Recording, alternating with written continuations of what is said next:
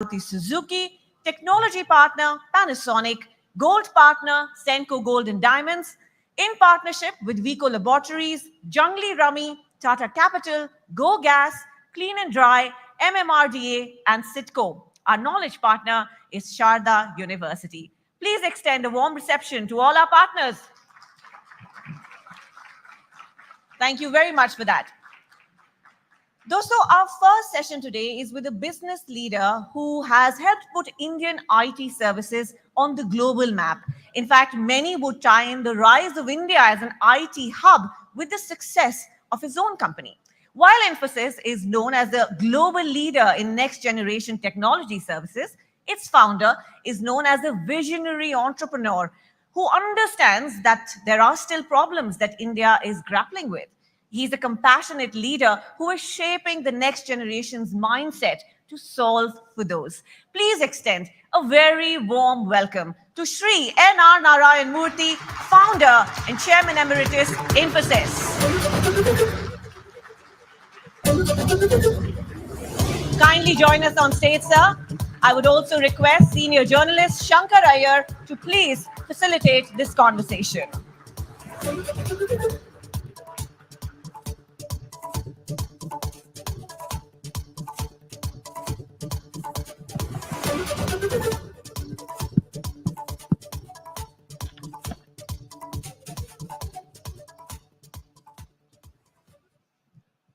Good morning, everyone.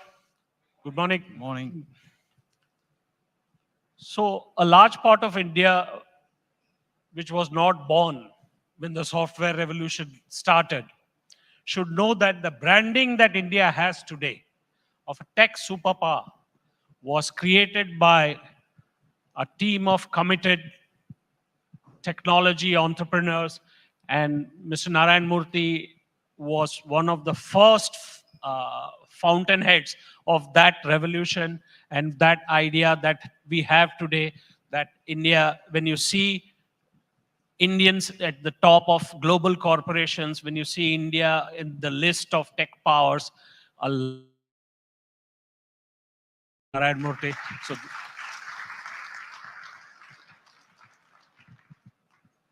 So, sir, that gives us a segue to. Sure. So I wrote in my book saying that what tech did for India, the software companies, is what Sony and Panasonic did for Japan in terms of the branding image. In the new India that we see around us, is India getting its branding right? How do you see, and what is your idea of the new India? Well, we all want India to be known as a country that signified the age-old Sanskrit saying that Vasudhaiva Kutumbakam, that is, the whole world is one family.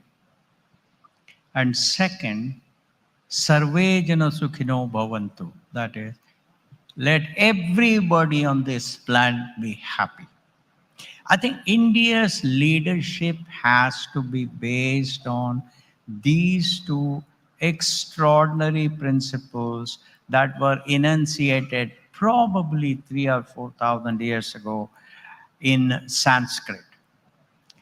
Now, in order to do that, we have to conduct ourselves as people with wisdom, as people with compassion, as people who have done well in seizing opportunities in science and technology, in arts and culture, and as people who welcome visitors from all over the world. I would like India to be such a country. Let me stop here. Yeah. Thank you. That's like the most succinct vision statement that you could get for the idea of New India. One of the aspects that the world is talking about, we're looking at, is India's entrepreneurial spirit and also the gung-ho spirit of the youngsters. Yeah. And so, in the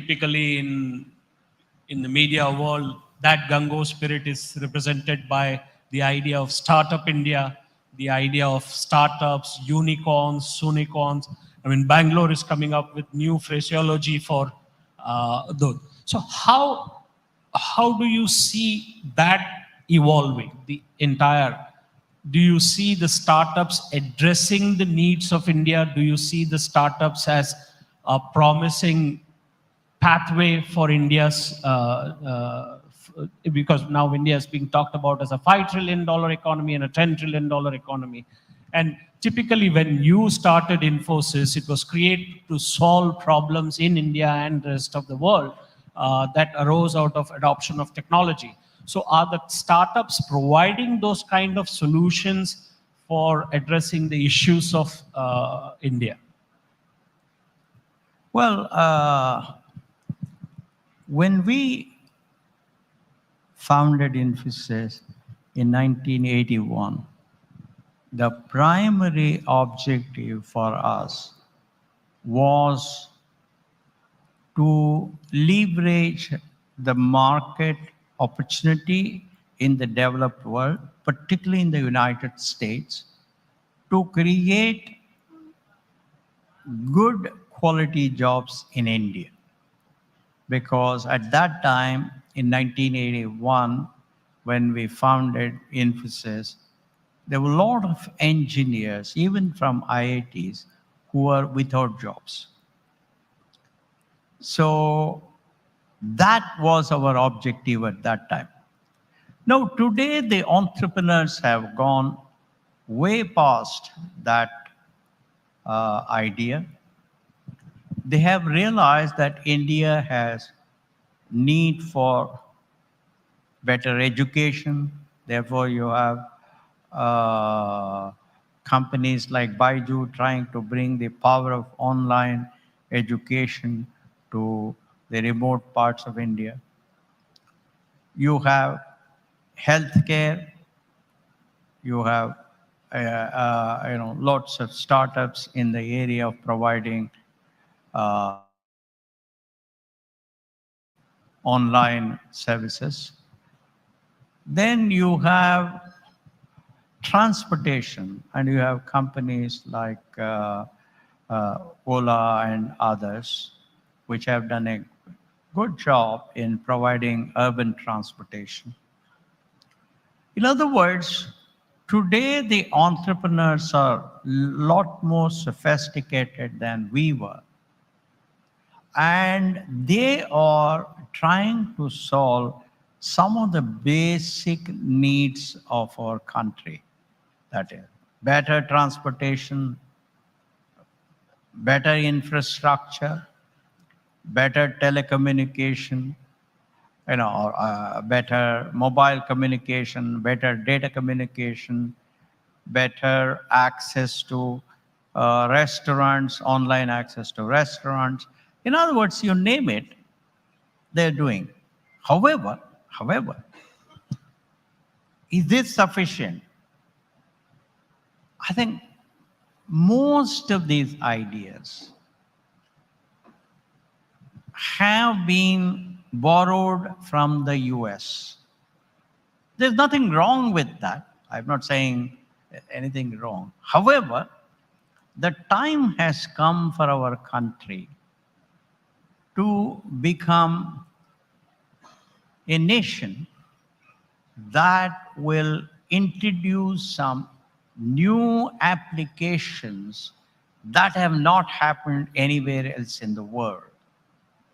That's when we can claim that innovation and invention are alive and kicking in this country, that our entrepreneurs are at the leading edge and they are pushing that leading edge. Therefore, my hope for the country, my desire for our entrepreneurs is that they should start using ideas that have not been thought of anywhere else in the world, particularly in the developed world, and then say, these are our problems, and therefore we will be the first one in the world to start thinking of our problems.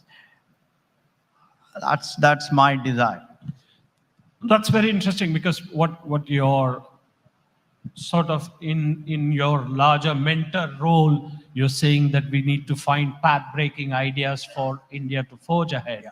Would you say that the idea of the world's largest biometric identity system, which your colleague and protege Nandan Nilekani spearheaded, would you say UPI, which is the payments gateway that we have got, would they fall in that category? Well, I think in some sense, yes, there is no doubt about it. Definitely Aadhaar and UPI, Paytm based on UPI or whatever, Bheem or whatever it is. They're all definitely great ideas.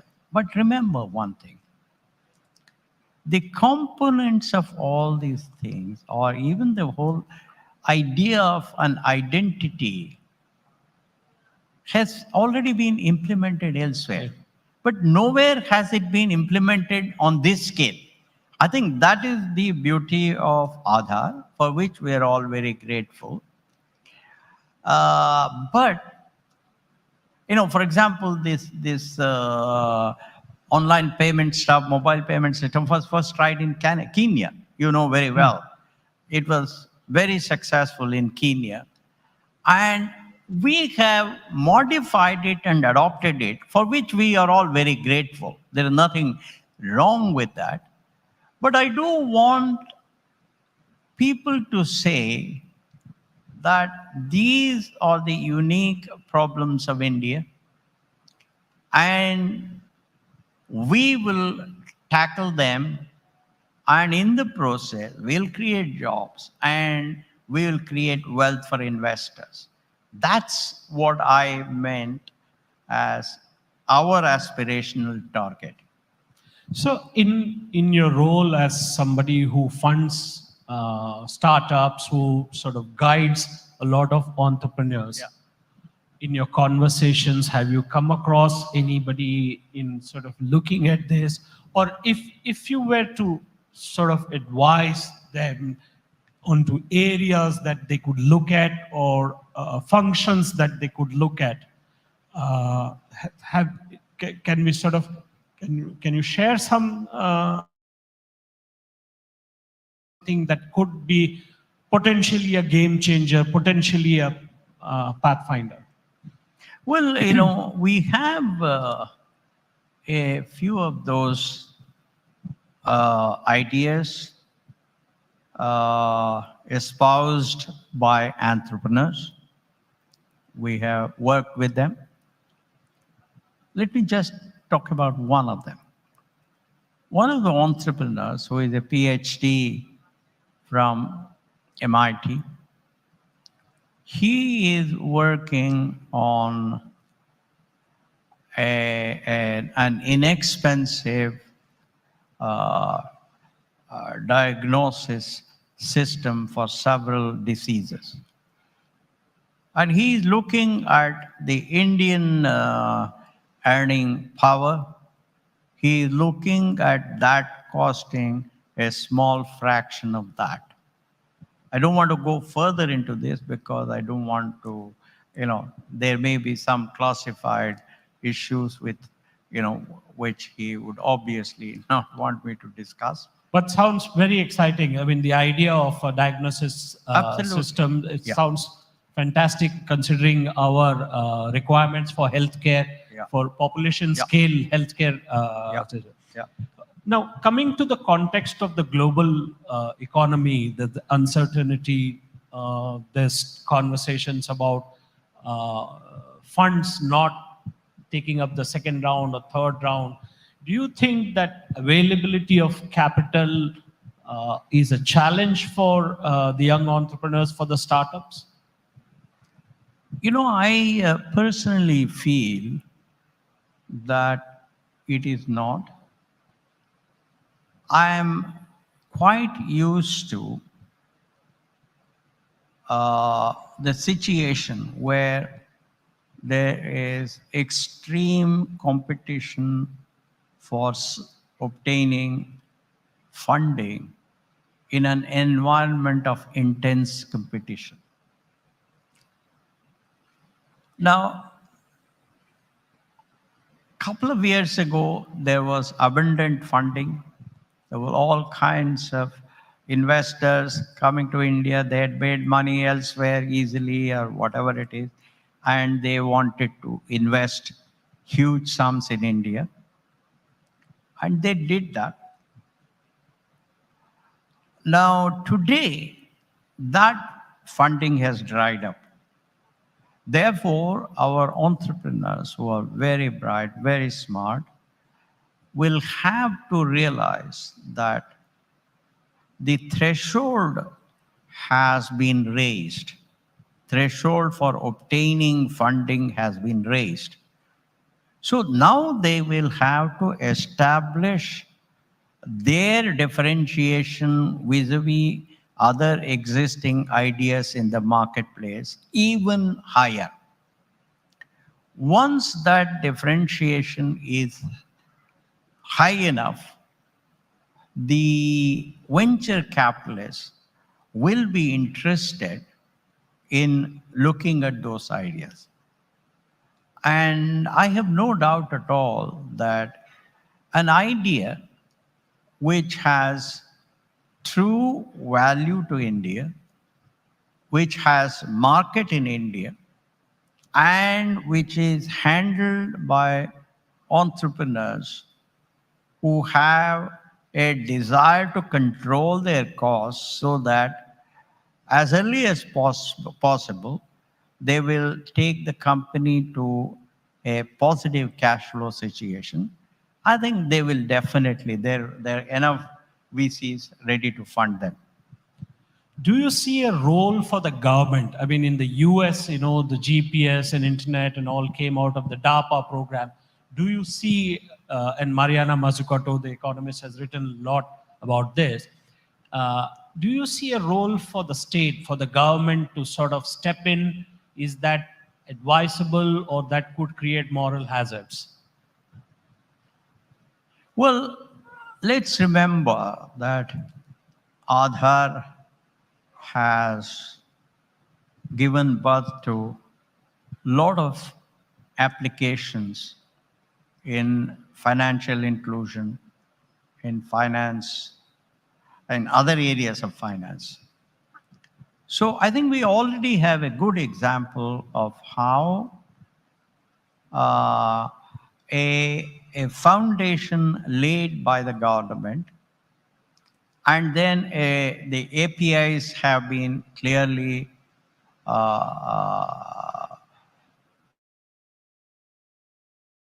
and there is a market, there is a field where the government operates as an impartial referee.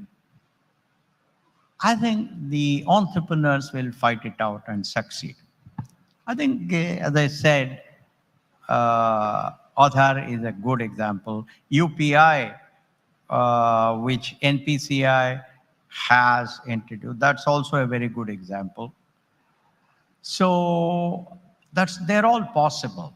However, my general advice to entrepreneurs is that no matter where they are operating in the world, whether it's India, US,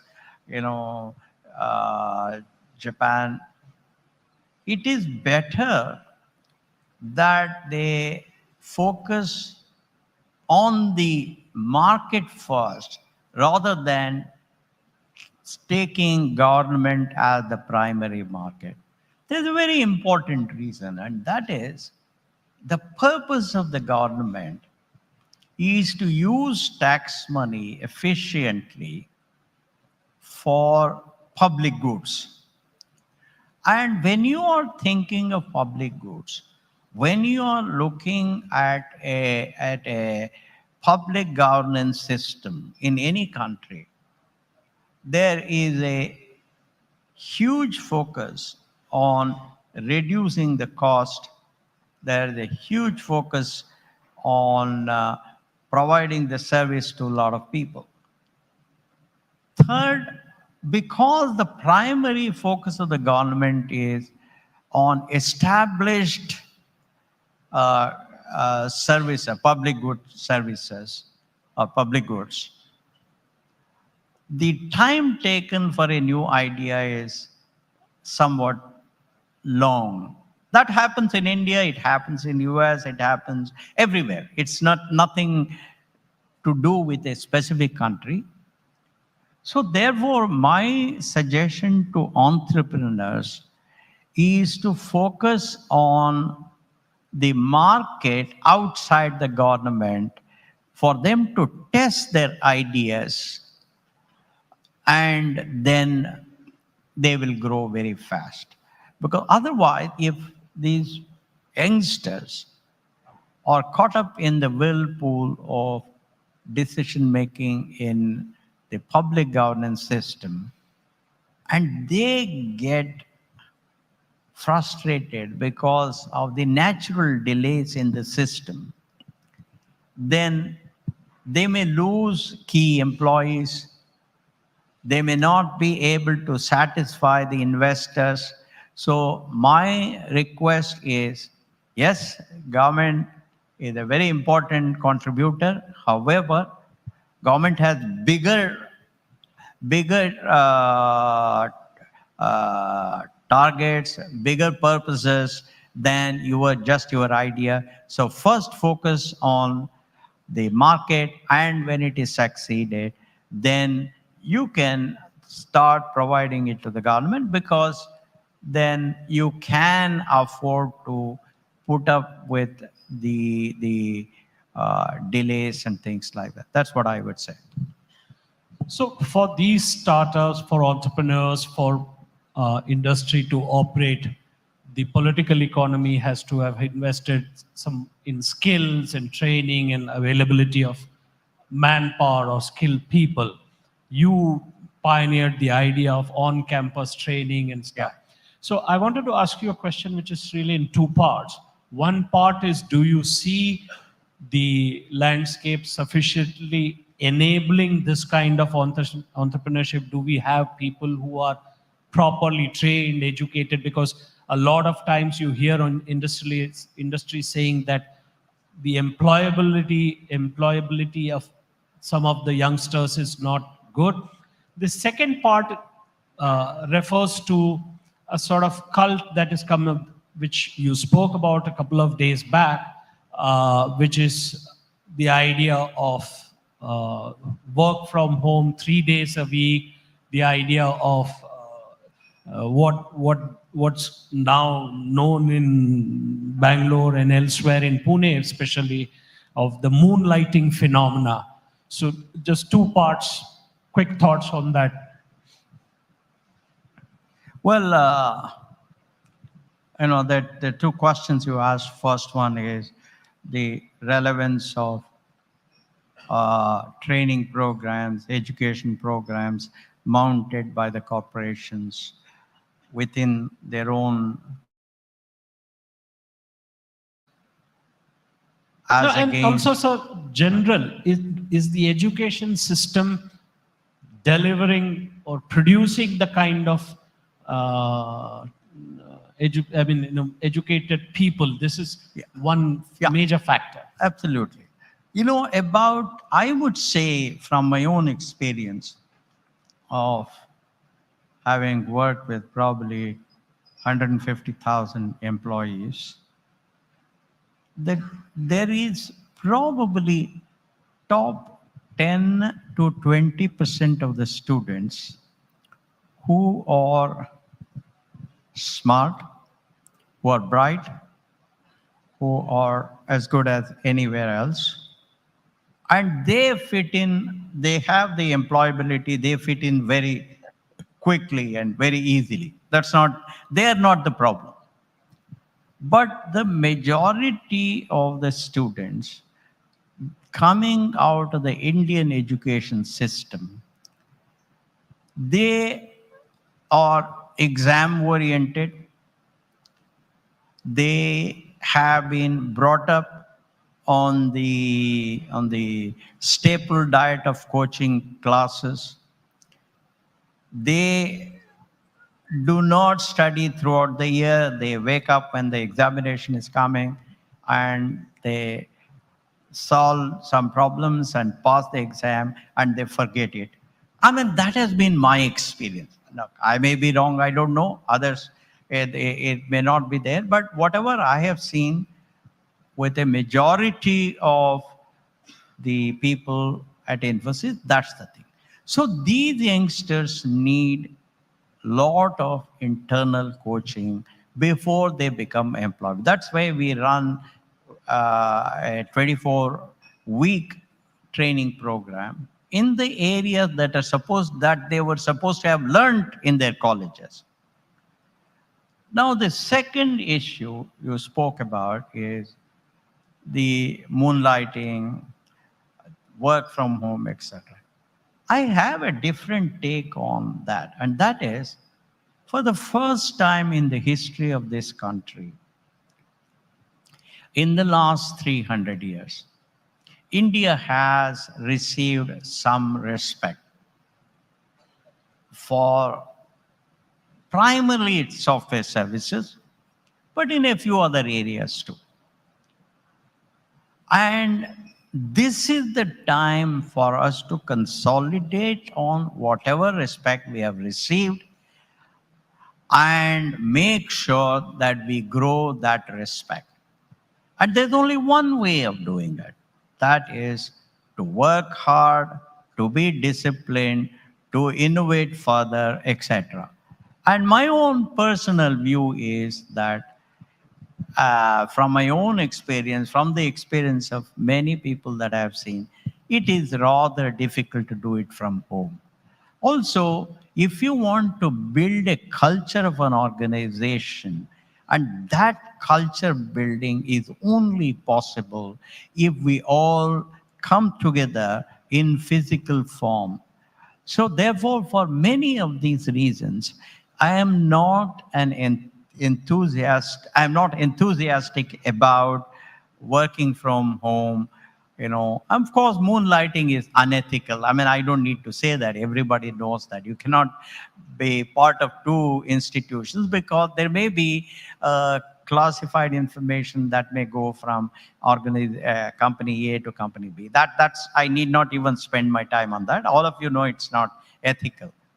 So I would say that I want our youngsters who are so much smarter than me to realize that this is an extraordinary opportunity given to them.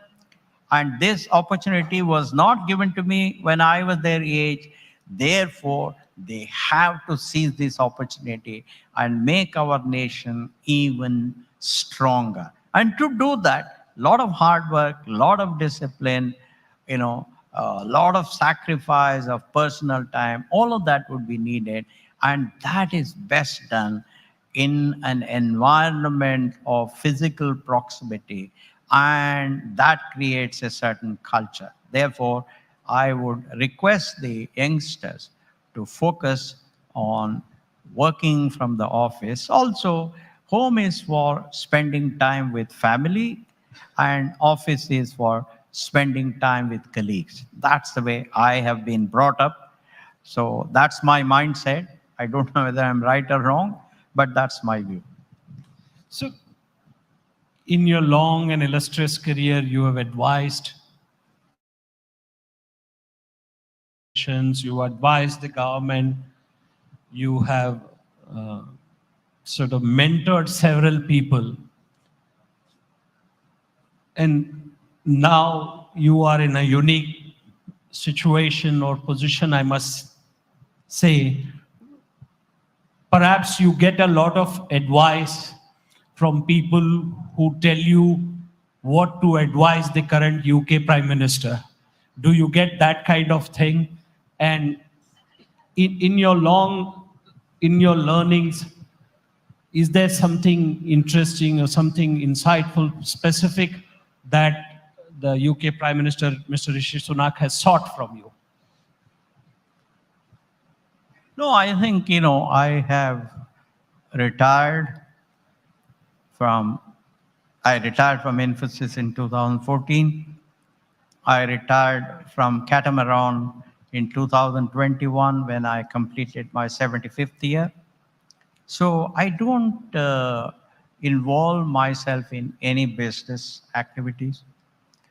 I'm also not involved in advising anybody because I'm just a citizen, and the the senior people in the government, the prime minister and other, they have umpteen number of qualified advisors.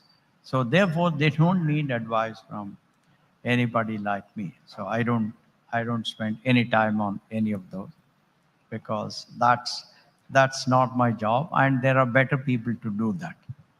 So you, I want to press the point a little further. But your professional role, you may have retired, but in your personal role, you have you cannot retire from a personal role. So I just wanted to press the point: has the young Prime Minister in Britain sought any advice? If you were asked any advice, have you given any advice? No, I think I am a foreigner. Therefore, it is not proper on my part to advise the Prime Minister of a foreign country. I don't do that. Further, I think in 2015, when our son-in-law entered politics, Sudha and I on one side and Rishi's parents on the other side, we had a discussion and we decided, and we communicated to both our daughter Akshata and the son-in-law that as a matter of principle, we will never ever discuss any political issue with them because we have kept our relationship only to a personal relationship. Beyond that, and our grandchildren are our link. So that's what I would say. That was a that is a template for integrity that you just heard. It's amazing. I think one more round of applause for Mr. Narayan Murthy. Thank you. Thank you. A final word Yep. for young India, if you were to give them a mantra. No, I mean, if you see the countries around the world, whether it was Germany and Japan after World War II, or other countries like Singapore and Malaysia in our own midst, they all realized that the only instrument a country has to enhance the prosperity of the country, to improve the income of its citizens, is to work hard, is to show discipline, is to have high aspirations, is to imbibe certain values, and perform, because performance leads to recognition. Recognition leads to respect, and respect leads to power. It could be economic power, mostly economic power.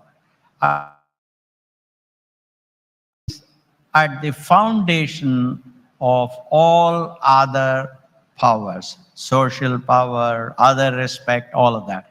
If you do well economically as a nation, then automatically people will respect you more and more and more.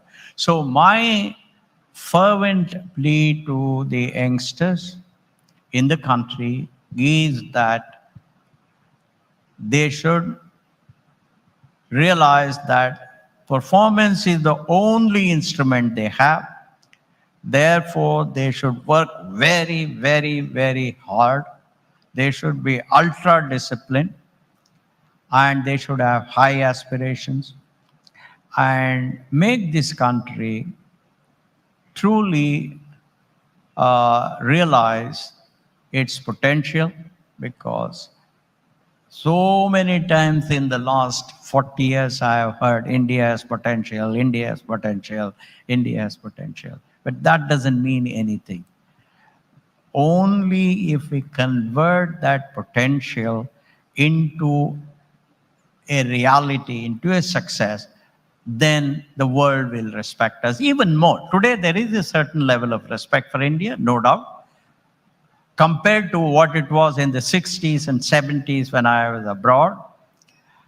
But because we have tasted that respect, we have tasted that success, I would request that our youngsters consolidate on that respect. And the only instrument we have is economic power, and therefore they have to work hard, they have to be disciplined, they have to have high aspiration, they have to high value. That's all what I would say. Thank you. That was a superb masterclass in how to conduct life. Thank you. Thank you very much indeed, Mr. Narayan Murthy. Your humility, your integrity is so endearing to us, inspiring for us. And you call yourself just a citizen. But for all of us, I'm sure, you are the unofficial president. Exercise से भी जरूरी क्या है जानते हो? क्या? सेहतमंद खाना। मैं सिर्फ राघव भोग आटे की रोटी खाता हूँ। और क्या चटपटा है राजेश मसाला। ट्राई करिए। टेस्ट मस्त, जबरदस्त। राजेश राघव भोग चक्की आटा। गैलेंट एडवांस टीएमटी सरिया, इसकी ताकत बने घर की ढाल और इसकी फ्लेक्सिबिलिटी रखे घर को सॉलिड सालों साल। गैलेंट एडवांस टीएमटी सरिया, निर्माण का real hero. Where the software engineer meets the gifted content writer, meets the cool UI UX designer, meets the talented photographer to create the big dream. The world comes together at Sharda University. So where are you? पापा heroes करते क्या है? वो आपके साथ रहते हैं और आपको प्रोटेक्ट करते हैं। हीरो सिर्फ पर्दे के आगे ही नहीं, दीवारों के पीछे भी। गैलेंट एडवांस टीएमटी सरिया, इसकी ताकत बने घर की ढाल और इसकी फ्लेक्सिबिलिटी रखे घर को सॉलिड सालों साल। गैलेंट एडवांस टीएमटी सरिया, निर्माण का रियल हीरो। एक्सरसाइज से भी जरूरी क्या है जानते हो? क्या? सेहतमंद खाना। मैं सिर्फ राघव भोग आटे की रोटी खाता हूँ, क्योंकि ये बनता है कोल्ड प्रोसेस। और क्या चटपटा है राजेश मसाला। ट्राई करिए। अच्छा, टेस्ट मस्त, जबरदस्त। राजेश राघव भोग चक्की आटा फ्रॉम मेकर्स ऑफ राजेश मसाले। चुने हुए इंग्रेडिएंट्स और फाइनेस्ट ग्रेडिंग से बनते हैं राजेश मसाले। और क्या चटपटा है राजेश मसाला। ट्राई करिए। राजेश मसाले। Ideas of India co-presented by Dabur Vedic Tea, चाय का वही लाजवाब स्वाद अब सेहत के साथ। Co-powered by Dr. Ortho, अब दर्द भी घुटने टेकेगा। Gallant Advanced TMT सरिया, निर्माण का रियल हीरो। अब आएगा खाने में असली स्वाद राजेश मसाले के साथ। Driven by Maruti Suzuki. Technology partner, create today, enrich tomorrow, Panasonic. Gold partner, Senco Gold and Diamonds, design of India for you. Partner, Rico Vachidanti, India का गम एक्सपर्ट, मजेदार नहीं असरदार। रमी बोले तो जंगली rummy, India's most trusted rummy site. Get quick loans from Tata Capital. बदलते भारत की नई gas, Go Gas. Clean and dry. Number one expert intimate care range. Sidco, we make sittings. MMRDA rebooting Mumbai. Knowledge partner, Sharda University. The world is here at Sharda University. Accredited A+ by NAC. Where the software engineer meets the smart market analyst, meets the gifted content writer to create the big dream. The world comes together at Sharda University. So where are you?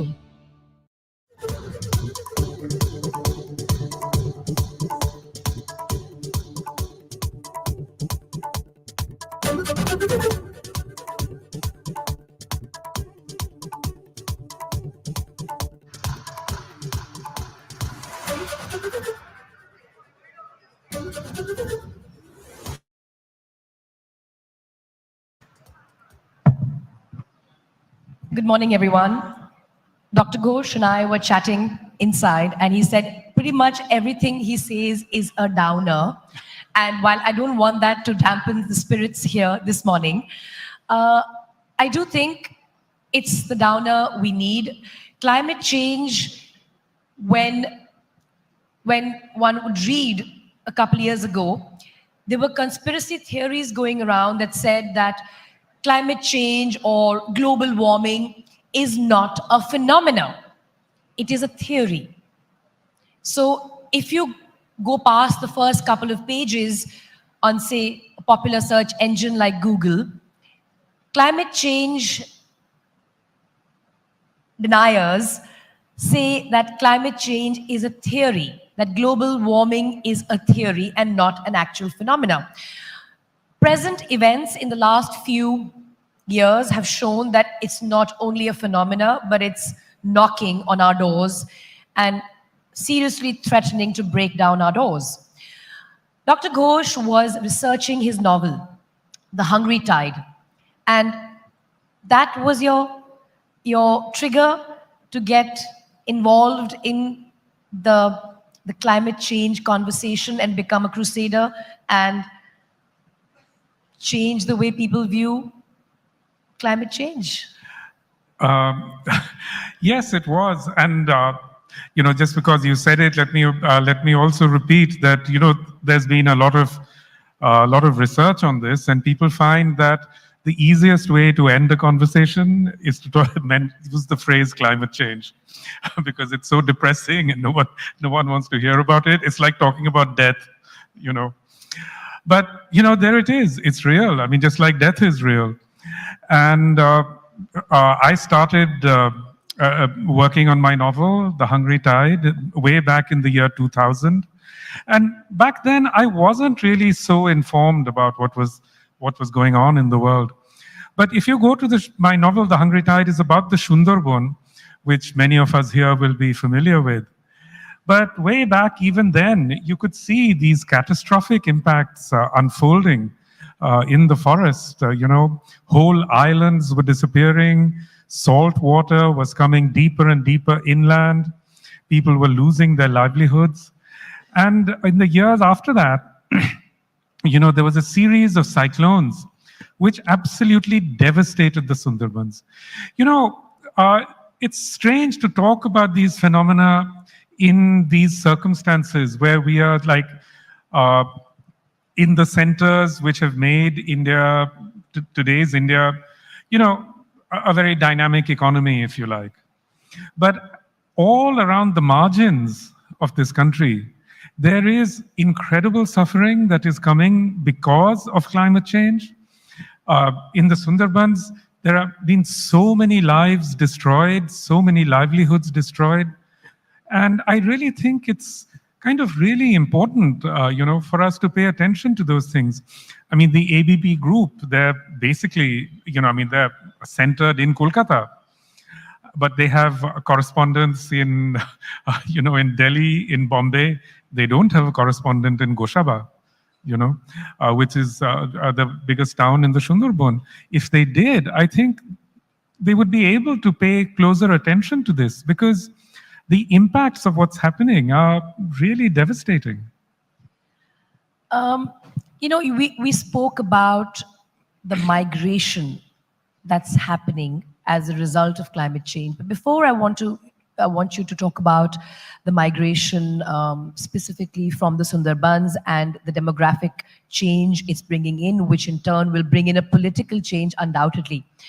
I also want to use this platform that ABP has so kindly given me to talk also about how on this chair last year, I had a similar conversation with Dr. Sonam Wangchuk.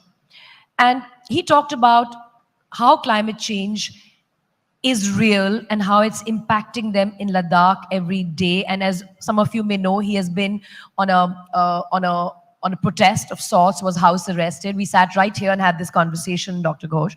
And I have to give due credit to ABP Network for really not just ticking the box on climate change. And thank you for that, Avinash, and your team.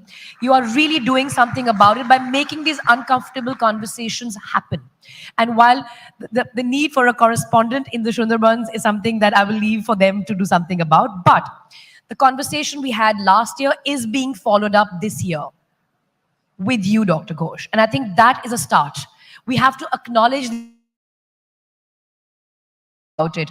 And any precursor to change is discussion, dialogue, debate. We're past the stage of debate, fortunately, on climate change because it is real. But congratulations to you all, the ABP network, for doing this and for enabling conversations like this. So on that note, can we talk about the migration that we were talking about back in the speaker lounge, Dr. Ghosh, the migration that climate change is causing and its ensuing socio-economic and political impact?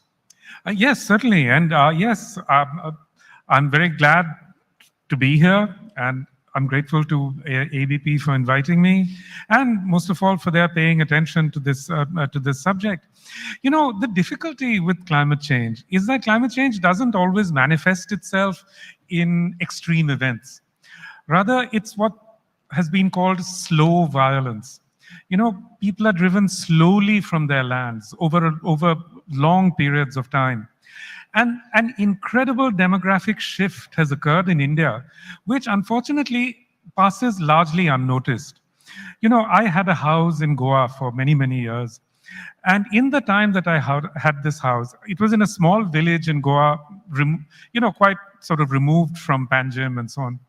But I saw over 20 years this incredible demographic shift take place, whereby all the working people in this village were Bengalis. You know, when I first went there, you would never see a Bengali there. But today, the entire working class, all the Malis, all the house painters, all the masons are Bengalis. And either they're Bengalis or they're from Jharkhand, and a certain number from Odisha. But this has happened all the way along the west coast, and it's passed largely unnoticed. You know, this is the case also in Kerala.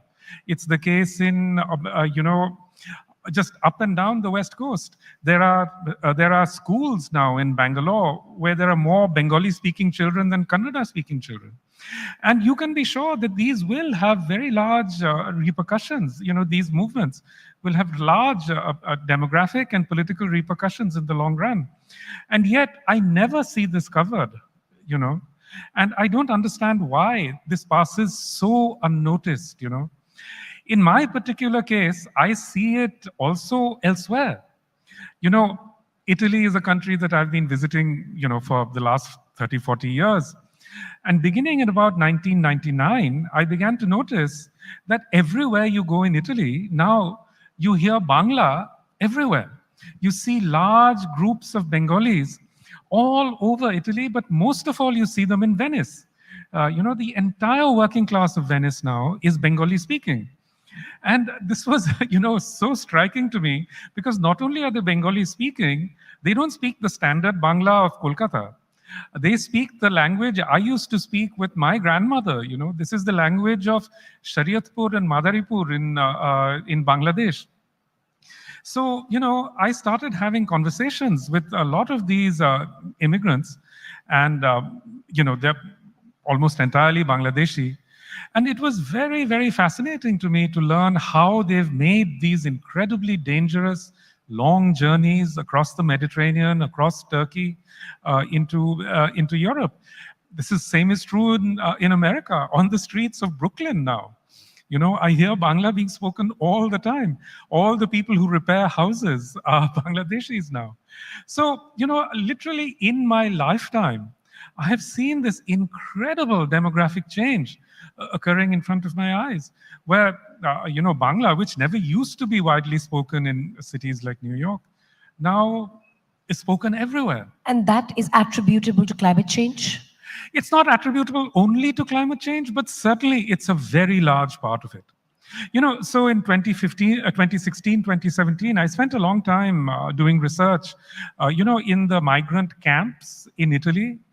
And I was very struck by the number of Bengalis there, but also Punjabis, but Punjabis from Pakistan. Because the Punjabis from Pakistan who've been displaced have been displaced by floods. You know, the Jhelum floods, the Indus floods, and so on.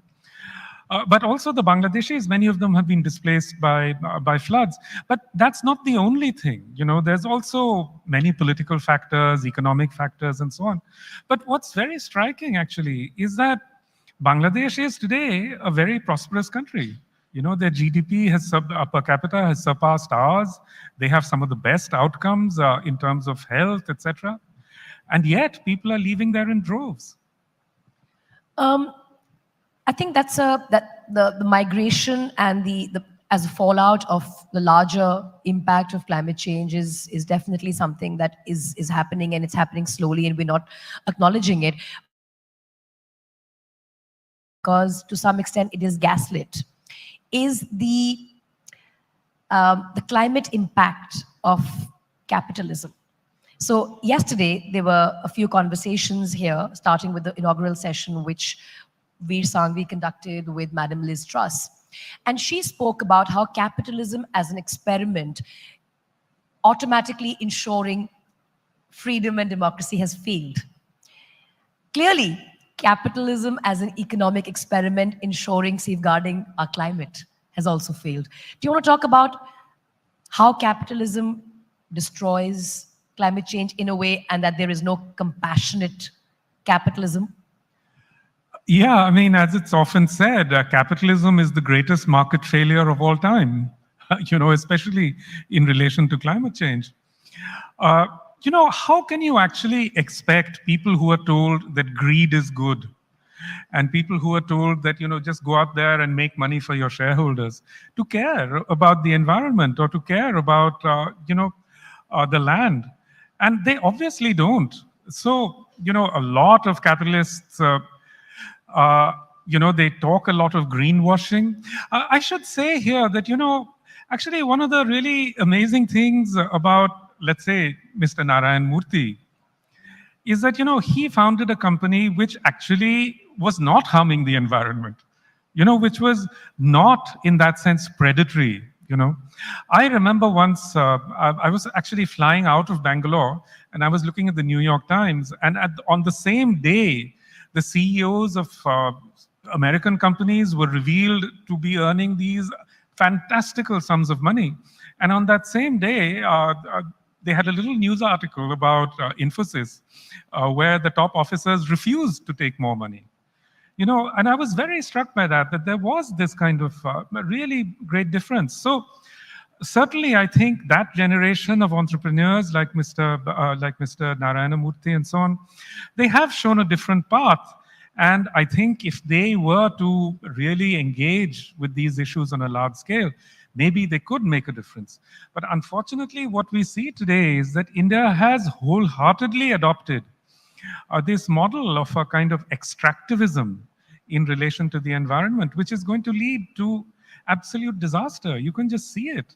I mean, you look at, right now, sitting here in Bombay, the coastal road, you know, which is going ahead despite the fact that we know that this coast is incredibly threatened by sea level rise.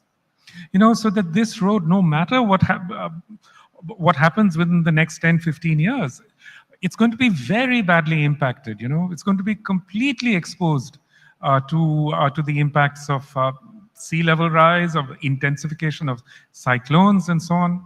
And yet it's going ahead. And why is it going ahead?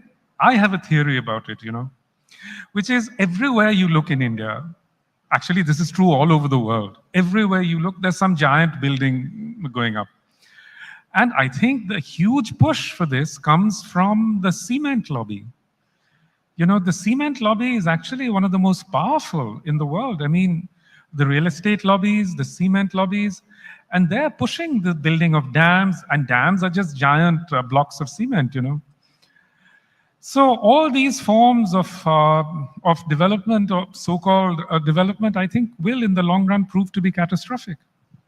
So what you're essentially saying is that we are compromising the long-term stability of our ecosystem for short-term, short-sighted development goals. Is that, would that be an accurate summary of what you said? Absolutely, yes. But let's go a little long term backwards into history.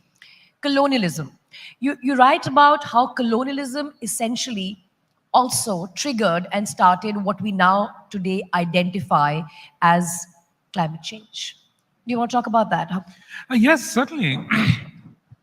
I should say that the clearest examples of this actually come from the Americas and Australia, and actually from Europe itself.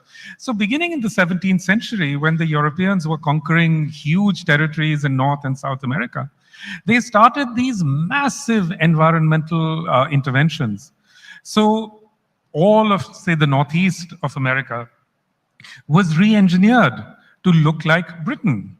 So that's why New England and words like cities that are called London, New London, New York, and so on and so forth. Of course, New York. I never made that connection. They were all being rebuilt, and before it was New York, it was New Amsterdam. So it was all being re-engineered. And this was a project that they implemented on a massive scale. America is the most re-engineered landscape in the world. Of the Midwest were torn down, turned into these monocultures. California, which was largely a desert area, was turned into something altogether different. This was by re-engineering the Colorado River, for example. So the long-term effect of this is now being felt. The most endangered parts of America are the parts that have been most extensively engineered. California, you've seen over the last few years, it's either being flooded or is going up in flames. And this is true of the entire West Coast. If you think of Southeast Australia, it's the same thing. Dr. Ghosh, speaking of re-engineering, I think I want to step back a little bit to reiterate the gaslighting that has happened, that we don't realize or are conscious of. When one thinks of colonial-triggered climate change, what is the first thought that comes to your mind? To my mind, it's South America and the loss of the rainforests and the loss of the biodiversity. I don't think of North America as a casualty of colonialism and of capitalism. And that is the extent to which it's been gaslit. We have no idea it's happened. And I think that again entwines itself into capitalism somewhere, because colonialism and capitalism, to a large extent, are entwined. Absolutely. I think that's part of what we forget. And we also forget when we look at America, essentially we are given a certain version of the history. If you look at America from the point of view of the indigenous peoples, or if you look at America from the point of view of Black people, it's a completely different history. Because right now, the people who are in the so-called sacrifice zones in America are mainly indigenous and Black people. So, for example, the Mississippi Delta, which is another very massively re-engineered landscape, that's the area that is actually worst hit. Every day, something like the equivalent of 5 football fields is going underwater in the Mississippi Delta. And the people who live there are almost entirely either indigenous or Black. This is also an area which is very important for the fossil fuel industry, So this is also an area which has terribly bad chemicals, chemical contamination across the landscape. Houston, one of the richest cities in the world, the 4th largest city in America, has been absolutely drowned 3 or 4 times in the last few years, We can see already the long-term effects on these landscapes. And I think there, it's really important to make the connection with our own cities, Because, let's say, one of the things that is so noticeable is that the colonial cities of India were built at almost exactly the same time as the big colonial cities of North America. Mumbai was founded in the same decade, the 1660s, as New York.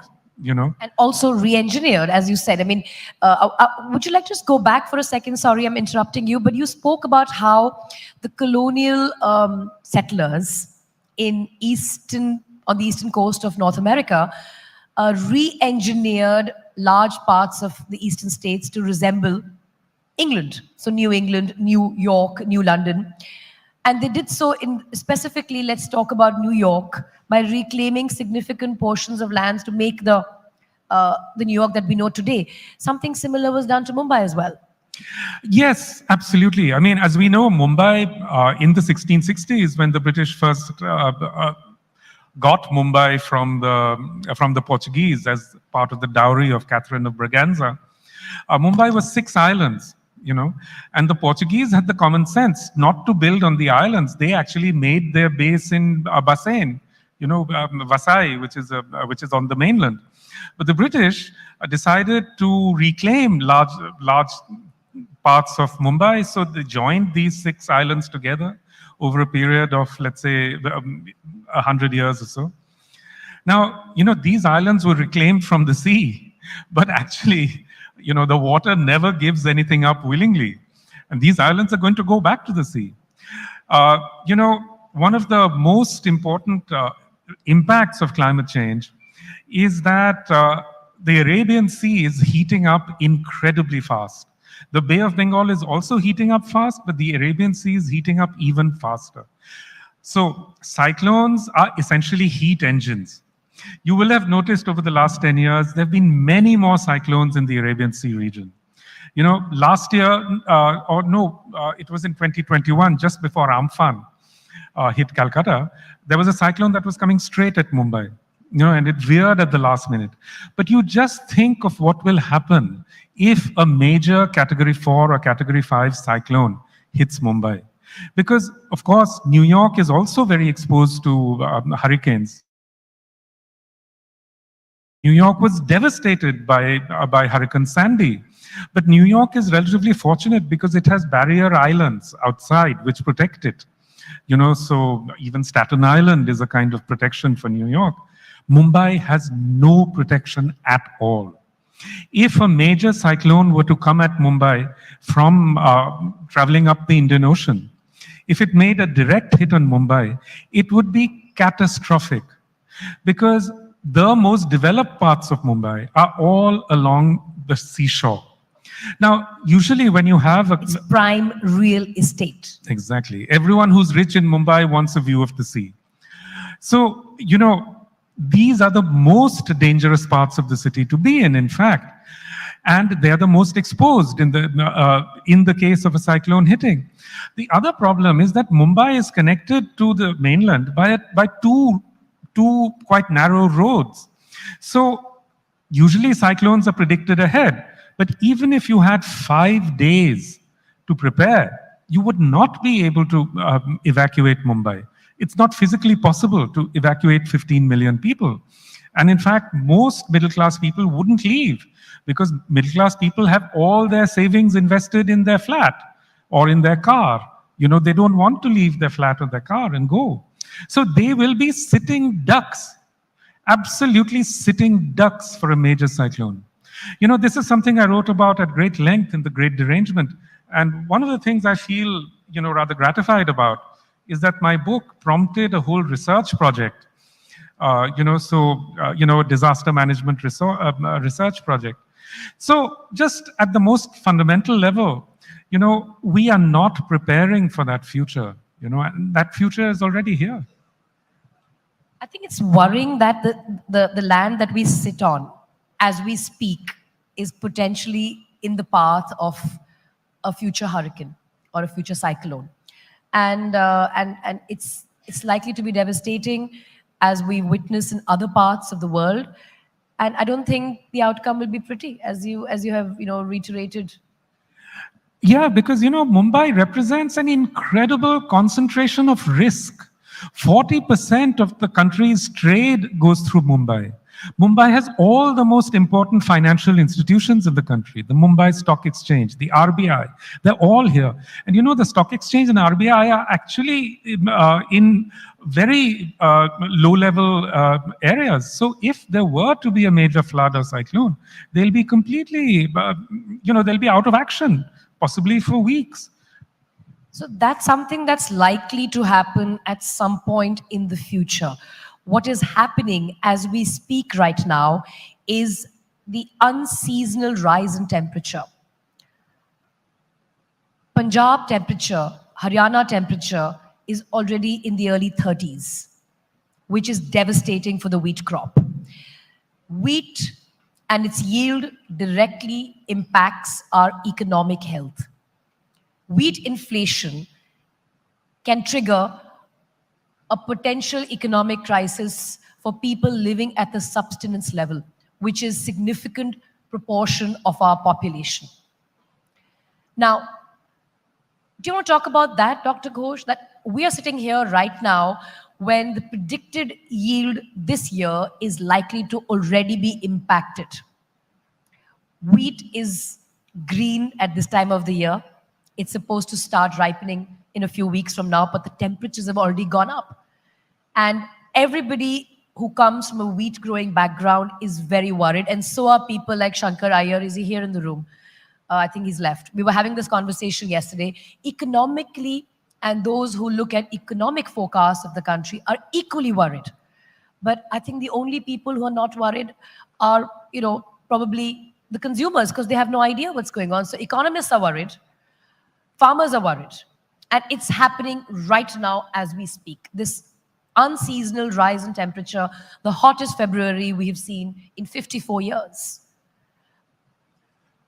Do talk about that. Oh, yes, absolutely. Yeah, we are globally on the brink of a food crisis. Everybody knows that because, so far we've been protected also because of the grain reserves of countries like Russia, Ukraine, Canada, and so on. But Canada has also been very badly hit in its major breadbasket regions. So absolutely, what you're saying is absolutely true. I mean, the Punjab has been very much disrupted, not only by climate change, but also by certain patterns of agriculture, So the Green Revolution was seen to be a huge boon at a certain point. Now it turns out to be one of those phenomena, the unintended consequences of which have been disastrous in the long. Punjab farmers did. What was this great miracle was that they were given these genetically modified seeds and told to just pump up fossil water, and now and lots of fertilizer, which was given as a result of subsidy, and free power for water. Free power. So there was actually an incentive for farmers to just sit there and keep pumping up water from the aquifers. Now, the Upper Ganga aquifer is almost exhausted. I'm sure you've seen that in your part. As a kid growing up in Malwa, which is where I hail from, water table in the mid-80s was 15, 20 feet.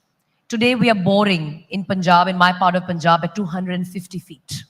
We grow the world's most expensive basmati by climate cost, by economic cost, if one takes into account the free water for irrigation and, of course, the highly subsidized agricultural fertilizer.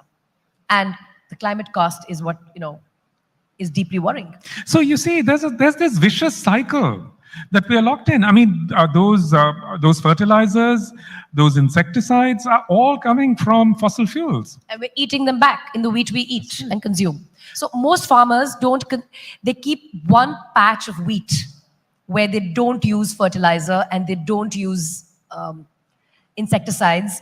And that's what we get ground from the local chakki, and we don't eat the rest of the wheat, which is what every farmer in Punjab and Haryana is doing.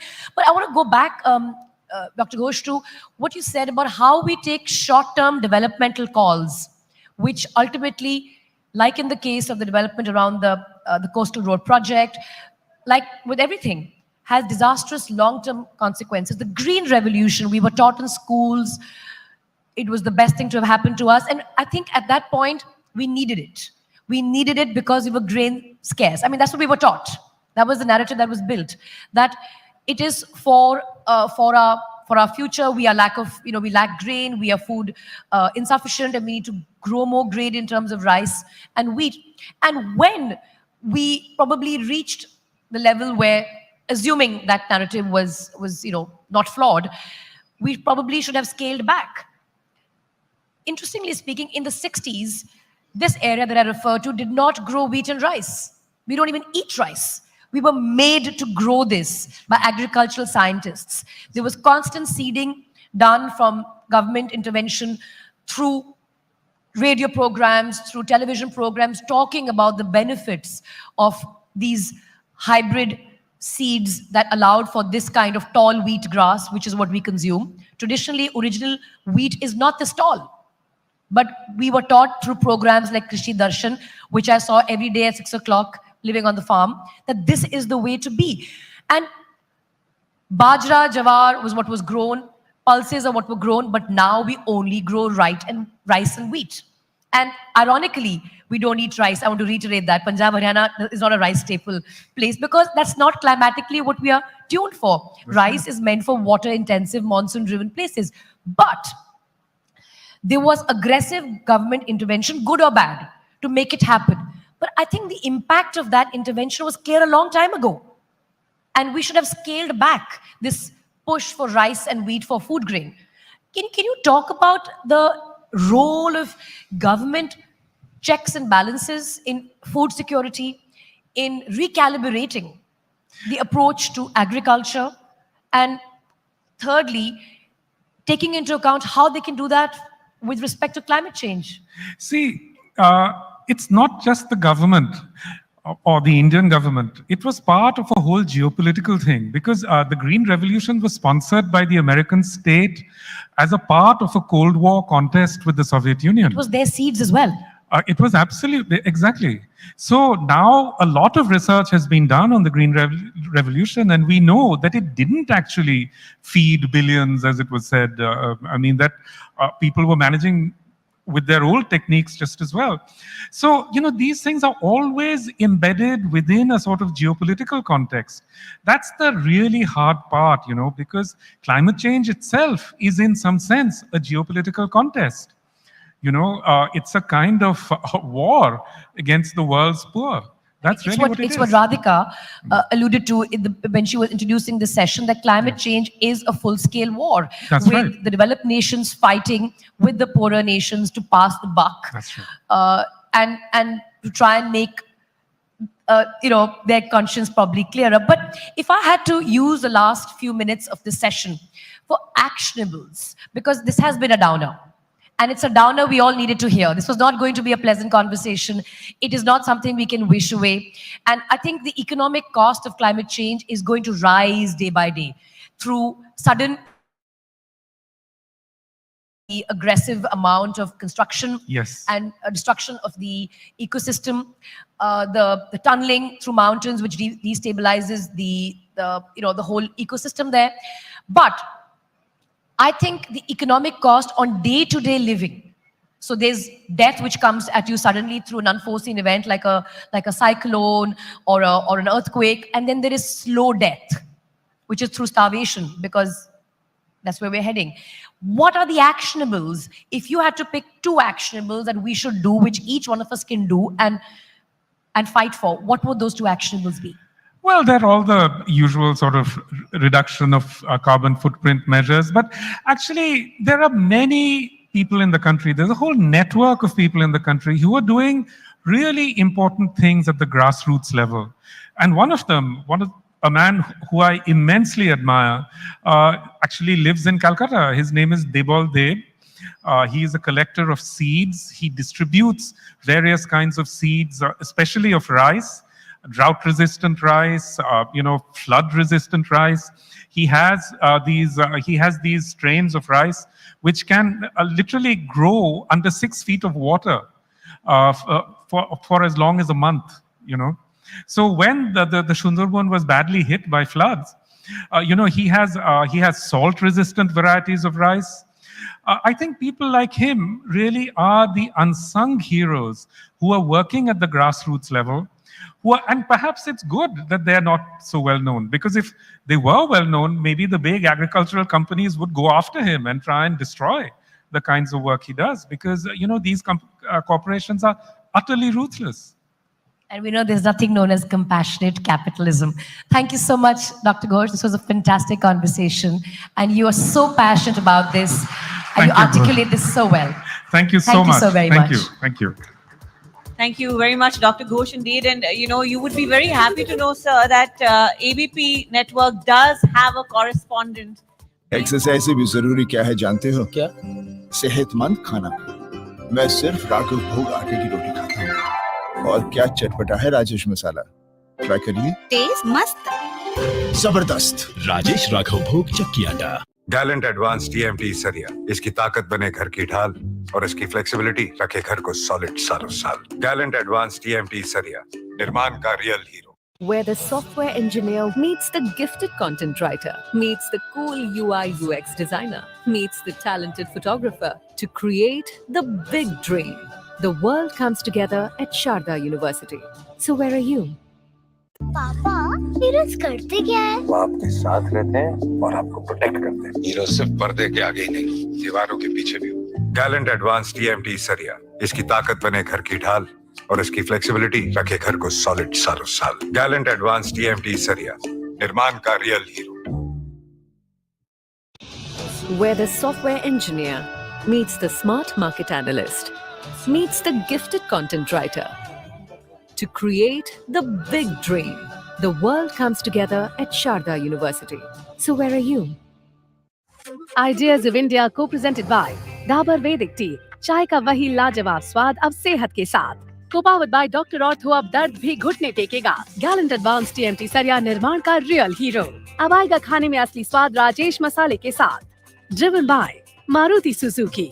Technology partner, create today, enrich tomorrow, Panasonic. Gold partner, Senco Gold and Diamonds. Design of India for you. Partner, Rico Vachdanti, India का गम expert, मजेदार नहीं असरदार। Rummy बोले तो जंगली rummy, India's most trusted rummy site. Get quick loans from Tata Capital. बदलते भारत की नई gas, Go Gas. Clean and dry. Number one expert intimate care range. Sidco, we make cities. MMRDA rebooting Mumbai. Knowledge partner. Sharda University, the world is here at Sharda University. Accredited A+ by NAC. ये जो मौजूदा पार्टियां हैं ये अच्छा काम कर ले। मैं बार बार कहता हूं, हम एक दूसरे से क्यों नहीं सीखते, एक दूसरे को साथ मिलके क्यों नहीं काम करते, लड़ते क्यों रहते हैं इस देश के अंदर हम। अब जैसे एक छोटा सा उदाहरण देता हूं, बचपन से मेरे को याद है 8वीं क्लास से 10वीं क्लास से सुन रहे हैं केरला में शिक्षा में बड़ा अच्छा काम हुआ, 100% लिटरेसी हो गई, वहां स्कूल बड़े अच्छे हैं। केरला में हेल्थ में बड़ा अच्छा काम हुआ, वहां पे हेल्थ सिस्टम बहुत अच्छा, सुन रहे हैं बचपन से, है ना। अगर केरला में इतने अच्छा तो तब अभी तक तो बाकी देश को वहां से सीख के कर लेना चाहिए था। केरला तो अपने ही देश का हिस्सा है, तो केरला से सीख के बाकी देश ने क्यों नहीं किया, समझ नहीं आता। उसी तरह से किसी और राज्य ने किसी और प्रॉब्लम की समस्या का समाधान निकाला हुआ है, किसी और राज्य ने किसी और प्रॉब्लम की समस्या का हम सारे मिलके काम क्यों नहीं करते, मेरे को तो समझ ही नहीं। तो अब मैं बार बार ये कह रहा हूं भाई, दिल्ली के अंदर हमने स्कूल, जो मेरे से सीखना चाहे मैं उनको सिखाने को तैयार हूं। और आप सीखो, वोट लो, शिक्षा के ऊपर वोट लो, स्कूल सुधारो। जो पार्टी मेरे को बुलाएगी मैं उस पार्टी को काम करने, बीजेपी वाले बुलाएंगे मैं बीजेपी वालों को सिखाऊंगा, Congress.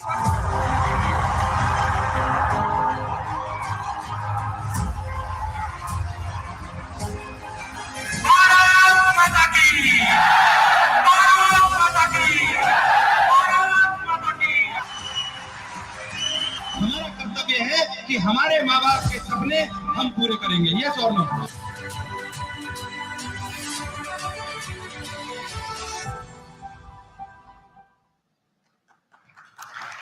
That definitely gives us a sense of his popularity. And of course, Chetan Bhagat is back on stage to facilitate this conversation.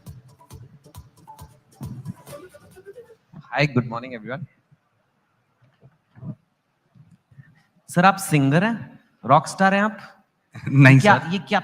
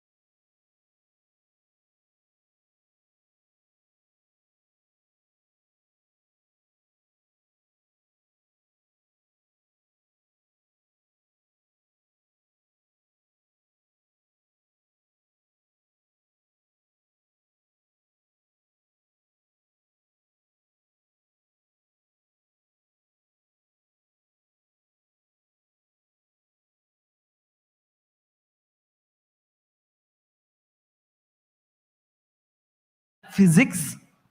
What is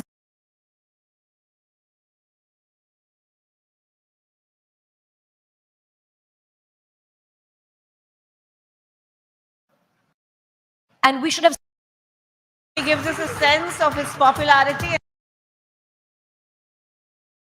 And of course, Chetan Bhagat is back on stage to facilitate this conversation. Hi, good morning everyone. Sir आप singer हैं, rock star हैं आप? नहीं क्या sir. ये क्या physics? What is? और आपने दिया था और आपको तो देने ही नहीं दिया, आपने कहा तो नालायक है लड़का।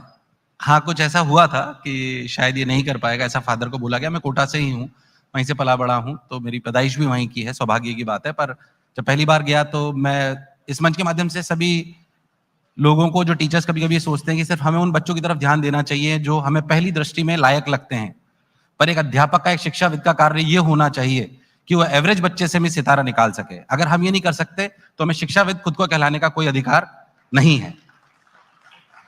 टॉपर्स में से टॉपर तो सभी निकालते हैं, एक एवरेज बच्चे में से जिसमें कर्मठता हो, जो कार्य करने की क्षमता रखता हो, जिसमें रियलिटी में जील हो कि मैं जीवन में कुछ कर सकता हूं, उसमें से अगर हम कुछ निकाल सकते हैं तो हमें वास्तविकता में शिक्षाविद या देश को आगे बढ़ाने का कर्तव्य हम जानते हैं, वरना हमको खुद को शिक्षाविद कहने का कोई अधिकार नहीं होना चाहिए।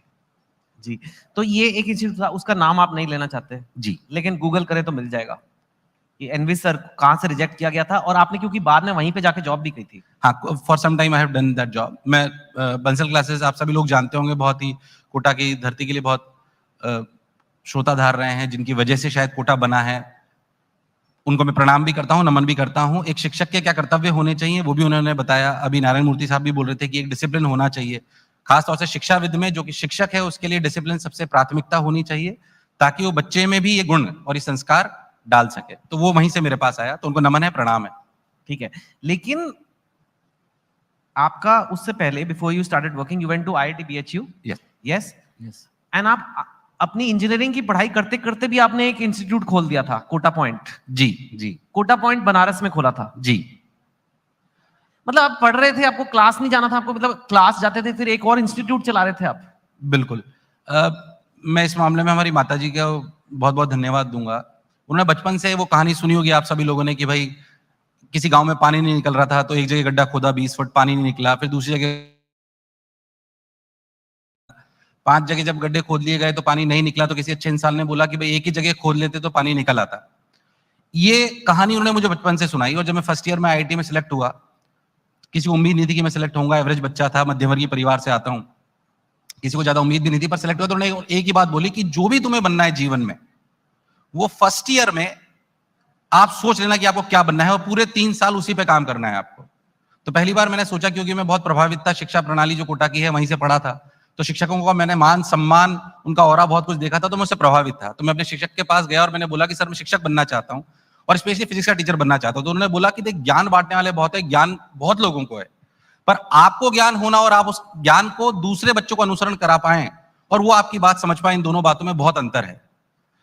तो उन्होंने बोला पहले आप पढ़ा के देखिए। मैं उनको भी इस मंच के माध्यम से प्रणाम करता हूं कि उन्होंने ये बात बोली कि सरस्वती जी आपके साथ हैं कि नहीं, that is very very important. तो आपको ज्ञान होना एक अलग बात है, पर आप उसे डिलीवर कर पाएंगे एक अलग बात है। उन्होंने बोला पहले पढ़ा के देखो, तो मैंने पढ़ा के देखा, और माता जी की उस बात को याद रखा कि फर्स्ट ईयर से मैंने सोच लिया कि मेरे को पढ़ाना है, और ईश्वर का ऐसा साथ रहा कि मेरे को वहां पे कोचिंग खोलने का मौका मिल गया। 3 साल मैंने उसे चलाया। जब 4th ईयर में छोड़ा तो 700 बच्चे हमारी कोचिंग पे थे। वो बहुत कठिन परिश्रम का समय था, 4 घंटे ही सोने को मिलता था, 15-16 घंटे कॉलेज के साथ काम करना, बट हाँ, ये सौभाग्य की बात है कि मैं वो कर पाया। ठीक है, और उसके बाद आपने कोटा में कोचिंग इंस्टीट्यूट जो ज्वाइन किया जॉब में, उससे आपको 7 महीने बाद निकाल दिया, because reason you were too popular. आपने बहुत रिसर्च कर रखी है। सर यूट्यूब पे सब दिया हुआ है। यूट्यूब पे आपके ना ऐसे जब आप लेक्चर के जोक्स आपके हैं वो भी हैं। ये ऐसे फिजिक्स पढ़ा रहे हैं, बीच में फिर कहते हैं आजकल मेरी बीवी मायके गई हुई है, मेरे पास बहुत टाइम है। आज तो मेरी बीवी मेरे साथ ही है, खैर। हाँ, यहाँ पे बैठी है, कहाँ बैठी है? हाय। एंड वो आपके साथ चलाती है। Anyway, so you were fired for being too popular. Actually वो क्या हुआ था? बेसिकली वहां पे ऐसा होता था कि बैच सिस्टम होता था, तो मेरी क्लासेस में 2-2, 3-3 बैचेस के बच्चे आ जाते थे। तो मेरा कोई प्लान नहीं था कि मैं, कई बार जैसे अपन बोलते हैं ना कि गॉड चाहता है कि आप क्या करना चाहते हो, तो मेरी क्लासेस में बहुत बच्चे आते थे। तो एक क्लास में जहाँ पे 150 की कैपेसिटी, वहाँ पे 350-400 बच्चा है, बैठने की जगह नहीं है। तो मेरे पास उसका कोई इलाज नहीं था। ऐसा 2-5 बार हुआ, तो मैनेजमेंट ने एक दिन आके मुझे क्लास से बाहर निकाल दिया और बोला आप इंस्टीट्यूट से चले जाइए। तो मेरे पास कोई इलाज नहीं था, उन्होंने मेरे को तुरंत फायर कर दिया। तो मैं घर आ गया चुपचाप, बहुत निराश और हताश हो गए। मुझे नहीं पता था शायद मेरी लाइफ का वो टर्निंग पॉइंट है। और आप विश्वास मानिए कि हमारे घर के बाहर करीब 2000 बच्चों की भीड़ इकट्ठा हो गई कि सर हम आप ही से पढ़ेंगे। मुझे नहीं लगता ऐसे गूज बम्स वाला मोमेंट मेरे जीवन में कभी आया हो कि 2000 बच्चे आपके घर के बाहर खड़े होंगे, सर हम आप ही से पढ़ेंगे। तो मैंने बोला भाई मेरे को पता नहीं कैसे पढ़ाना है। तो बच्चों ने हमारी पहली रेंट प्लेस देखी, बहुत छोटी सी वो जगह थी। फिर वो पहले दिन छोटी बढ़ गई, फिर दूसरी रेंट प्लेस देखी, फिर वो छोटी बढ़ गई, फिर चौथे दिन जाके हमें इतनी बड़ी जगह मिली जहां पे हम बच्चों को अकोमोडेट कर पाए। हालांकि ये बात अलग थी कि बच्चों से मैंने उस समय थोड़ा भावुक होकर बोल दिया था कि भाई फीस भी आप ही तय कर लीजिए। तो उन्होंने पहली फीस सिर्फ 2500 रुपए रखी। उसके बाद से मैं बच्चों को अलाउ नहीं करता हूँ कि फीस वो तय करें, फीस हम ही तय करते हैं। बट हाँ, दैट वाज अमेजिंग। और आपने अपने इंस्टीट्यूट का नाम भी मोशन रखा, जो फिजिक्स का एक चैप्टर भी बच्चों ने ही रखा था ये भी। पर मोशन तो फिजिक्स में पढ़ाते भी हैं। बिल्कुल बिल्कुल बिल्कुल। मतलब फ्रिक्शन भी हो सकता था। ये बच्चों ने ही सोचा कि बच्चों ने आके बोला सर मोशन नाम रख लेते हैं। मैंने कहा ठीक है भाई। वाओ। लेकिन आपने कोटा में लाइक 2007 में ये खोला, ऑलरेडी बहुत सारे प्लेयर्स थे। I mean lot of big players are there. और मैं कोटा गया हूं सर। मतलब एक तरह से पढ़ाई है, लेकिन कट थ्रोट कंपटीशन है। कट थ्रोट मतलब सच्ची में कटते हैं थ्रोट। मतलब it is a hard place to open a business. लोग अनएथिकल प्रैक्टिसेस भी करते हैं। We will talk about that maybe और not so much today. But उसके बीच में to open and make a new brand, Kota में जगह थी आपके लिए? ऑलरेडी इतना चल रहा है। मेरे हिसाब से जगह नहीं, कभी नहीं, जगह खुद को बनानी पड़ती है। किसी एक बहुत अच्छे, जिन्होंने बहुत अच्छी कंपनी यूएस में चलाई थी, उन्होंने एक बात बोली थी हमेशा, जिनकी बाद में बहुत बड़ी कंपनी बन के वो रिटायर भी हुए। उन्होंने एक बात बोली थी कि व्हाट इज डिफरेंट। उनसे जब पूछा गया कि आपकी कंपनी में क्या डिफरेंट है, बहुत सारी कंपनीज जो हैं उनके पास लाखों कारें हैं जो रेंट पे देते हैं, आपकी तो सिर्फ 10 कारें जो आप रेंट पे देते हैं। उन्होंने एक बहुत अच्छी बात अपने इंटरव्यू में बोली थी, उसका अनुसरण मैं करता हूँ और मेरे फादर भी यही बोलते हैं। उन्होंने एक बात बोला कि जो मेरे से बेहतर कुछ नहीं दे सकता वो है कस्टमर एक्सपीरियंस। मेरे लिए ये बात बहुत महत्वपूर्ण रखती थी कि कुछ भी हो जाए, चाहे किसी के पास लाखों करोड़ों रुपए हो सकते हैं, हो सकता है कि उनके पास बहुत सारे साधन हो सकते हैं। शुरुआती दौर की बात मैं आपको कर रहा हूं, आज तो टीम बहुत स्ट्रांग है। पर यह बात मुझे याद थी कि जैसा अनुभव मैं मेरे बच्चों को करा सकता हूं जो मुझसे पढ़ने आ रहे हैं या हमारे संस्थान में आ रहे हैं, या जितने प्रेम से मैं उन्हें पढ़ा सकता हूं, एवरेज बच्चे को सिलेक्ट करा सकता हूं, ऐसा एक्सपीरियंस कोई किसी को नहीं दे सकता। तो चाहे कितना भी कट थ्रोट कंपटीशन हो, अगर आप सोच लेंगे तो शायद कर पाएंगे। राइट। अब हाउ बिग इज मोशन? कितना, I don't know, number of students, turnover, whatever metric you want to use. अभी पूरे देश में फिजिकल क्लासरूम्स में हमारे करीब 30,000 बच्चे पढ़ते हैं। 60 सेंटर्स हैं हमारे। मेजरली 10 सेंटर्स हमारे कोटा में हैं। 15,000 बच्चे कोटा में पढ़ते हैं। ऑनलाइन के माध्यम से तो बहुत पढ़ते हैं, but this is physical classroom जो पढ़ते हैं। और करीब 2,500 एम्प्लॉइज हैं जो साथ में काम करते हैं। मैं इस मंच के माध्यम की शायद शिक्षा की ताकत है कि बहुत सारे शिक्षाविदों का यहाँ पर आज ऐसे मंच पर, हमारे देश की शायद ये ताकत है कि शिक्षकों का सम्मान हो रहा है और शिक्षा यहाँ पर बैठकर शायद आप जैसे लोगों को, प्रबुद्ध जनों के सामने अपनी बात रख पा रहे हैं। तो मैं चाहता हूं एक बार देश के लिए भी जोरदार तालियां बजा दीजिए कि मैंने अध्यापक के रूप में, मैं शायद थोड़ा भावुक आपको लग सकता हूं, पर मैंने अध्यापक के रूप में जब ये जीवन यात्रा चालू करी थी तो मैंने कभी सोचा नहीं था कि किसी शिक्षक को इतना सम्मान मिल सकता है जो मुझे मिलता है। हालांकि मैं जब भी ऐसा सम्मान मिलता है तो मेरे को डर भी लगता है कि शायद हम इसे डिजर्व करते हैं कि नहीं करते।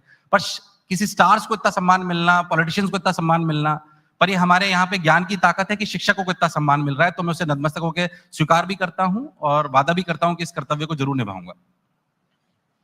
अच्छा, ये जो अभी एक सीरीज आई है कोटा फैक्ट्री जी, उसमें एक जीतू भैया है मेन कैरेक्टर। जी जी, लोग कह रहे हैं आप पे बेस्ड हैं। जी हैं? हाँ बिल्कुल, उन्होंने अपने इंटरव्यू में बोला तो कि आप पर बेस्ड है। जी। उस शो का नाम कोटा फैक्ट्री है। जी, फैक्ट्री है। बात यह है कि सर हम कैसे देखते हैं, हर चीज का पॉजिटिव और नेगेटिव एस्पेक्ट होता है। मेरे हिसाब से दोनों पहलू हैं। मैं नहीं कहता हूं कि दोनों की आवश्यकता है। दुनिया को चलाने के लिए वो कंपनीज भी चाहिए जो प्लेन बनाती हैं, और दुनिया को चलाने के लिए वो कंपनीज भी चाहिए जो पैराशूट बनाती हैं। हम उसको किस नजरिए से, किस चश्मे से देखते हैं वो देखना चाहिए। तो कोटा फैक्ट्री नाम शायद ऐसा दिया गया कि ऐसा दिखाया जाए कि हम जो शिक्षाविद कर रहे हैं वहां पर, या शायद हम स्कूल्स के कॉम्पिटिटर्स हैं। मैं अगर कोई अध्यापकगण या कोई स्कूल से जुड़े हुए लोग बैठे हुए हैं तो भी मैं उनको कहना चाहता हूं कि हम स्कूल्स के कॉम्पिटिटर्स नहीं हैं। कोटा को शायद इस तरीके से दिखाया जाता है। स्कूल में अगर कोई बच्चा बहुत अच्छा फुटबॉल खेलता है, बैडमिंटन खेलता है, तो उसको ऐसी एकेडमीज में भेजा जाता है खुद स्कूल से, जहां पे स्पेशलाइज्ड ट्रेनिंग होती है। हम अगर स्कूल का बच्चा कॉम्पिटिटिव एग्जामिनेशन की तैयारी करना चाहता है, स्पेशली अगर हम हमारी बात करें तो साइंस बेस्ड कॉम्पिटिटिव एग्जामिनेशन की तैयारी करना चाहते हैं, तो हम उसके एक्सपर्ट्स हैं। हमें कॉम्पिटिटर ना मानकर हमें एक स्पेशलिस्ट माना जाए, ताकि हम उन बच्चों को तैयार कर पाए। हमें कॉम्पिटिटर की तरह ना देखा जाए। तो कोटा फैक्ट्री नहीं है। रियलिटी में अगर मैं आपको बताऊं तो कोटा ने जितने इंजीनियर्स, डॉक्टर्स देश को दिए हैं, वो वाकई काबिल तारीफ है। मैं इसलिए बोल रहा हूं कि कोटा की धरती से मैं आता हूं। आप लोग अगर वहां पे नहीं गए हैं कभी, तो आके देखिए। सिर्फ किसी बात को सुनिए मत, उसको आके देखिए, तो आपको लगेगा कि वहां का ऑटो वाला, मैस वाला, क्योंकि हमारी पूरी इकोनॉमी सिर्फ और सिर्फ बच्चों पे टिकी हुई है। हम बच्चे को भगवान की तरह पूछते हैं, क्योंकि अगर कोटा शहर से बच्चों को हटा दिया जाए तो शायद कोटा का अस्तित्व ही नहीं रहेगा। तो एक बार आइए, पधारिए, आप सभी का वहां पे बहुत बहुत स्वागत है। मैं तो कोटा गया हूँ। बिल्कुल सर। बहुत बार। एक बार तो आप ही के फंक्शन में 2011 में, मोशन के फंक्शन में मैं बहुत बार गया हूँ और मैंने देखा है। एंड इंटरेस्टिंग है, क्योंकि बहुत ही छोटे बच्चे, 15-16 साल के बच्चे घर छोड़ के आते हैं। Emotionally they are not mature. I mean honestly that is not the age. And they come and कभी पेइंग गेस्ट रह रहे हैं, कभी कहीं किराए पे देके रह रहे हैं। ऐसा तो है नहीं कि proper, not everybody has a, it's not like there is a Kota campus. They are very young, very vulnerable. And NV sir, आप भी जानते हैं the selection ratio is 2%, 3%, 1% in this exams. By definition Kota चलो थोड़ी परसेंटेज वो बढ़ा सकता है, लेकिन 90% बच्चों का नहीं होगा। आई मीन दिस इज, और 80, I don't know, it could be 70, I don't know, but majority of the children are coming in a very tender age. माँ बाप ने भेज दिया, कोटा गया, पता नहीं क्या कमाल करने वाला है। But let's talk about the student जो कमाल नहीं कर पाते। And the reality is that stress is there. We have heard reports of, I don't want to say the word, but the students taking extreme steps for their life. And ये जो cheer भी कर रहे हैं आपको, don't you sometimes feel that responsibility कि they are looking up to me for too much? मेरा काम यार न्यूटन के लॉ पढ़ाना है, ये क्या मतलब? They are literally worshipping you there. How do you see all this? पहली बात का उत्तर जो मैं आपको देना चाहूंगा वो ये है कि कोटा से मैं मानता हूं कि अगर कोटा में कोई एस्पिरेंट आ रहा है, 100 बच्चे अगर हमारे यहाँ पे आ रहे हैं, तो शायद 10 या 15 बच्चे ही ऐसे होते हैं जो टॉप कॉलेजेस में पहुंच पाते हैं या अपने डिजायर्ड कॉलेज तक पहुंच पाते हैं। पर मैं आपको एक बात दावे के साथ कह सकता हूं, कोटा वो शहर है जो बच्चे को 14 से 15 घंटे रोज काम करना सिखाता है, डिसिप्लिन के साथ। पूरा इकोसिस्टम ऐसा है। मैं आपको दावे के साथ कह सकता हूं कि 100 बच्चे जो कोटा में आए हैं और पूरे साल जिन्होंने वहां पे निकाला है, उसमें से 95 बच्चे जीवन में सफल होते हैं। क्योंकि जो व्यक्ति 14 से 15 घंटे काम करना सीख जाए, हो सकता है कि एग्जामिनेशन में उसका डिजायर्ड रिजल्ट ना मिले, पर जो 14 से 15 घंटे डिसिप्लिन होकर काम करना सीख जाए, वो जीवन में असफल नहीं हो सकता। हम एक्चुअली थोड़ी सी गलती जो मुझे लगती है कि बच्चों को या अभिभावकों को भी मैं कहता हूं कि हम कोटा क्यों आए हैं। हम रियलिटी में कोटा या किसी भी, हम शिक्षा क्यों ले रहे हैं, किसी भी कॉम्पिटिटिव एग्जामिनेशन को क्यों ले रहे हैं? क्योंकि हम रियलिटी में सफल होना चाहते हैं। हम बच्चे को गलत तरीके से ट्रैक करने लगते हैं। हम ये कहते हैं कि अगर तूने आईआईटी नहीं निकाली या तुमने आईआईटी नहीं निकाली तो तुम असफल हो जाओगे। मैं कहता हूं सफल होने का क्राइटेरिया सिर्फ आईआईटी, डॉक्टर ये नहीं है। सफल होने का क्राइटेरिया डिसिप्लिन होके, कर्मठता के साथ, फोकस होके एक ही चीज के लिए काम करना। ये कोटा शहर सिखाता है।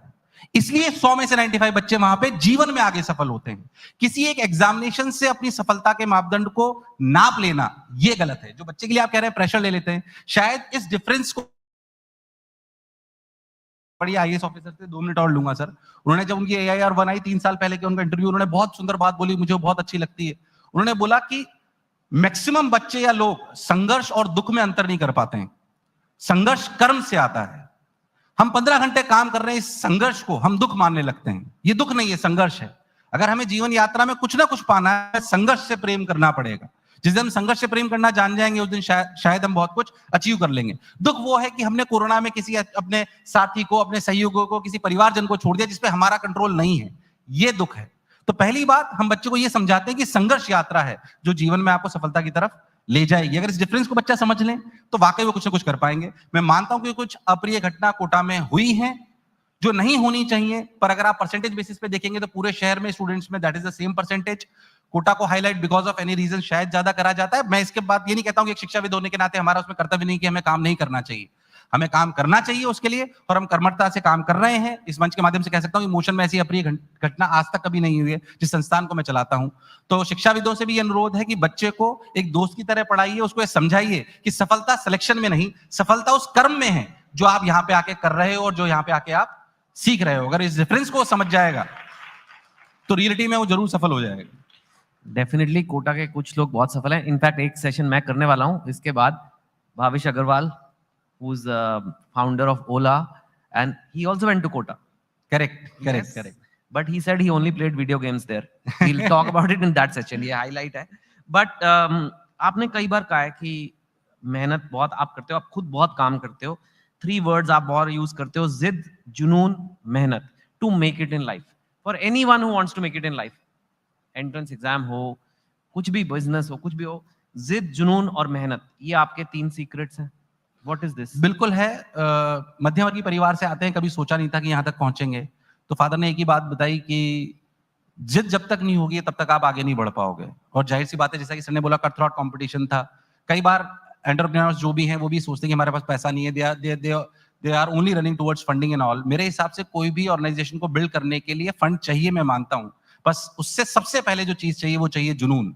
और जैसा कि मैंने बोला कि जिनको भी आप सर्व कर रहे हैं उनकी केयर करना आपके लिए बहुत बहुत आवश्यक है. तो मेरे हिसाब से 3 पैरामीटर हैं जो सभी के पास होने चाहिए, तभी वो आगे बढ़ सकते हैं.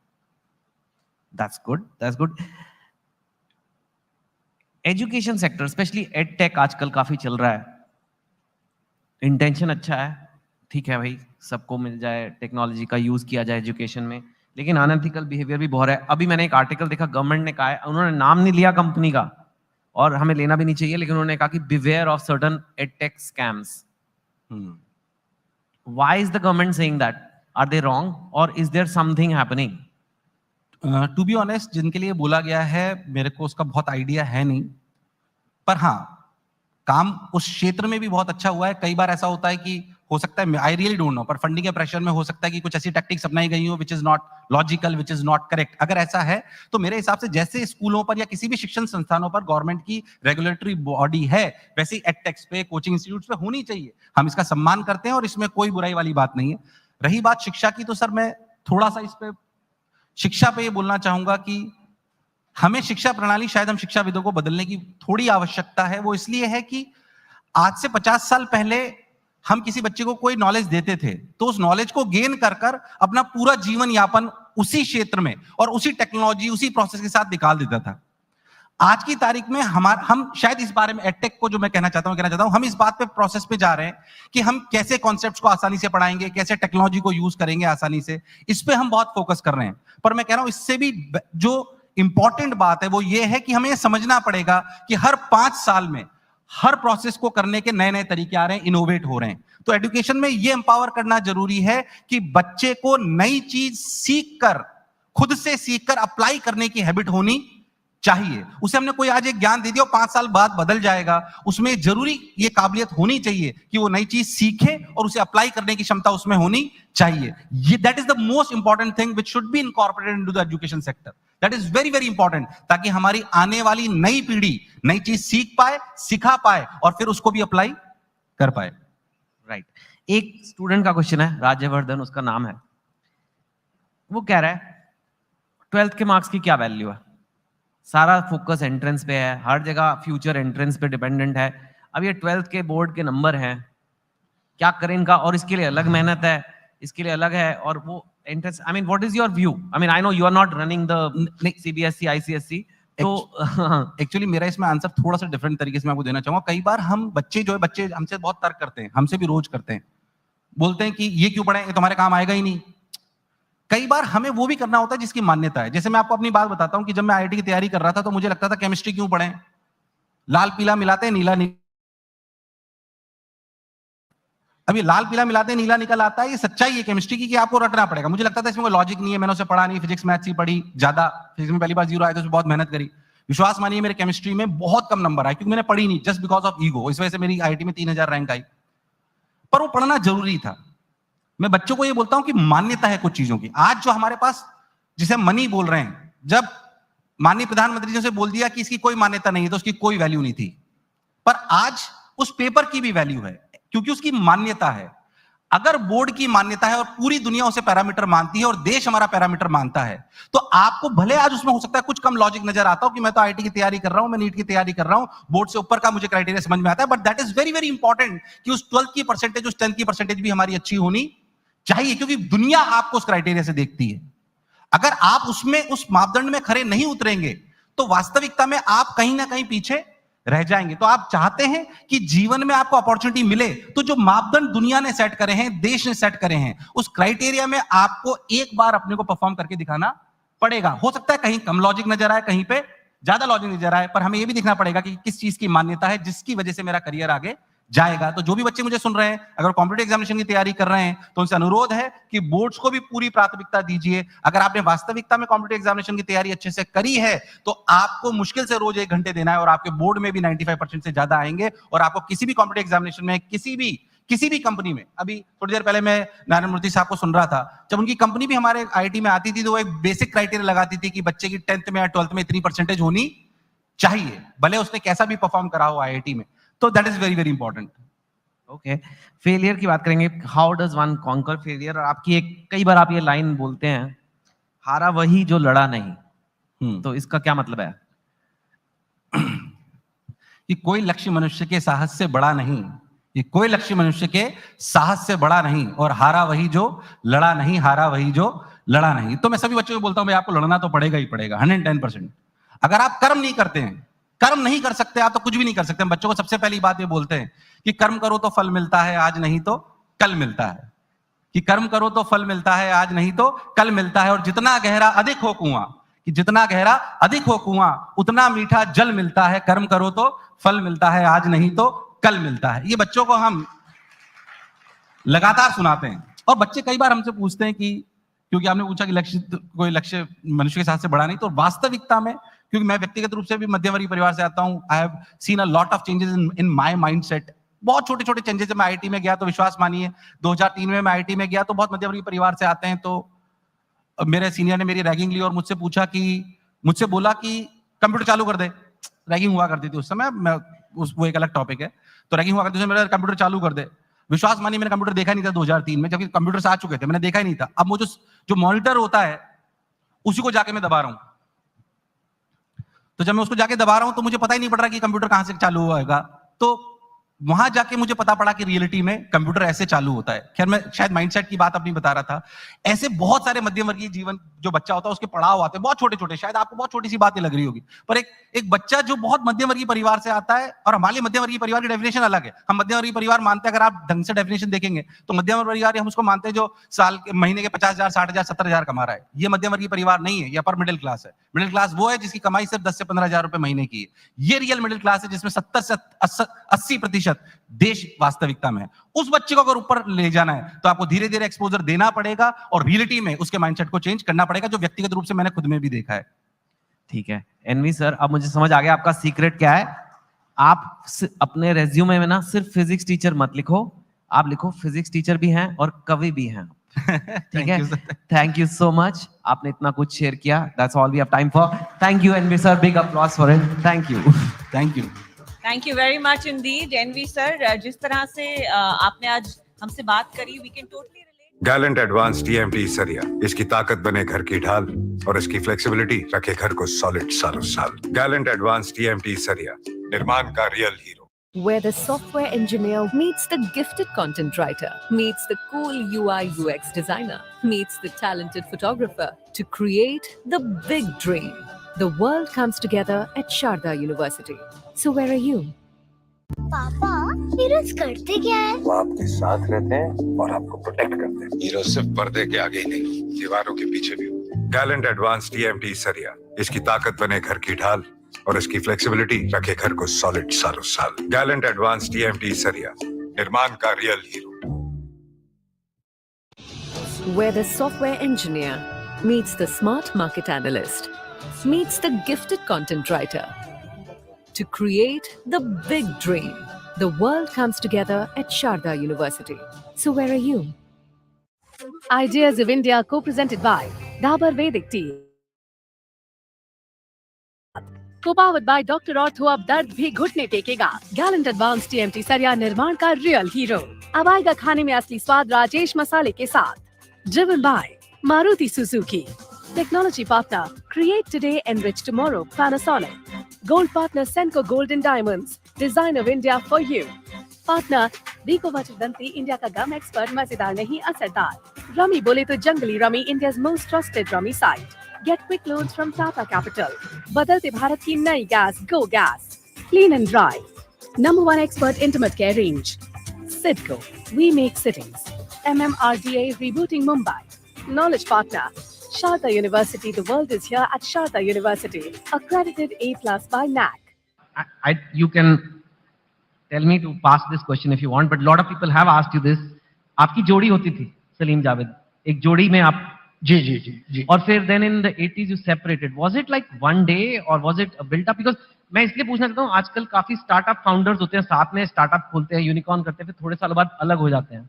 Was it amicable? Was it like, do you want to talk about it? नहीं, अलग अलग केसेस में अलग अलग होता होगा. In our case it was totally amicable and extremely civilised. देखिए क्या होता है कि अगर आपने किसी की पार्टनरशिप में सीमेंट फैक्ट्री बनाई है या टेक्सटाइल फैक्ट्री बनाई है या स्टील फैक्ट्री बनाई है, I think that partnership is easier comparatively.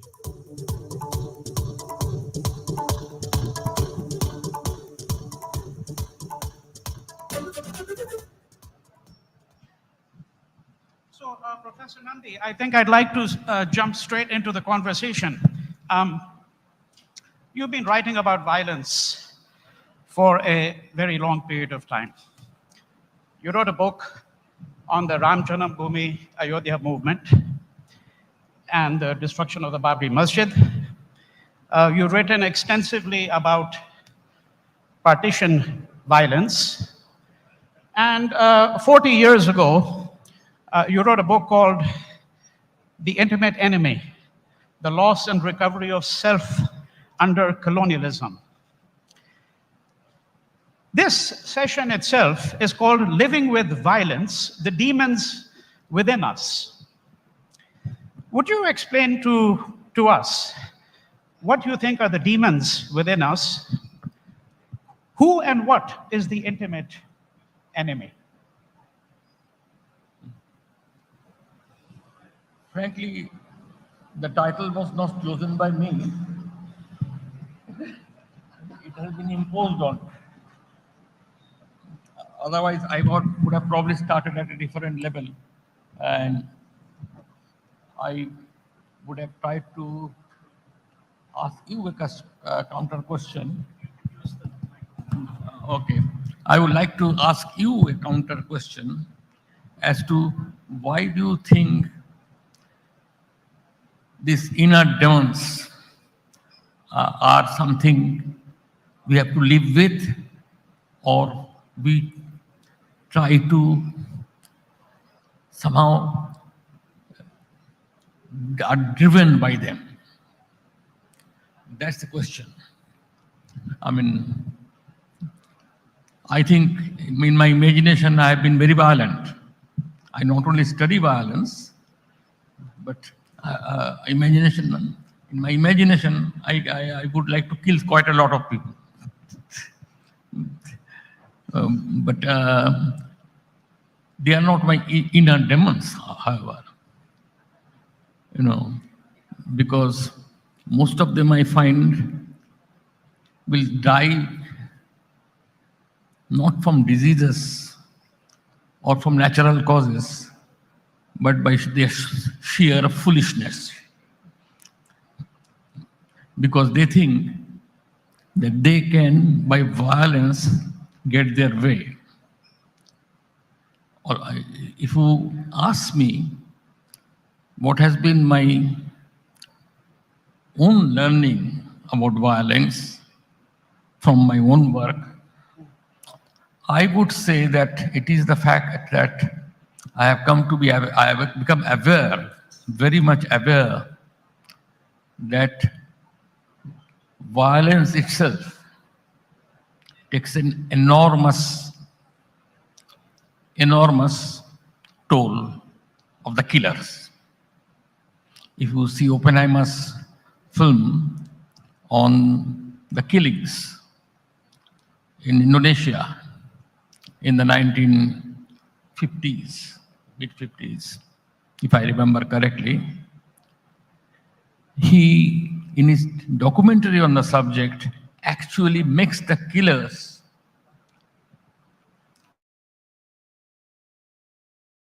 played during the killings. And though Oppenheimer is not a psychologist or a psychiatrist, but without knowing his picture of his portrayal of the killers and the responses of the killers reveals in this documentary to be basically all psychologically disturbed, some of them heavily so. Similarly, in my study of the partition violence, we ran into several killers. And over the period of something like 20-25 years, I have met only one killer who seemed to me a normal, functioning individual. The rest are different variations of the kind of killers I would expect to I now expect to meet, who are themselves in the process of killing has lost the sense. I can give you some stories on that also, but I don't want to take that much of time. Only one person in the partition killing, because he had the attitude of almost like fighting a war. They were attacked and they hit back. They resisted and in the process killed. And he is the only one I have met possible can be truly be classified as a normal person, human being after the experience. The rest are all psychologically bent. They are living they're living with their past, and many of them have not lived a very happy life. I mean, for example, everybody knows that about this case that there was this Bajrang Patel or something who in Gujarat riots killed a lot of people. Now he is now in jail, but he has turned schizophrenic from the accounts I've heard already. So this is not abnormal. This is the normal record. If I can give another example, Udayan Patel once told me in Bombay that accidentally he ran in Chopatti into a group of killers who had looted an electronic shop during a riot and killed the owner, who was a huge man. And the killer, so he got interested and said, may I join? And he listened to this, and they were happily said, yes, why not? They didn't know that he was a psychiatrist. Let me just... I want to finish this. He said to me that this man described in great detail how he killed this Ravan, whom we call Ravan, the owner of the shop, because he's also a huge man, so on and so forth. And then how he went home peacefully, and his sister had cooked food and lived there, started normal life.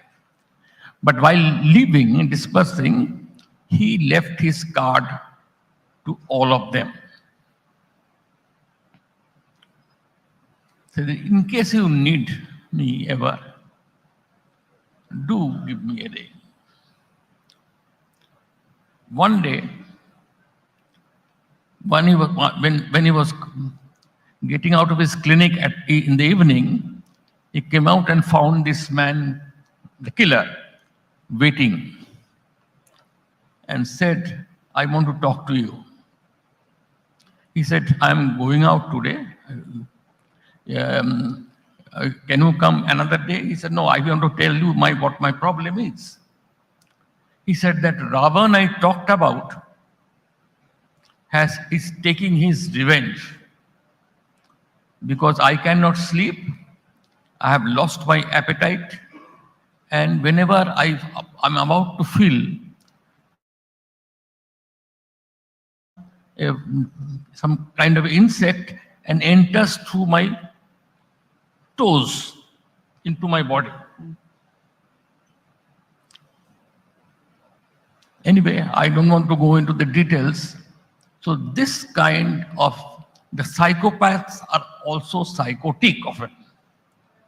And that's the way they learn to live for the rest of the life. Killing has its own costs. That's what I want to tell you. Yeah. So, but I think there are many ways in which one can think about the question of violence, and particularly the question of violence in India. And perhaps we can revisit in just a few minutes some of the ways in which the violence of the partition, for example, is very different than the violence of the Holocaust. The Holocaust was a form of social engineering, and what is remarkable about the partition, when we look at the testimonies of people, is that many of the people say that they can't really understand how it happened. It just happened in a way. They have really no explanation. People who were very close to each other suddenly turned upon each other. Right? So I think that there are different ways in which one can think about it. Let me just go back, however, to the question of colonialism for a moment. From my standpoint, at least, I think one of the most powerful books that has ever been written upon colonialism is your own book, The Intimate Enemy, to which I referred earlier, The Loss and Recovery of Self Under Colonialism. And this is really a book about the violence of colonialism.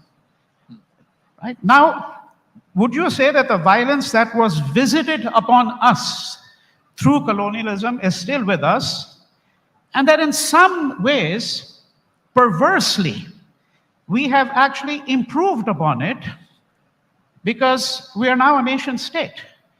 And is it not the case that violence is intrinsic to the very idea of the nation state? Yes, the victims do have their way of internalizing what they are victims of. And it is our job to give this message to the victims that they are not only victims, they have in some sense become a carbon copy, if not a carbon copy, partial copy of the killers, of the oppressors.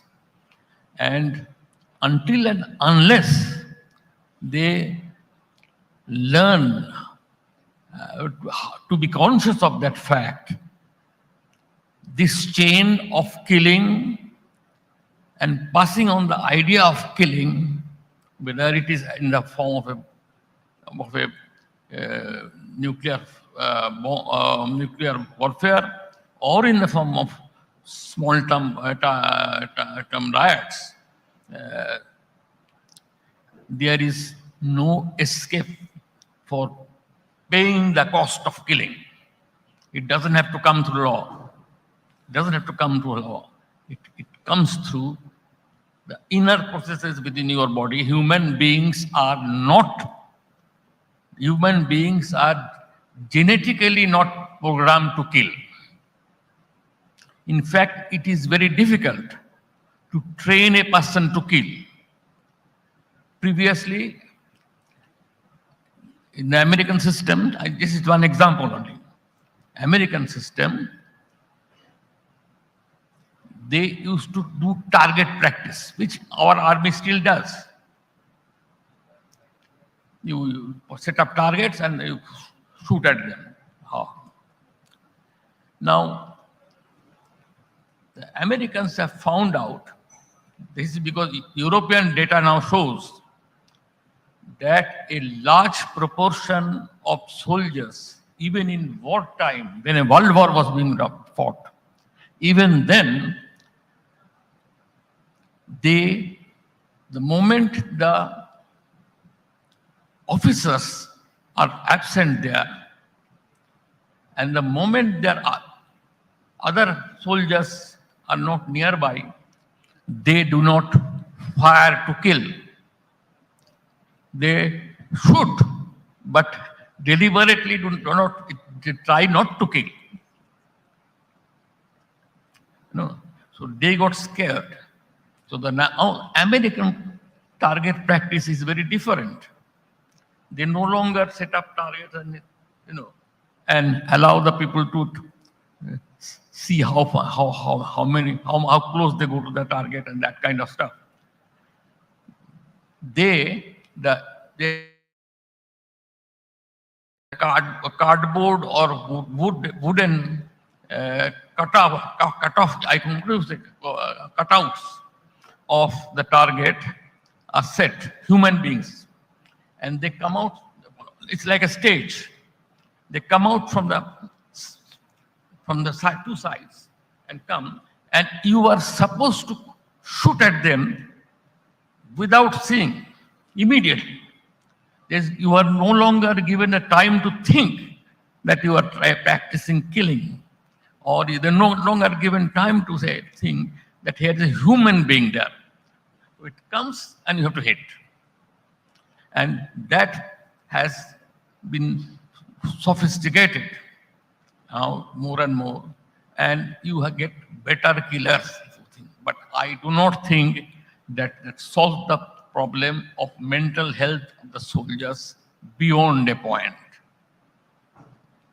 Ultimately, you have to pay the cost of killing. Was there not a famous experiment that was conducted at Stanford several decades ago? I think it's the milligram experiment, where it was shown that the most normal people can be pushed into committing acts of violence very easily under certain circumstances. Right? Yes, that's right. That's right. So it is true that there are psychopaths who begin to enjoy killing. There are individuals who are psychologically disturbed enough to do that. But even amongst the Nazi Germans, there were soldiers who had psychological problems, had to be hospitalized. The Nazis were supposed to be ruthless killers, but even there, such cases exist. Let me ask you about violence with regards to an idea that you have put forward in many of your books. I want to ask you about the question of violence in relationship to what you call the imperialism of categories. In much of your work, you have described a very, what we might describe as a very strange kind of modern phenomenon under which certain terms acquire a new life and that the older terms become entirely obsolete. So therefore, social change becomes development. The oppressed become the proletariat, right? The cultures that were oral cultures become the cultures of the primitive. And I think that in much of your work, you have argued that this also is, in fact, actually a kind of violence. Yes, that is also one kind of violence.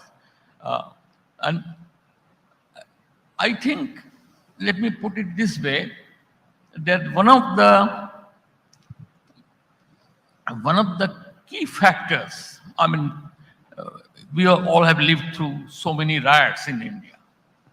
There's no doubt in my mind that all of you have either experienced or seen or been told about or informed by newspapers about riots. Now, one thing I found out in my work, that it is the cruelest and most violent forms of riots, and I would say also I should use the word cruel, deliberately cruelest forms of violence, of the kind which, for example, you hear of partition violence in Punjab particularly, not so much in Bengal, though there were huge riots, but not that cruelty which you saw in Punjab.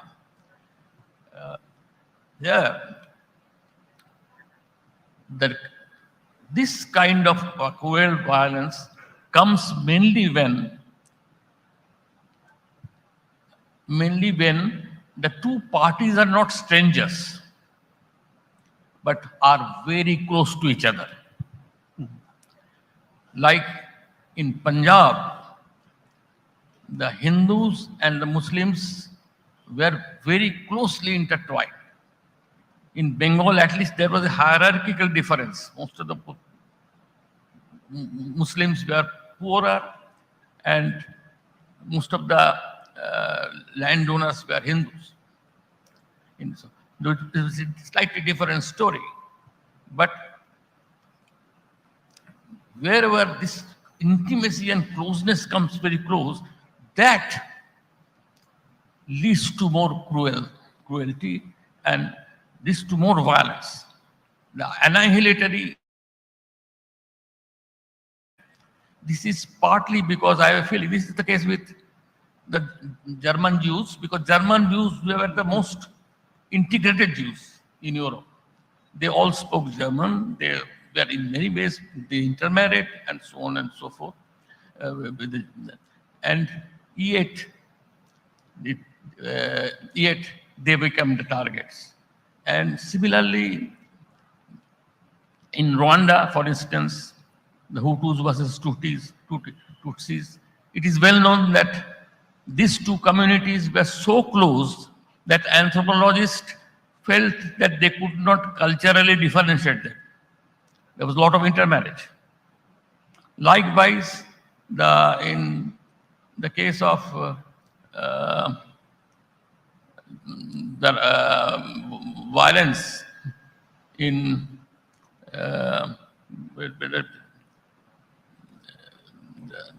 this is quite recent, you know.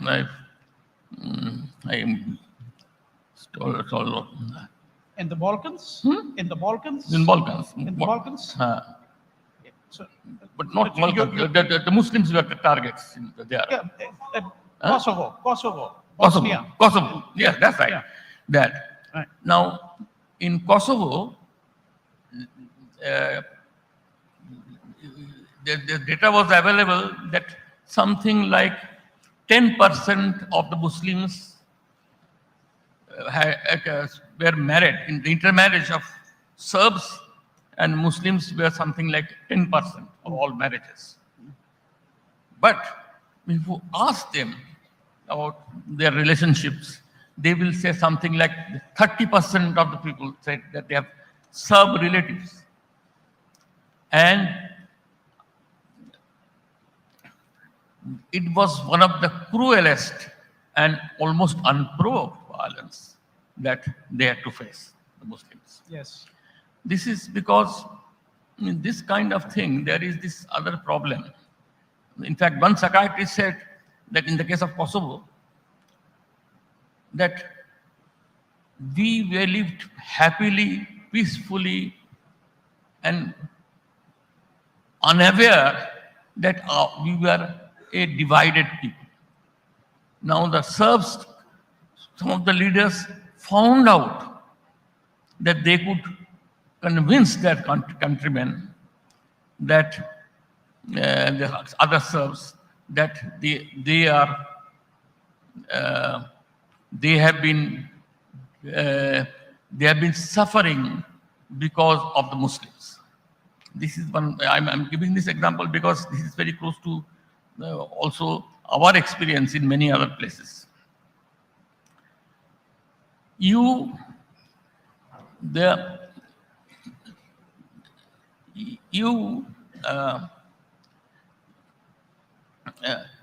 concentrate on the majority community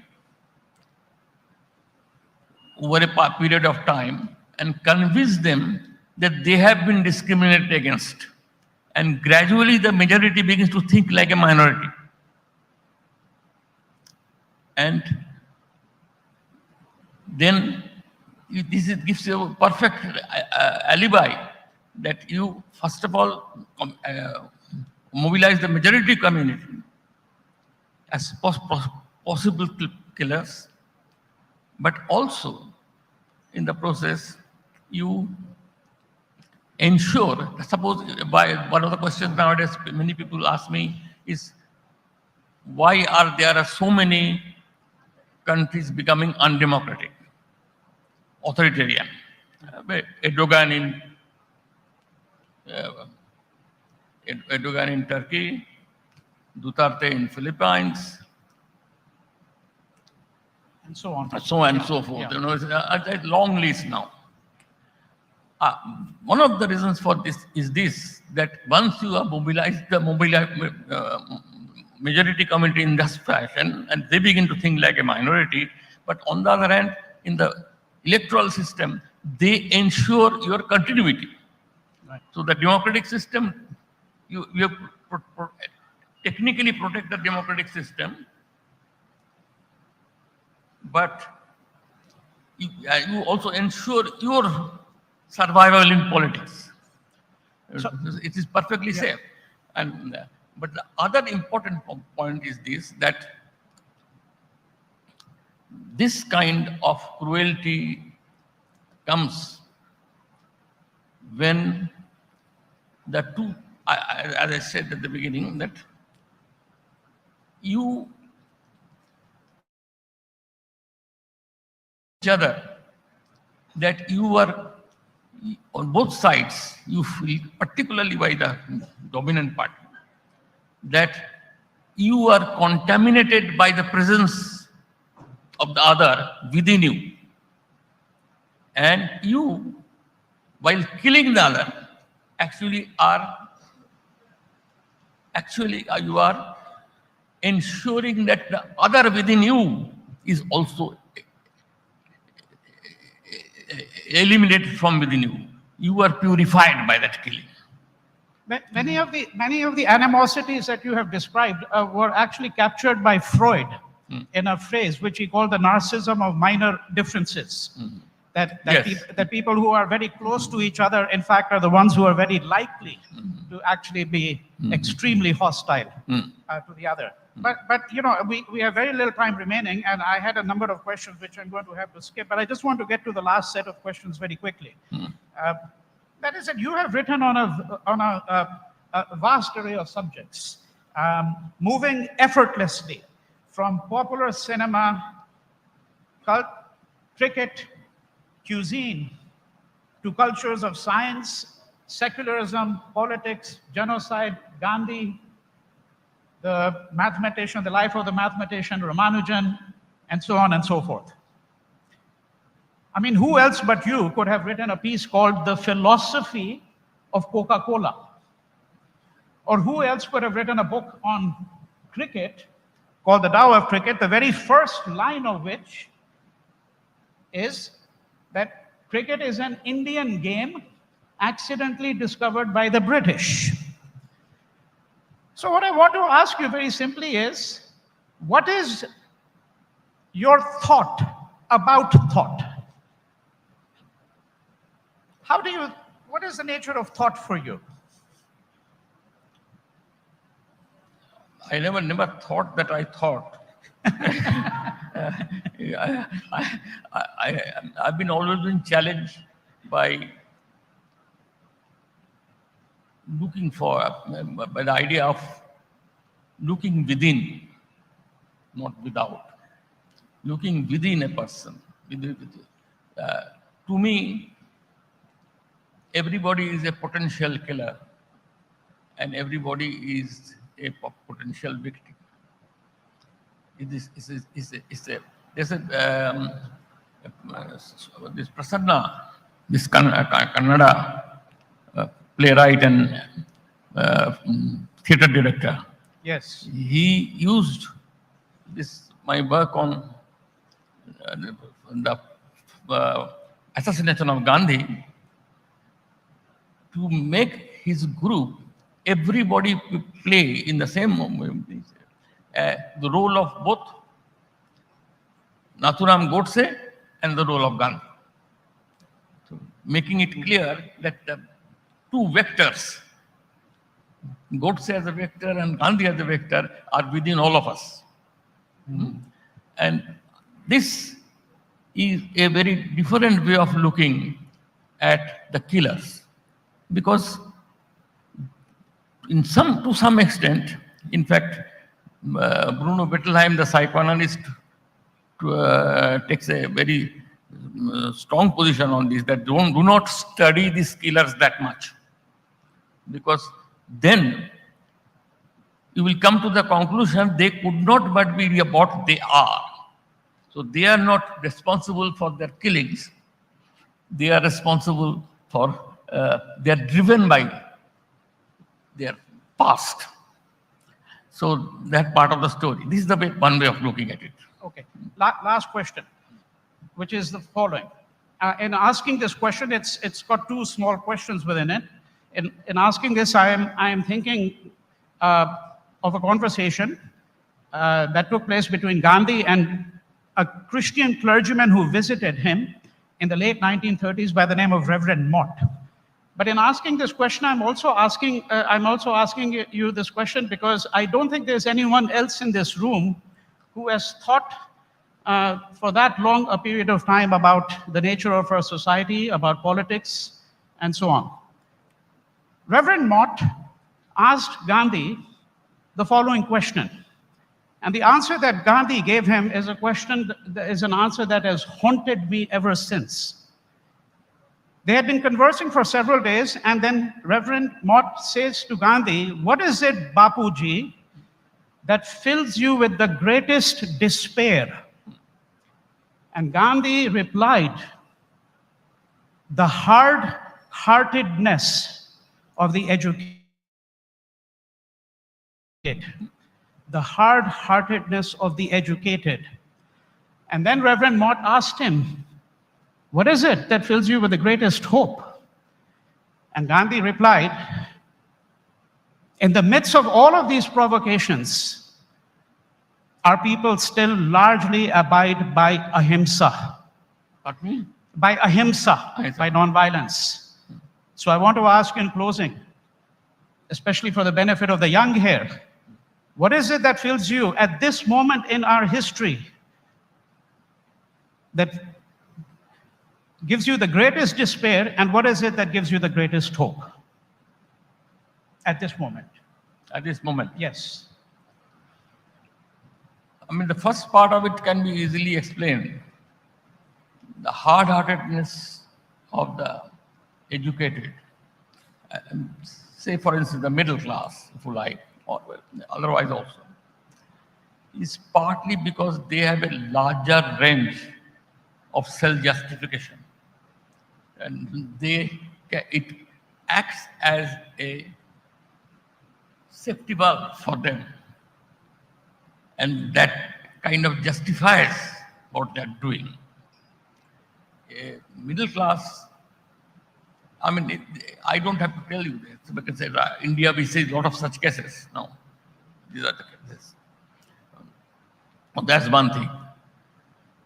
But the other possible answer is this, that the hard-heartedness of the educated is they have an awkward ideology where in the heart of hearts they fights within them for a recognition that for the sake of the ideology within you, you are killing for the future good of the society. Thank you very much, Ashish. Yeah, I think we're out of time. Thank you, ladies and gentlemen. Well, this conversation actually needs to go on and on and on with copious amounts of tea and coffee, but unfortunately we're out of time. Thank you so much, Professor. Gallant Advance TMT सरिया, इसकी ताकत बने घर की ढाल और इसकी flexibility रखे घर को सॉलिड सालों साल। गैलेंट एडवांस टीएमटी सरिया, निर्माण का real hero. Where the software engineer meets the gifted content writer, meets the cool UI UX designer, meets the talented photographer to create the big dream. The world comes together at Sharda University. So where are you? पापा heroes करते क्या है? वो आपके साथ रहते हैं और आपको प्रोटेक्ट करते हैं। हीरो सिर्फ पर्दे के आगे ही नहीं, दीवारों के पीछे भी। गैलेंट एडवांस टीएमटी सरिया, इसकी ताकत बने घर की ढाल और इसकी फ्लेक्सिबिलिटी रखे घर को सॉलिड सालों साल। गैलेंट एडवांस टीएमटी सरिया, निर्माण का real hero. Where the software engineer meets the smart market analyst, meets the gifted content writer. To create the big dream, the world comes together at Sharda University. So where are you? Ideas of India co-presented by Dabur Vedic Tea, चाय का वही लाजवाब स्वाद अब सेहत के साथ। Co-powered by doctor ortho, अब दर्द भी घुटने टेकेगा। गैलेंट एडवांस टीएमटी सरिया, निर्माण का रियल हीरो। अब आएगा खाने में असली स्वाद राजेश मसाले के साथ। Driven by Maruti Suzuki. Technology partner, create today, enrich tomorrow, Panasonic.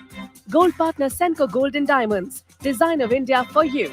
Partner, Rico Vachdanti, India का गम एक्सपर्ट, मजेदार नहीं असरदार। रमी बोले तो जंगली rummy, India's most trusted rummy site. Get quick loans from Tata Capital. बदलते भारत की नई gas, Go Gas. Clean and dry.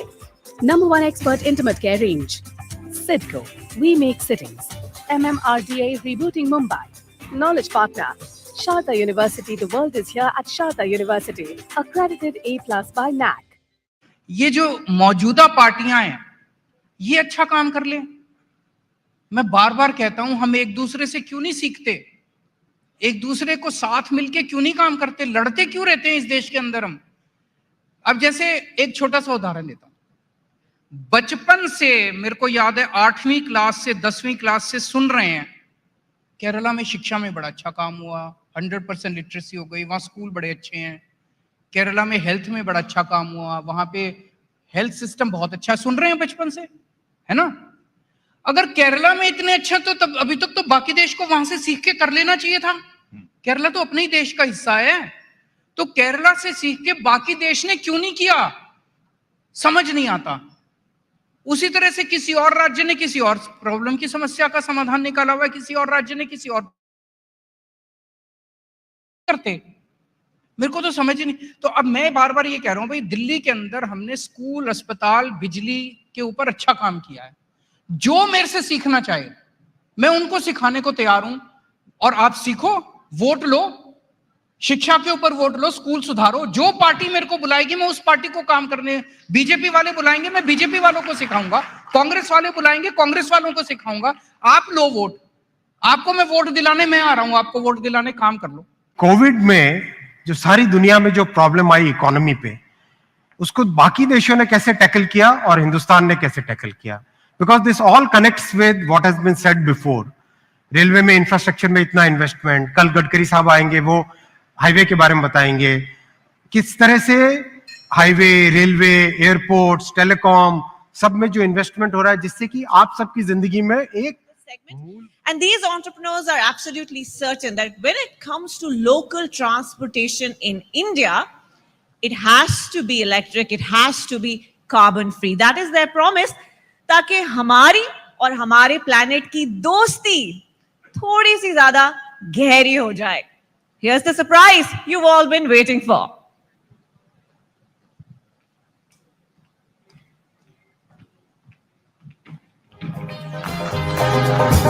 Best of all is coming through. अपने rights, अपनी fight, left or right, की आवाज को तुम भी सुनो. Let's talk fearless and free. फिर गूंजे अपनी यूनिटी, सर उठा के, सोच घुमा के, we'll be the change we wanna see.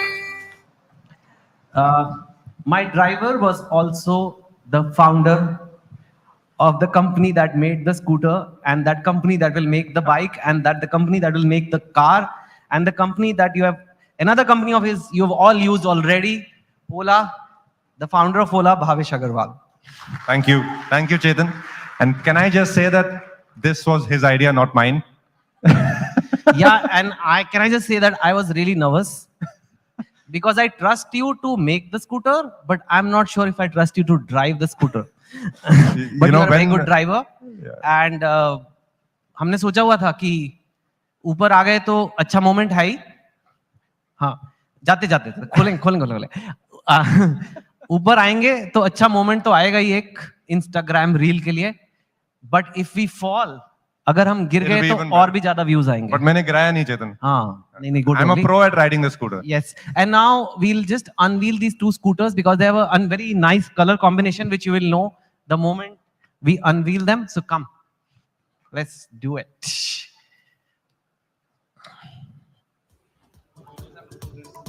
Oh.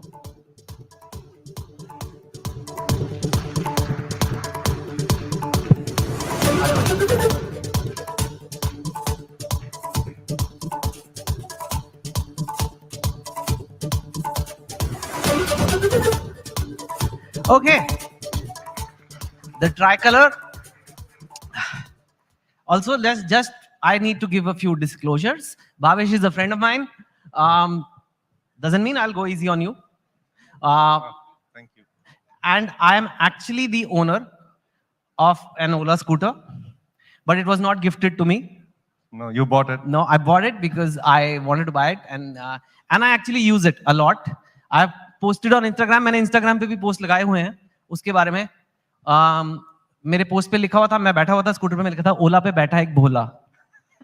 ओला पे बैठा है भोला. हाँ, और मैंने लोगों को कहा कि कविता कंप्लीट करो, और लोगों ने क्या पोएम्स लिखे. मैं भोला तो हूँ यार. मुझे तो नहीं लगता चेतन. तो ये नहीं लगता. I know you deeper. Bhavesh of Ola is the bhola. But it's amazing to be here, Chetan, with you. You know, when you messaged me about this, I was very excited, and I've seen you're a dear friend, and I thank the organizers for having me here. And Hindi में, हाँ. तो धन्यवाद. नहीं, thank you.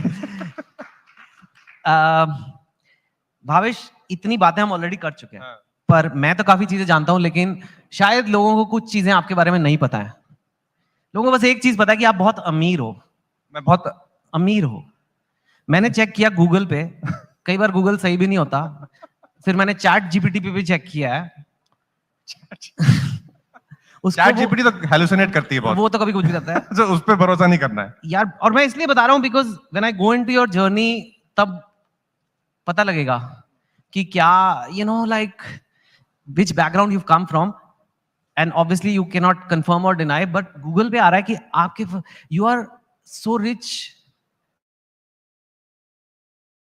Google पे आता है. कितने zero होते हैं उसमें? मैंने भी नहीं गिने कभी तक चेतन. You know, when I started off, और जब मेरी जर्नी शुरू हुई, मेरा बैकग्राउंड है, मैं लुधियाना से हूँ, small town. My father and mother both are doctors there, and you know, me and my younger brother, we are just the two siblings, and we had a very middle class upbringing. तो कभी life में ऐसा नहीं सोचा कि बहुत पैसा बनाना है या बहुत, पर ये जरूर था कि इम्पैक्ट करना है, कुछ अगर अपने लिए देश के लिए कर सकते हैं तो वो करना है. एंड उसी विजन से और उसी इमोशन से हमने शुरू की थी ओला 12 साल पहले. एंड वो जीरो जुड़ते गए अभी, और होपफुली जुड़ते जाएंगे, बट वो कभी गोल नहीं रहा है और वो कभी काउंट भी नहीं किया है. बहुत ज्यादा जीरो है, एक नॉर्मल कैलकुलेटर में फिट भी नहीं आते. लेकिन लाइक यू सेड, एक टाइम था जब आप सिंपल मिडिल क्लास फैमिली से थे. आप कोटा में पढ़ने गए थे आईआईटी के लिए. कितने साल के थे आप?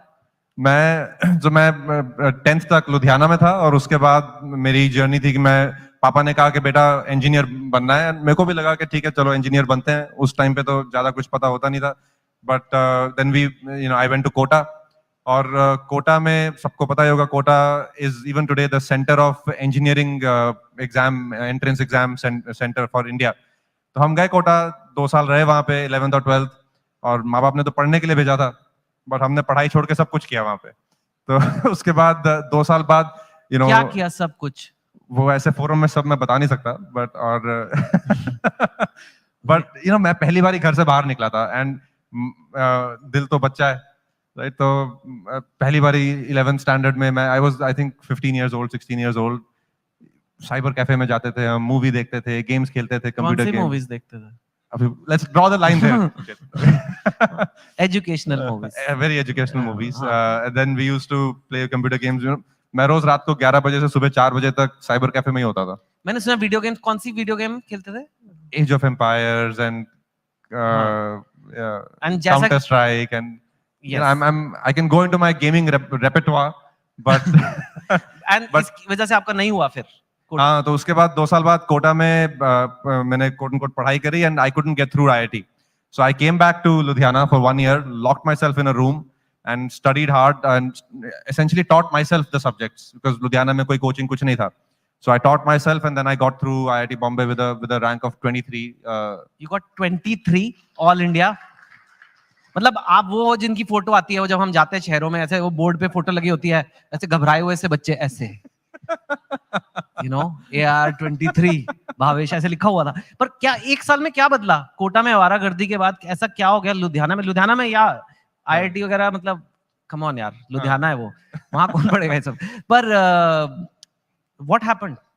नहीं, उसके बाद जब कोटा में 2 साल में नहीं हुआ, घर आए वापस तो पापा ने बोला बेटा अगर तुम्हें पंजाब में कॉलेज ज्वाइन करना है तो कर लो. तो लोग जो अच्छा टियर 2 कॉलेज, तो मैंने कहा नहीं पापा, मुझे 1 साल ढंग से कोशिश करनी है. मुझे पता है कि मेरे अंदर वो कैपेबिलिटी है और मैंने 2 साल कोशिश नहीं करी, वो इस बार करनी है. एंड वो 1 साल मैंने बहुत मेहनत करी खुद से. मैं रोज सुबह लाइक हर वीकेंड पे बस लेके लुधियाना से चंडीगढ़ जाता था, एसटी बस. वहाँ पे एग्जाम देता था फिटजी का, वापस आता था. फिर एग्जाम का रिजल्ट आते थे. And then through the year मेरी performance improve होती गई. And that whole journey I believe was one of the more foundational journeys for me even today. That the lesson of hard work and first principles thinking and the fact कि अगर दिल में कुछ करने की इच्छा है तो आप कर सकते हो. That I learned from that 1 year and I feel that was a very foundational year for me in my life. तो फिर हो गया आईआईटी में मम्मी पापा खुश. फिर आपने आईआईटी बॉम्बे में कंप्यूटर साइंस ज्वाइन की, राइट? फिर आपकी फर्स्ट क्लास माइक्रोसॉफ्ट में नौकरी लग गई, जैसे लगनी चाहिए बच्चों की, राइट? पर आपने छोड़ दी 1 साल में, 1.5 साल में. क्यों? एक्चुअली आईआईटी में भी 4 साल मैंने बहुत मस्ती करी. आई आउटसाइड पढ़ाई भी करी, ऐसा नहीं कि पढ़ाई नहीं करी. आपकी वाइफ भी आपको बॉम्बे में तभी मिली? हाँ, मेरी वाइफ. और वो वाइफ यहाँ पे बैठी है, Raj is here now. See everybody is more curious about her than you. अच्छा, देखो सबकी नजर वहां पे कौन है. That's the one in the maroon top. And yeah, I'll talk to you, Raj. इसकी हरकतें मेरे को आपसे बात करनी है वैसे. We met actually in Bombay at a rock climbing camp of all places. And पहाड़ी पे चढ़ के वो I saved the damsel in distress. गिरी है? नहीं, ऐसी वो ये नहीं थी. तू गिरा, इसने पकड़ा. मैं गिरा था, इसने पकड़ा था. तो आईआईटी में आखिरी 2 साल तो हमने I spent time with my then girlfriend and now wife. But उसके बाद फिर भी I got a good job Microsoft. But as I was going through this journey, right, it was getting clearer to me that my own satisfaction was not there in just doing a job. I felt I wanted a more creative outlet to build what I wanted to build as in terms of a company. I had, even though I'm from a Bania family, but my parents are doctors, so sometimes they say these things skip a few generations. So I think it came into me कि तुम्हें धंधा खोलना है. हाँ. And फिर वो 2010 में मैंने नौकरी छोड़ी और ओला शुरू करी. Ola was not what Ola is today then. तब Ola क्या था, उसका क्या ऑफिस था, और मतलब it was a travel agency, क्या था? So Ola, starting में it started as a website to book tours. कैसे टूर? जैसे आप दिल्ली आए, आपको आगरा जाना है तो आगरा में टूर गाइड बुक करना है, तो इस टाइप का. तो उसका नाम था olatrip.com. Ola क्यों नाम रखा? Ola is a young, sexy, youthful brand name. Okay. Right? So Ola means hello in Spanish, but it's also young and nice. And सच बोलूं अगर तो उसका डोमेन नेम भी अवेलेबल था तब. हाँ, और कुछ था नहीं. जेब में पैसे तो थे नहीं. हाँ. तो उसका 1000 रुपए में 1000 रुपए में आपने ओला का डोमेन लिया. वाओ. अगर नहीं मिलता तो शायद कुछ और नाम होता. तो लिटरली जैसे अगर मेरे को ऐसे आगरा जाना है, हरिद्वार जाना है, उसके लिए टैक्सी बुक करानी है, आप वो why that business? It just felt like वो ऑनलाइन हम कर सकते हैं और कोई कर नहीं रहा था 2010 में. But then वो जब शुरू किया, I remember कॉमनवेल्थ गेम्स हो रही थी तब दिल्ली में. तो that is a big incident. How what your beginnings are, that moment has really touched me कि how he started marketing his business. So तो हमने वेबसाइट बनाई. हमने मतलब मैं ही था अकेला तब. It was one person. रात को बैठ के मैं वेबसाइट बनाता था और सुबह बैठ के मैं कॉमनवेल्थ गेम्स में जाता था और पैम्फलेट डिस्ट्रीब्यूट करता था ओला के. So this is how in the early days. कौन से स्टेडियम में? वो जो मेन स्टेडियम था, जवाहरलाल नेहरू स्टेडियम. हाँ, वहां पे. तो you would go there with these pamphlets की Agra tour, Haridwar tour, and जो लोग गेम्स देखने आए थे उनका वो बांटते थे. हाँ, बहुत ही कम लोगों ने बुक किया tour. And that made me realize, but लोग बोलते थे यार टूर वो होटल हम फिगर आउट कर लेंगे, तुम हमारे लिए गाड़ी अरेंज कर दो. So that's how Ola Trip became Ola Cabs. Okay. And that's when I pivoted to only offering cabs. So Ola Trip became a website to book cab services for intercity. So that's how we first started with Ola Cabs, and then we added the services that you see now. Okay, app में button दबा के गाड़ी लाओ anywhere, anytime, right? So that got added in due course. When did it start getting big? Because ऐसे taxi service companies अगर आप Google करो तो बहुत होती हैं, right? Yeah. And IIT के बाद लड़का टैक्सी कंपनी चला रहा है. तो हाँ, घर वालों को मैं बहुत अगर आपके टेंशन पापा होता तो एक तो पर हाँ, तो मेरे बड़े घर चित्तर. my father was very supportive, but he was anxious also, anxious but very supportive. But मेरे दादाजी थे तब, तो उनको समझ नहीं आया मेरा आइडिया क्या, तो बोलते तू ट्रैवल एजेंसी खोल रहा है. तो मैंने कहा नहीं दादाजी, this is a tech company, this is a online platform. तो कहा, अच्छा है तो ट्रैवल एजेंसी ना. But when did you realize it's getting it, like when did it become big? When did Ola became the Ola we know today? So we, the first few years were very organic, and that has also held us in good stead because we have never tried to copy a Western model or copy any other model. We've always tried to build के India की जो reality हो और India के लिए क्या business model बने, customer के लिए क्या proposition बने. तो 2011-12 में हम ये Ola taxi service, ride sharing service, we were step by step scaling it up. And then in 2012 we raised our first capital from a venture firm. That changed our life because then we realized that this is a bigger opportunity. We can invest money and grow. उसके पहले मैंने सिर्फ angel round raise किया था, छोटे कोई friends and family and some angel investors से. जब मैंने वो 40 लाख रेज किए थे तो मुझे लगा था आज के बाद और पैसा रेज करने की जरूरत नहीं पड़ेगी. और अब आप कितना 40 लाख आपने पहले रेज किया था, but if I may be wrong, I read news reports, you have raised across everything $5 billion. Yeah, around that much. Which yeah. is 42,000 crore. हाँ, तो few zeros got added. Zero और है.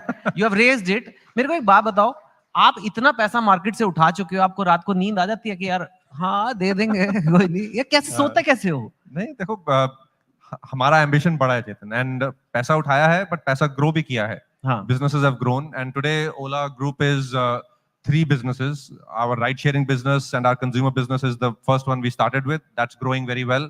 We are the leaders in India, number 1 in India. हमारे American competitors आए थे, but हम उनसे काफी आगे हैं. और वो बिजनेस प्रॉफिटेबल भी है बहुत. उसका मेरे को आईपीओ करना था लास्ट ईयर, बट फिर अभी मार्केट्स खराब हो गए तो अभी नेक्स्ट ईयर करेंगे. देन मैंने 3 साल पहले ओला इलेक्ट्रिक शुरू करी. ओला इलेक्ट्रिक में हमारा मिशन है कि EV and climate sustainability transition होना है, दुनिया भर में होना है, इंडिया में भी होना है. बट अगर ईवी रेवोल्यूशन को ह्यूमैनिटी स्केल पे लेके जाना है, वो सिर्फ western companies like Tesla, Rivian etcetera नहीं कर सकती. वो वेस्टर्न प्रोडक्ट्स बना रहे हैं for a western audience, and which is good for them. But India is a great microcosm of the rest of the world. So EV revolution humanity scale पर दुनिया के लिए तभी पहुंचेगा जब इंडिया इलेक्ट्रीफाई होगा. एंड विद इस गोल, इस मिशन के साथ हमने ओला इलेक्ट्रिक शुरू करी, एंड हमने कहा कि सबसे पहला प्रोडक्ट क्या बनाएंगे. So we made the humble 2-wheeler scooter, which is actually it looks small but it's packed with technology, and today we are the number 1 EV company also in India. And अभी हमारी गाड़ी आएगी अगले साल, सबको टक्कर देगी, दुनिया में बेस्ट से बेस्ट गाड़ी को टक्कर देगी. एंड देन अब हम car, you mean a car? हाँ, गाड़ी मतलब कुछ भी. हाँ, okay. But I've seen the video of the prototype and it is fantastic. And तीसरी कंपनी जो है चेतन, जो भी हम कर रहे हैं, which is lithium. तो इंडिया में हमें फ्यूचर टेक्नोलॉजीज बनानी है. The future is about technology innovation. Future is about using technology to really create a leverage for India and leapfrog other technologies. हमने वो डिजिटल में किया, हमने वो ऑटोमोटिव में किया, अब हम वो lithium and cell technology and energy technologies में करेंगे. तो we will be the largest lithium producer in India, be building world class technology products for anybody in the world from India. मेरे को एक मतलब as a writer I understand these companies are big. People say कि चलो एक company खोलेंगे, वो इतनी बड़ी हो गई, Ola cabs, the Ola app, right? Then you said नहीं यार, ओला इलेक्ट्रिक भी खोलना है, स्कूटर भी बनाना है, बाइक भी बनानी है, गाड़ी बनानी है. नहीं यार, लिथियम भी करना है. ये मतलब लोग तो एक दुकान खोल के खुश हो जाते हैं. Where is this coming from? And next question will be to Raj, so I'm giving you some time to prepare. When he works like this non-stop, how is it? How do you see it? How have you played a role? Yeah. हाँ, but ये first you tell me कि क्या है, एक के बाद एक करते ही जाना है. मेरे ना 2 fundamental beliefs हैं. एक तो ये कि the next 2 decades or the next 10-20 years are are going to be accelerating technology generation and convergence of technology. तो ये हमें इंडिया में बहुत जरूरी है कि हम कल की गेम खेलें, पुरानी गेम ना खेलें, राइट? तो फ्यूचर बनाएं. पिछले 20 सालों में कितना कुछ हुआ है. फोन एग्जिस्ट नहीं करता था, सोशल मीडिया एग्जिस्ट नहीं करता था, ये सब पिछले 10-20 सालों में हुआ है. अगले 10-20 सालों में इसका 10 गुना होएगा. तो opportunity is for us to build the future. तो that's one core belief of mine. Second core belief is that this is India's moment in the sun. हमारा टाइम आ चुका है और ये मेरी जनरेशन की डेस्टिनी है कि वो इंडिया का फ्यूचर बनाए by using technology and by building future for all of India. And this is what keeps me going. And I'm an entrepreneur, Chetan. And entrepreneurs never sleep. Wow, but you are a human being also. Human beings need to sleep. हम योगा करते हैं थोड़ा. Yoga करते हैं. Raj, what is it like being? Can we have a mic for her? Yeah. I'm genuinely curious. What is it like being married to Bhavesh Agarwal? Well, I'll begin with saying that I'm still married to him, so it's great. But I feel there are very few people who have the kind of clarity of thought that he does, and the kind of drive and ambition that he does. And many people ask me this, and this is not the first time I'm saying this. Pulling him away from what he likes to do or enjoys doing is not going to help anyone, because then he'll make life miserable for everyone around him. So you might as well participate in supporting him in doing whatever he wants, because I mean, and I'm sure there's going to be great good that comes out of it. So we're happy to be and privileged to be on this journey. Yes, and you are helping. You run the Ola Foundation. Do you want to talk about that? What does Ola Foundation do? We started off very small as wanting to help the wives of our driver partners, and we run a small corporate gifting unit where the wives sort of participate. But now we're sort of taking it to the next level and learning from our inspiring parent organization and figuring how to use tech to make these programs scale and have the impact that we envision it to have. Okay, thank you. Thank you, Raj. Sorry, I caught you on the spot like that. चेतन, मेरा ना, sorry, हाँ, I think हर बंदे की एक वो अंदर से आवाज होती है. If you find what you like, then life is a bliss. Then you don't feel work life balance जरूरी है. You don't feel there's a continuum between work and life. It's not like there is a discrete silo between work and life. And I have found that for myself, right? And मेरा धर्म है कि मुझे technology oriented businesses for the future बनाने हैं. And वही मैं बना रहा हूँ. कुछ उसमें problems आएंगी, कभी चीजें अच्छी चलेंगी, कभी चीजें ऊपर नीचे होंगी, but हम लगे रहेंगे. Very nice. आप ओला यूज करते हो, like as a customer? बिल्कुल, ओला भी यूज करते हैं, ओला इलेक्ट्रिक भी यूज करते हैं. आपको कभी ड्राइवर ने फोन करके बोला नहीं जाना?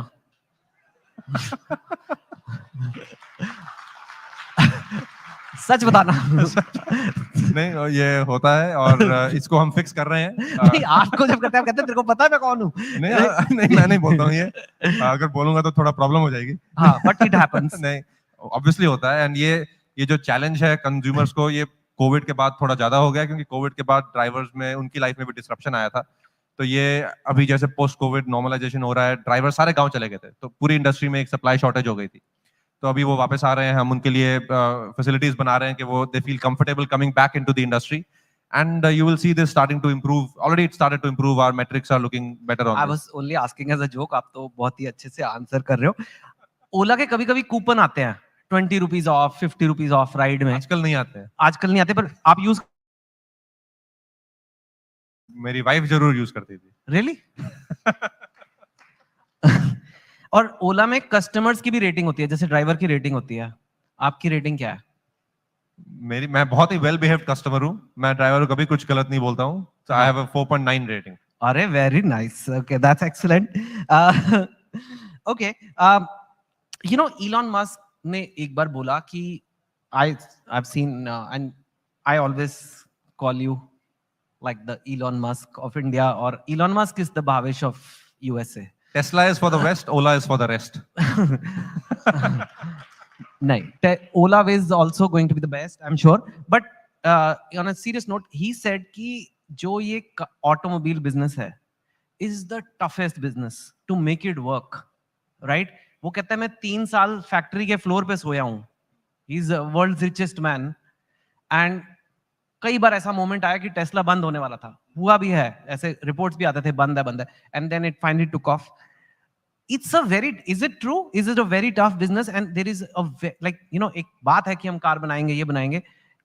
Why have you chosen this, and what makes you feel कि you'll be able to pull it off? It is true. Automotive is one of the toughest industries, and not just toughest, it is also the cornerstone of an industrial society. आप देखो US में automotive industry बनी Detroit में, और उसके around सारी वहाँ पे अदर इंडस्ट्रियल यूनिट्स बने. चाइना ने और जापान ने जब अपना इंडस्ट्रियलाइजेशन किया आफ्टर सेकंड वर्ल्ड वॉर, तो automotive industry was the heart of that. Toyota, Honda, Nissan and all other industries came around that. India में भी automotive industry is a reasonable industry, and India's industrial base depends on the automotive industry. So it is a core part of a future industrialized society, and it is very challenging. And हमें भी पिछले 12-18 महीने बहुत challenges रहे. हमने अपना product announce किया था August 15th 2021 को, 18 महीने हो गए. And उसके अगले 6-8-10 महीने तो बहुत ही crazy थे. I was living in the factory. Factory is 100 kilometers from Bangalore. I used to come back once in a while to meet. मतलब you lived in the factory? हाँ, I was living in the factory. Factory में हमने बहुत robots लगाए, बहुत automation किया, और वो robots ने चलने से मना कर दिया. Oh, really? Robot भी कहना नहीं मान रहे? हाँ, robot को कहना मनाने थोड़ा प्यार से होता है. हाँ. तो उसके and we set up an all women's factory. So we also took up many more challenges. And the reason our factory is all women. We have 3,000 young women working in our factory. And the factory that we are building, we have built phase 1, which we constructed in record time, in less than 8 months. From buying the land in February 2021, 2 years ago, to making the first scooter in October 2021. And then उसके बाद भी बहुत challenges थे to scale up production. पहले दिन का 1 बनता था, फिर अभी हम दिन के 1000 से ज़्यादा बनाते हैं. तो वो दिन का 1 से दिन के 2 पहुंचने में मुझे 1 महीना लगा. फिर 2 से 10 पहुंचने में 1 महीना लगा. Right? वो एक layer by layer problem solving करनी पड़ी. But अभी उस area में हम 3 factory बना रहे हैं. हमारी 2-wheeler factory, it will be the world's largest 2-wheeler factory, car factory, and cell factory. Wow. Wow. It will be the largest EV hub in the world in one location. Wow. How is the scooter doing? कैसे कर रहा है? Scooter से ही पूछ लेते हैं. नहीं. How is the sales? How is the response? Sales, we are the #1 EV company in India by sales and revenue. By far, हमारा next closest to combined is not equal to us. And we were selling from pan India. We wanted to take this EV revolution pan India from day one, instead of only launching it in big cities, etc. तो हम पूरे देश में online बेच रहे थे from day one, which was also a challenge. किसी ने आज तक automotive पूरे देश में नहीं बेचा. वो गाड़ी पहुंचाने में challenge, फिर RTO में registration में challenge. But we solved all of those one by one, and today we are the largest. We have many more products coming out. हमारी bike आएगी later this year. गाड़ी आएगी end of next year. So we are very excited. And this also is pulling the other people in the automotive industry to accelerate their pace of EV development, which is great for the country. Yes. एक चीज है, EV में you need this charger network. जैसे petrol pump है India के कोने-कोने में. Of course, you can charge the car at home, but there are these supercharger networks, from what I understand, जो petrol pump की तरह आप गाड़ी लगाओ, 20 मिनट चाय पानी पियो, गाड़ी चार्ज हो जाएगी. वो अभी इंडिया में नहीं है, और it's needed to make this EV a really mainstream big thing. Yes. And that's not, I mean, how will that happen? How do you see that happening? तो थोड़ा I agree with this notion के charging network scale up करना है. हम भी अपना charging network increase कर रहे हैं. हमारा hyper charging network है. It's a very fast charging network. पर थोड़ा सा यहाँ पे ना पूरे सोसाइटी का एक गैसोलीन या आइस व्हीकल्स का बैगेज भी है, क्योंकि हम 100 साल से हमारी गाड़ी को कहीं लेके जाके उसमें पेट्रोल भरते हैं. तो वो एक आदत बन गई है सोसाइटी की. ईवी में वो करने की जरूरत नहीं है. लाइक आप अपने फोन को ले जाके कहीं पे पेट्रोल नहीं भरते हो, आप अपने घर में चार्ज करते हो. इमेजिन फोन के लिए अगर चार्जिंग स्टेशन लगे हो सब जगह. बट तो ईवी आप अपने घर में भी चार्ज कर सकते हो, अपने पार्किंग स्पॉट में. All you need is a wall socket. And हमारी 95% customers are charging their vehicles in their home, चाहे वो सोसाइटी में बेसमेंट में हो. just all you need is a wall socket. In addition to that, you will need some skeletal charging network. अगर आप बाहर जा रहे हो,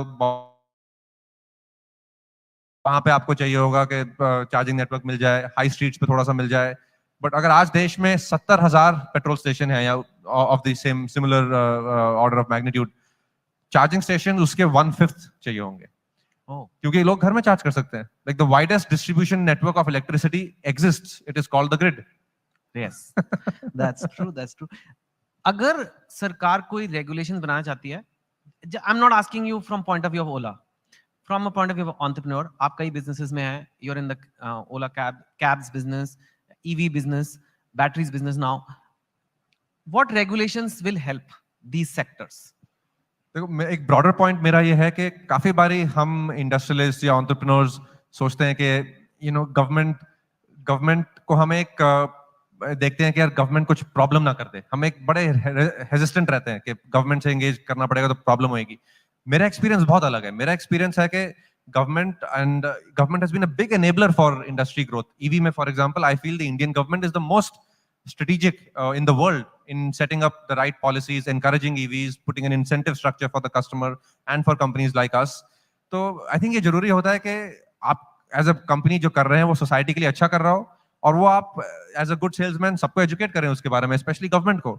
And अगर government machinery को समझ आ जाए कि आपका business society के लिए अच्छा कैसे है, तो then all of them do whatever they can to help your industry grow. And that has been my experience in Ola cabs also, where state by state, initially it was very challenging, but as they understood the benefit to both the drivers and the citizens, they made enabling regulations. And government के भी कुछ focus areas होते हैं जो हमें as businessmen ध्यान रखने चाहिए, जैसे safety is a big focus. In both my businesses, safety is an important area of concern, and we engage with the government. We actually try and be ahead of the curve on safety. That's nice. Okay, I need to ask you this. There have been some articles about you. Only some? I only saw some. पता नहीं बहुत होंगे, हम तो सारे पढ़ते भी नहीं हैं. But let's say Bloomberg, which is a big publication, they had an article about Ola का culture and all coming to you. कि आप पंजाबी में डांट लगाते हो. अब पंजाबी हैं तो पंजाबी निकलेगी ना. हाँ, नहीं, but डांट लगाते हो and like there's certain aggressive. I can understand because Punjabi में ना डांट प्यार भी डांट जैसा ही लगता है यार. मुझे वो बात पता है. हाँ, अगर पंजाबी में दोस्त एक दूसरे को गालियां ना दें तो वो दोस्ती नहीं है. But this was an article, while I don't, मेरे बारे में भी बहुत कुछ लिखा जा चुका है, so that's okay. So I'm not coming from that point of view. पर इस आर्टिकल में like it talked about like there is this certain aggressiveness, and I can understand आप पे इतना प्रेशर है, इतने 40,000 करोड़ को 80,000 बनाना है या जो भी करना है, you have to grow fast, you have to transform so many businesses.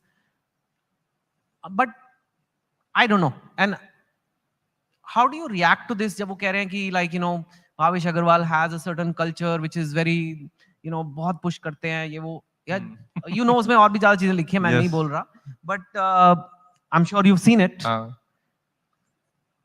On one hand, you're trying to build India, you're trying to contribute. हम लोग तो सिर्फ बैठ के बातें करते हैं, लिखते हैं कि इंडिया का सेंचुरी है, इंडिया विल ट्रांसफॉर्म, इंडिया में ये होने वाला है. आप कर रहे हो, पर लोग ऐसे लिखते हैं. What do you have to, maybe you can use this platform to clarify some things there. मेरा जो मोटिवेशन है एज एन एंटरप्रेन्योर, मैं यहाँ आराम करने नहीं आया हूँ. मेरे को यहाँ पे कंपनी बेच के पैसा नहीं बनाना है.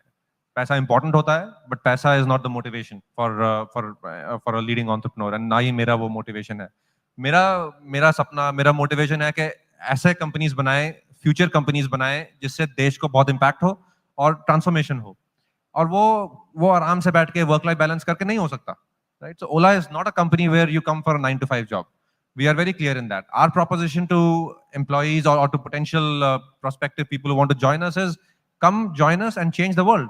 Change India, change the world, create a legacy for yourself. And that's not for the average person. That is for a certain kind of people who, and Ola इतनी बड़ी बनी है और हम जो काम कर रहे हैं, ये सिर्फ मैं अकेला, I am the face of the company. I get the undue advantage and disadvantage. But there are hundreds of very smart people working with us in so many domains, creating this future, working with years with us, doing it because they believe in the mission and the dream that हमें Ola को use करके transformation लाना है, future बनाना है. But is it like, have you like changed your work style as age? जैसे मैंने अपने आप में देखा है, as I have gotten older, I've become a little calmer, hopefully. Even in my writing and all, I used to write very angry. I used to be very angry and like, बस सब बदल देंगे. And then over time, you feel it's okay, यार. हमें ही बदल ले अपने आप को, वही काफी है. Do you feel like how do you see Ola's culture? On one hand, you want to scale the Everest or whatever. Ola's culture is a culture of impact. Okay. We focus on, and I have another. Sometimes there is a conversation about business building which goes too much into the domain of culture. Businesses exist to create impact, and to create impact for all stakeholders, starting with society, then shareholders, then customers, employees, everybody, right? and the culture has to be an input towards that output of creating impact, and that's the culture we have. We have a culture of strong impact. We are a hardworking company.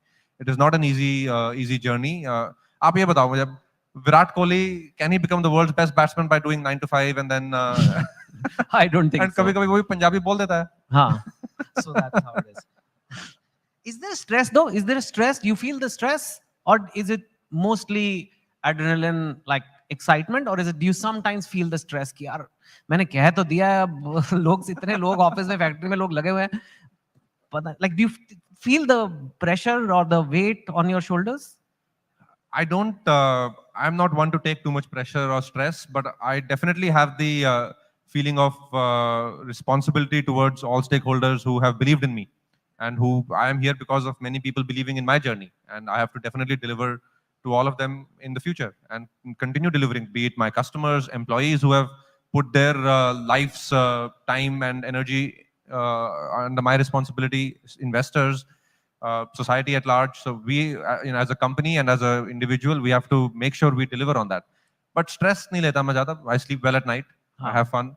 Yeah. Okay, but this massive success, this massive impact, which you have already had, has it come at a cost? Like, what do you have to sacrifice in life? I'm asking, जो लोग खुद life में कुछ करना चाहते हैं, कुछ बड़ा करना चाहते हैं, they should have a realistic idea कि whatever it is, whether it's काम करना पड़ता है या क्या.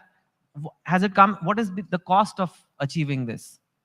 You need a very supporting family, and I have been lucky. My wife, she's been very supportive, and we were lucky that we dated for 7-8 years before we got married, and it's been 9 years since we've married. So we've lived more than half our lives together in that sense. So she's known my journey from day one. My parents have been very supportive. My extended family has been very supportive. So, उसके बिना आपको space नहीं मिलेगा, then वो घर पे किचकिच होएगी, फिर then you are always ending up compromising your dreams with your like domestic realities, and it becomes better when your dreams and your domestic realities merge into one larger continuum. सब बोला है. Right. You talked of employees, people giving their lives, not just Ola, but I talk from the broadly tech sector. There's news of a lot of layoffs in tech sector across the world, even in India, startups में, in a sector जिसमें कहते थे इसमें तो growth ही growth है, इसमें तो नौकरियां हर साल है, यहीं जाओ कंप्यूटर पढ़ो, कंप्यूटर इंजीनियरिंग करो, ये करो वो करो, और उधर ले ऑफ हो रहे हैं. What's happening? What's your view?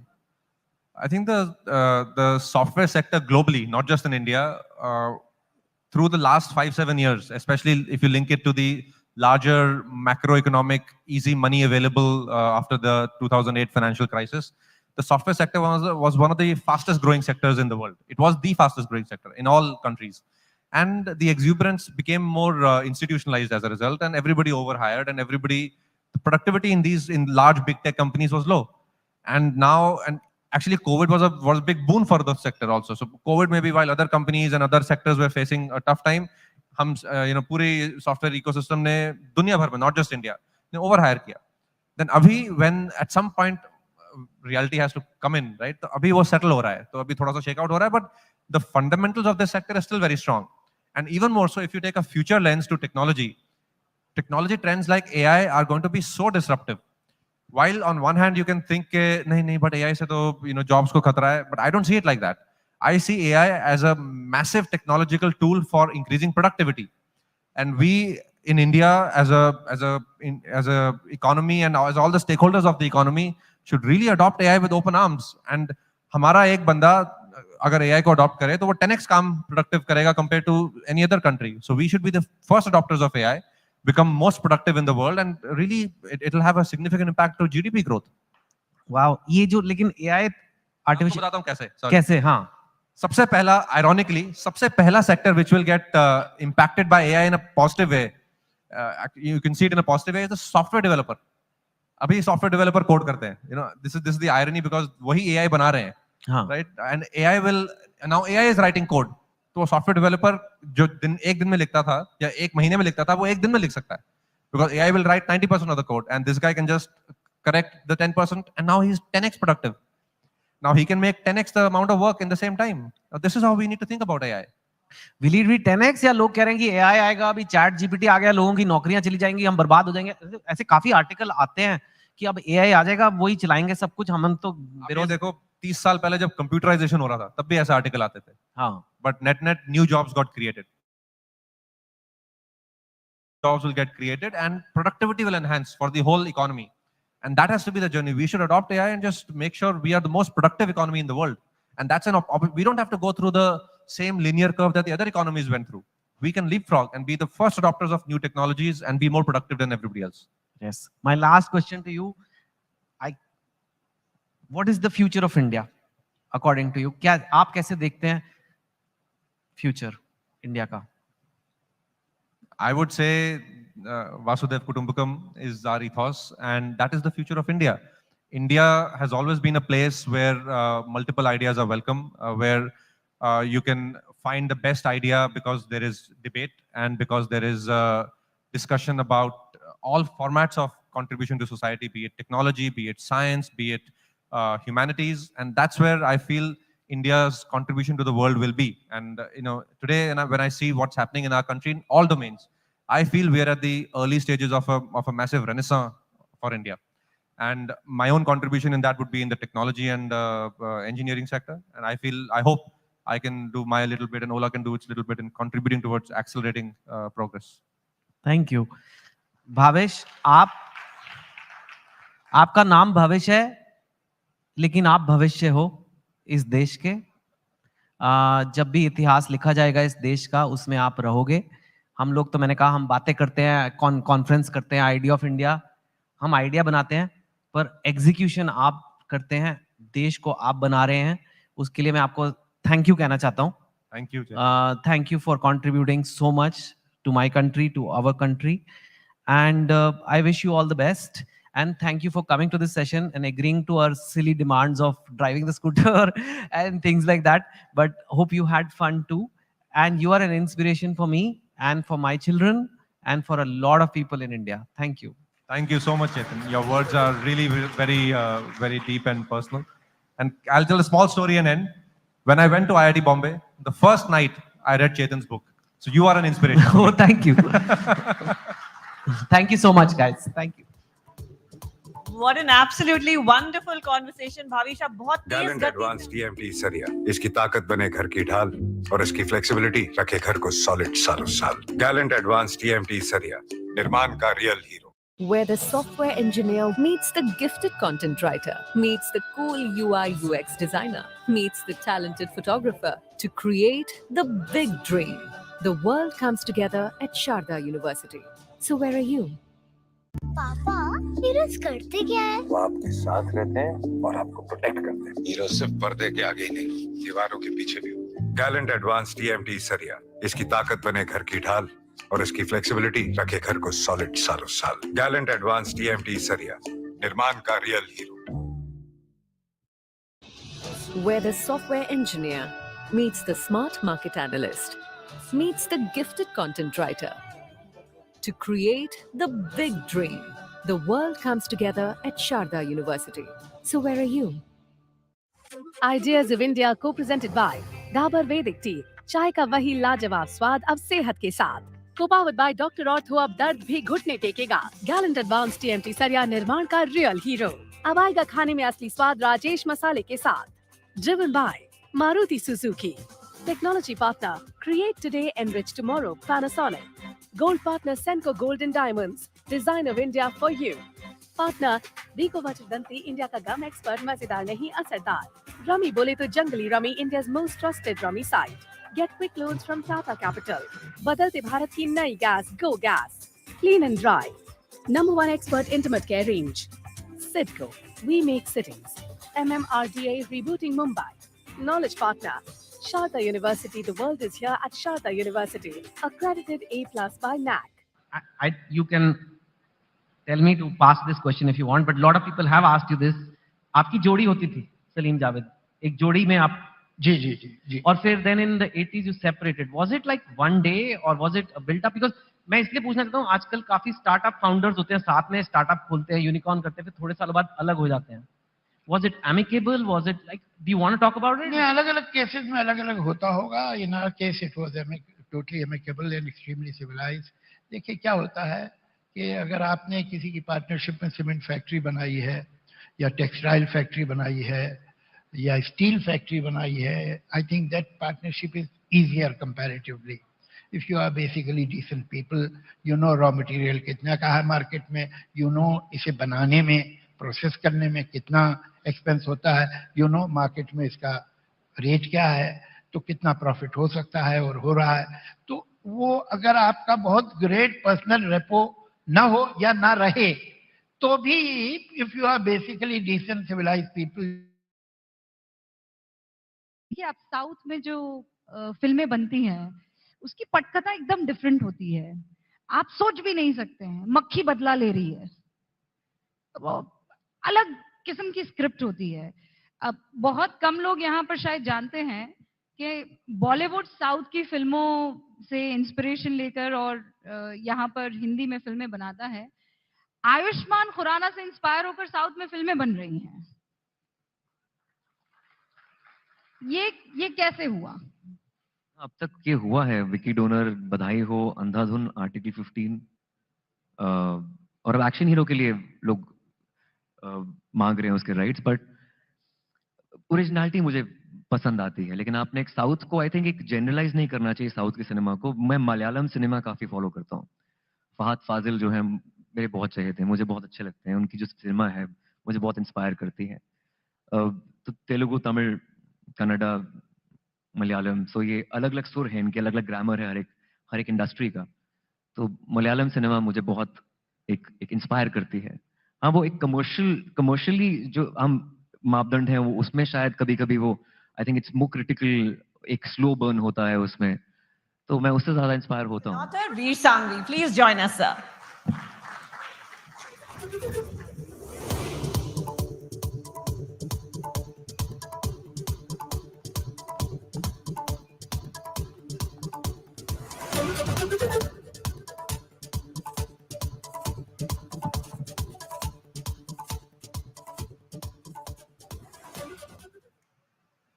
Ladies and gentlemen, I don't think I need to tell you very much about my guest today, so I'm going to plunge right in. Nandita Das, I'm going to start with you. You were, when you burst on the scene, regarded as possibly the finest actress of your generation. Commercial cinema chased you. You had a huge, huge career ahead of you in art cinema. But you made what, 2 films in the last 10 years? Instead, you've shifted to direction, which seems to be a real passion. So tell us about that choice. I stumbled upon acting, so it was, neither a dream or an ambition. And I'd done my master's in social work, and I was working with NGOs, and I was quite happy with it. And then after doing FIRE, I realized that suddenly people were calling you to functions like this, and you had to speak about things. And I thought it was a good opportunity to talk about things you care for. So for the longest time, I remained an hesitant actor, an actor who thought that, films was more a means to an end. It just gave me opportunities through my films and through other platforms that it offered to talk about things. But I think when you're on various sets, and some sets where you think I could tell that story better, I have to admit sometimes you feel that. And also there are stories that compel you to sort of tell them. So for me, Firak, my first film, happened after the Gujarat carnage in 2002. And, it was the first time we were seeing images on television of that violence. And what I was more intrigued by was that when the obvious violence finishes, everything that lingers on, just the prejudice, the anger, the emptiness, and all these emotions is what I wanted to really represent. And that's how Firak was born in 2008. And it wasn't distributed very well. I was very disappointed, and I thought, God, I put everything into it, and I'm never going to direct again because I'm done with that. And then in 2012, it was Manto's centenary, and I read Manto, and I felt he was so relevant to our times. And I was just grabbed by him, and I kept reading him, and I said, no, I'm going to make a film on Manto. And in 2018, I made the film Manto. So both of them were very sort of organically were born. Yeah. And the new one, Zwigato, was born during the pandemic, where you have these contactless deliveries. And I was just, wondering that this whole gig economy that has made our life so convenient, we don't even know who they are, what their life is. They are not from the traditional working spaces. They are left on their own with their app and their phone. So it was that desire to kind of make these people who are hidden in plain sight more visible. So that's how Zwigato was born. So till now, it was just far more organic. But now, I mean, now literally now after Zwigato, I feel that maybe this is what I really want to do, is to tell stories and, you know, take filmmaking a little more seriously.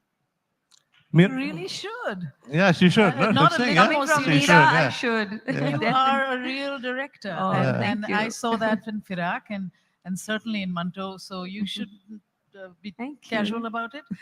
You are That's a director. praise, huh? You have Coming to- from Mira Mira. is somebody obviously Yeah. I grew up, you know, watching, admiring. She's also a friend. We've met many times.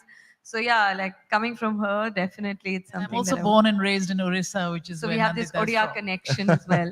Soriola, Morigola. Mira, names, actors and actresses do. You're not just a household name in India, but if you ask Americans who Meera Nair is, and if they're interested in cinema at all, the chances are they will know. It's a very unique position for a director to be so well regarded in India and to be so well regarded in what? The most competitive film industry in the world in America. And you've done this pretty much on your own terms. You're still a director. She talked about doing things that she wanted to do. And you, like Nandita, have done things that you want to do. And your canvas has been pretty much the whole world because you've made films everywhere from Africa to India to America to other places as well. So when you started out, was this what you wanted to do? No, I began as an actor, actually. Really? Also, I began as a stage actor, and I grew up in Orissa. I was born in in Rourkela, and then lived in Bhubaneswar for most of my life. My father was a civil servant. It was theater that propelled me to perform. Mostly the theater of. Originally the traditional jatra form of theater, the mythological theater that would come through Bhubaneswar. And I just saw how one could transform and transport an audience through a great oral storytelling, but very few props.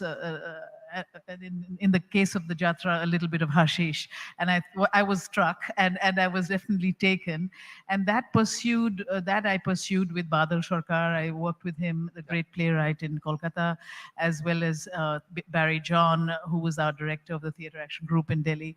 So I actually started as an actor, but then got a scholarship to come abroad to the United States, where I performed, but I had to get credits for things. So I stumbled into, literally without having a design, into filmmaking.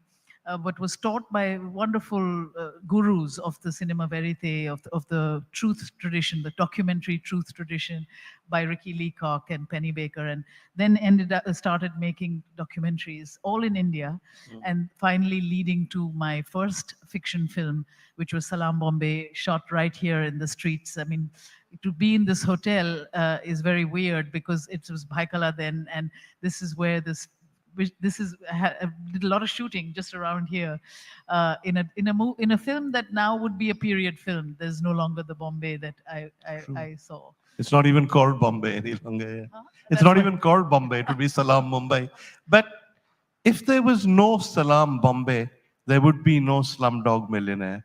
Around the time when you made that film, at least in Hollywood and the Oscars and places like that, India was an exotic place. They knew nothing about us. So what was that journey like, getting that film made? Salam Bombay was a life and death story. Seriously, it was not. No one knew me. No one had the money for me. I got a little grant of $150,000 from NFDC, the National Film Development Corporation, for which they sucked my blood dry, but they gave me the money, and went to Channel 4 in England, who matched that money, and that was the money with which I started the film. But the point was that I didn't want to apologize for the cinema. I didn't want to say I'm from the third world and that's why it looks out of focus and that's why it does this. I blew the entire 300,000 on 35 millimeter cameras, on great diffusion, good lighting, but on the streets with street children. So, but having no money really to finish the film in post production, which is where the French came in. I would shoot in the morning, and at night I would raise money on the phone because Europe was still 6 hours waking up, and that is how we made that film. It was really difficult, and I never knew from one day to the next whether I would be shooting, but we did. It was 52. There's a line at the end of the film: no guts, no glory, 52 locations, 52 days. What problem? No problem, which is what the kids would tell me. And and that was, I mean, like brutal, but also beautiful, because I got to tell it exactly my way, and also had the great stewardship and collaboration from my wonderful writer and close friend Suni Tarapurwala, whose The Streets of Bombay are her beat. She's the Bombay wala, I'm the Delhi wala. So it was a very extraordinary film that we finished, and then we went to Cannes. I had never been to a feature film festival before, but they had invited it, and there we won all the prizes, and thankfully one prize, the Camera d'Or, came with $50,000, which was the exact amount of debt that I had on my head after that film. But the beautiful thing about that film, which doesn't happen often, was the question that I had before making film, like Nandita said earlier to me, like, can art change that makes you think of the world differently? And for me, Salam Bombay was a way, always from the first day, to honor street children, to give them back a childhood that they had fled from, but not to just clean them up and give them dinner and then forget about them. And so we formed from the profits of the film Salam Balak Trust, which is still thriving today, 38 some years later, a foundation for street kids. We have several centers for street kids. We house, we educate. We've brought the arts in a big way to Salam Balak Trust. So our kids are puppeteers, our writers, our screenwriters, our performers, as well as going to regular school. And that's extraordinary to change the government policy actually on street kids so many years later. So it's actually something I told Danny Boyle, the director of Slumdog, to get involved with us, because it's not easy to set up these things. We have staff of about 180 social workers now at Salam Balak Trust. He didn't do that route, but it's a route that we've proven has worked, and it really has changed their lives. It's made a difference, right? Yeah. Absolutely. Nandita, I wanted to talk about the new movie because I was fascinated by what you said, that we live in this convenience economy where things are delivered to our door. And sometimes we believe it happens by magic. Of course, it doesn't happen by magic. There are real people who do it, and we don't even think about them. Now, it intrigues me that you made a film on that, and the casting intrigues me even more. So tell us about it.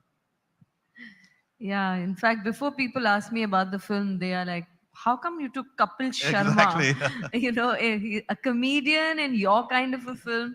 Either they think that finally I've succumbed and I'm now doing a commercial, some blockbuster type.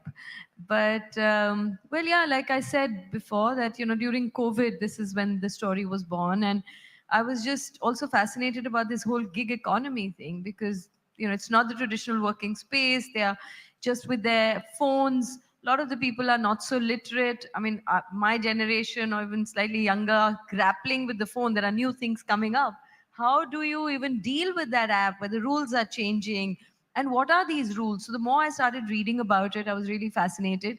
Initially, I wanted to put an anthology of 4 directors together to just talk about this new India that's kind of now emerging in the last few years. And unfortunately, the anthology kept sort of disintegrating with the other directors, had bigger projects to do. And then my producer, the people we had gone to, Applause Entertainment, their CEO, Sameer Nair, said, why don't you expand and make it into a feature film? And I was like, no, I don't understand this rating and algorithm enough to, go beyond the 20 minutes. But he kind of kept nudging me. And then it became not only about the food delivery rider, but his family, his wife, his children, and many other people who form our world that have remained so invisible. We have they're just there. It's like the watchman, the nanny. Sometimes we don't even know the names of the people around us. And so it's not a blame game on big companies, or it's not blame game on the consumers. It's really a slice of life in 4 days. And I realized that by just telling a story of even one family in a span of 4 days, you can tell so much about the context, whether it's the religious disparity, whether it's the caste disparity, whether it's the gender disparity, all these things without it sounding messagey or trying to tell something. You can just by laying that world, there is so much that you can tell. And I think that's what the film is about. The film is about these small losses of dignity that people face that we don't realize, but these small acts of indignations. So yeah, that's the film. And Kapil, I don't have a TV. I hadn't never watched his show, but something popped up, as they say, serendipitously. It popped up on my screen where he and Karan Johar were presenting some award function, and I looked at him and I thought, wow, he looks like such a normal person.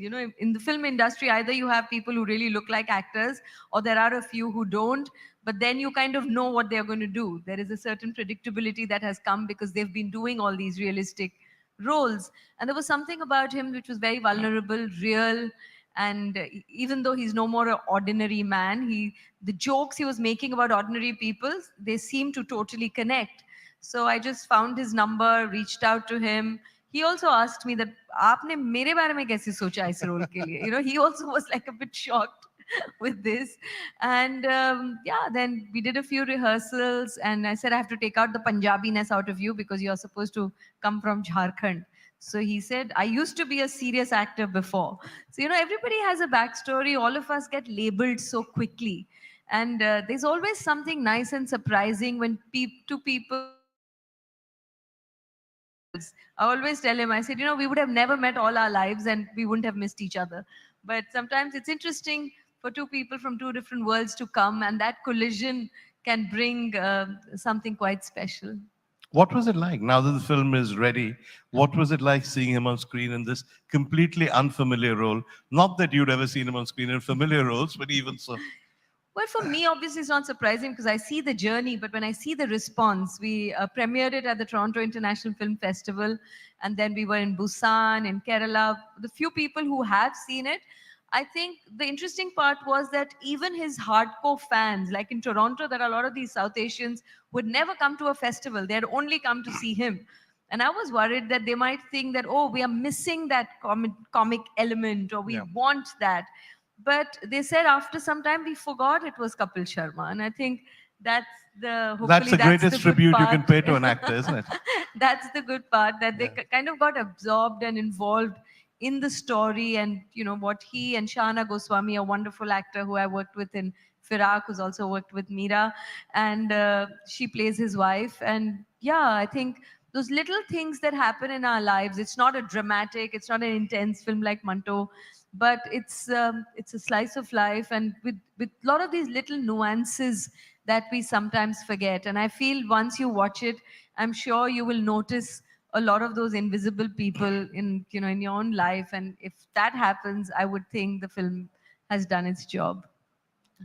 We talking about Kapil and the casting of Kapil Sharma. You're somebody who knows a bit about casting, right? You've been almost a acting academy. I've lost count of the number of people I saw first in your movies, and now we hear about. We think of Indian actors, but Denzel Washington, his second film was Mississippi Masala with you, right? You've hired people who the world didn't know about because presumably you saw something in them. Tell us about that process. Actually, it is something that gives me a unique sort of sense of joy to have seen, for instance, Irfan Khan at the age of 18 in a basement of the National School of Drama, and looking at him and speaking with him and wanting to work with him. And he left the school to come and live with me while we were doing Salam Bombay. He was going to be one of the children, and then was too tall to be a kid amongst a group of 5 because they were so malnourished. They only reached his torso. So he ended up with just one scene in Salam Bombay, but we acquired a very long friendship. And I said, I owe you. And then years later, 15 years later, I called him and he said, I have Ashok Ganguly in the namesake for him to play. It was really we thought of him right from the beginning.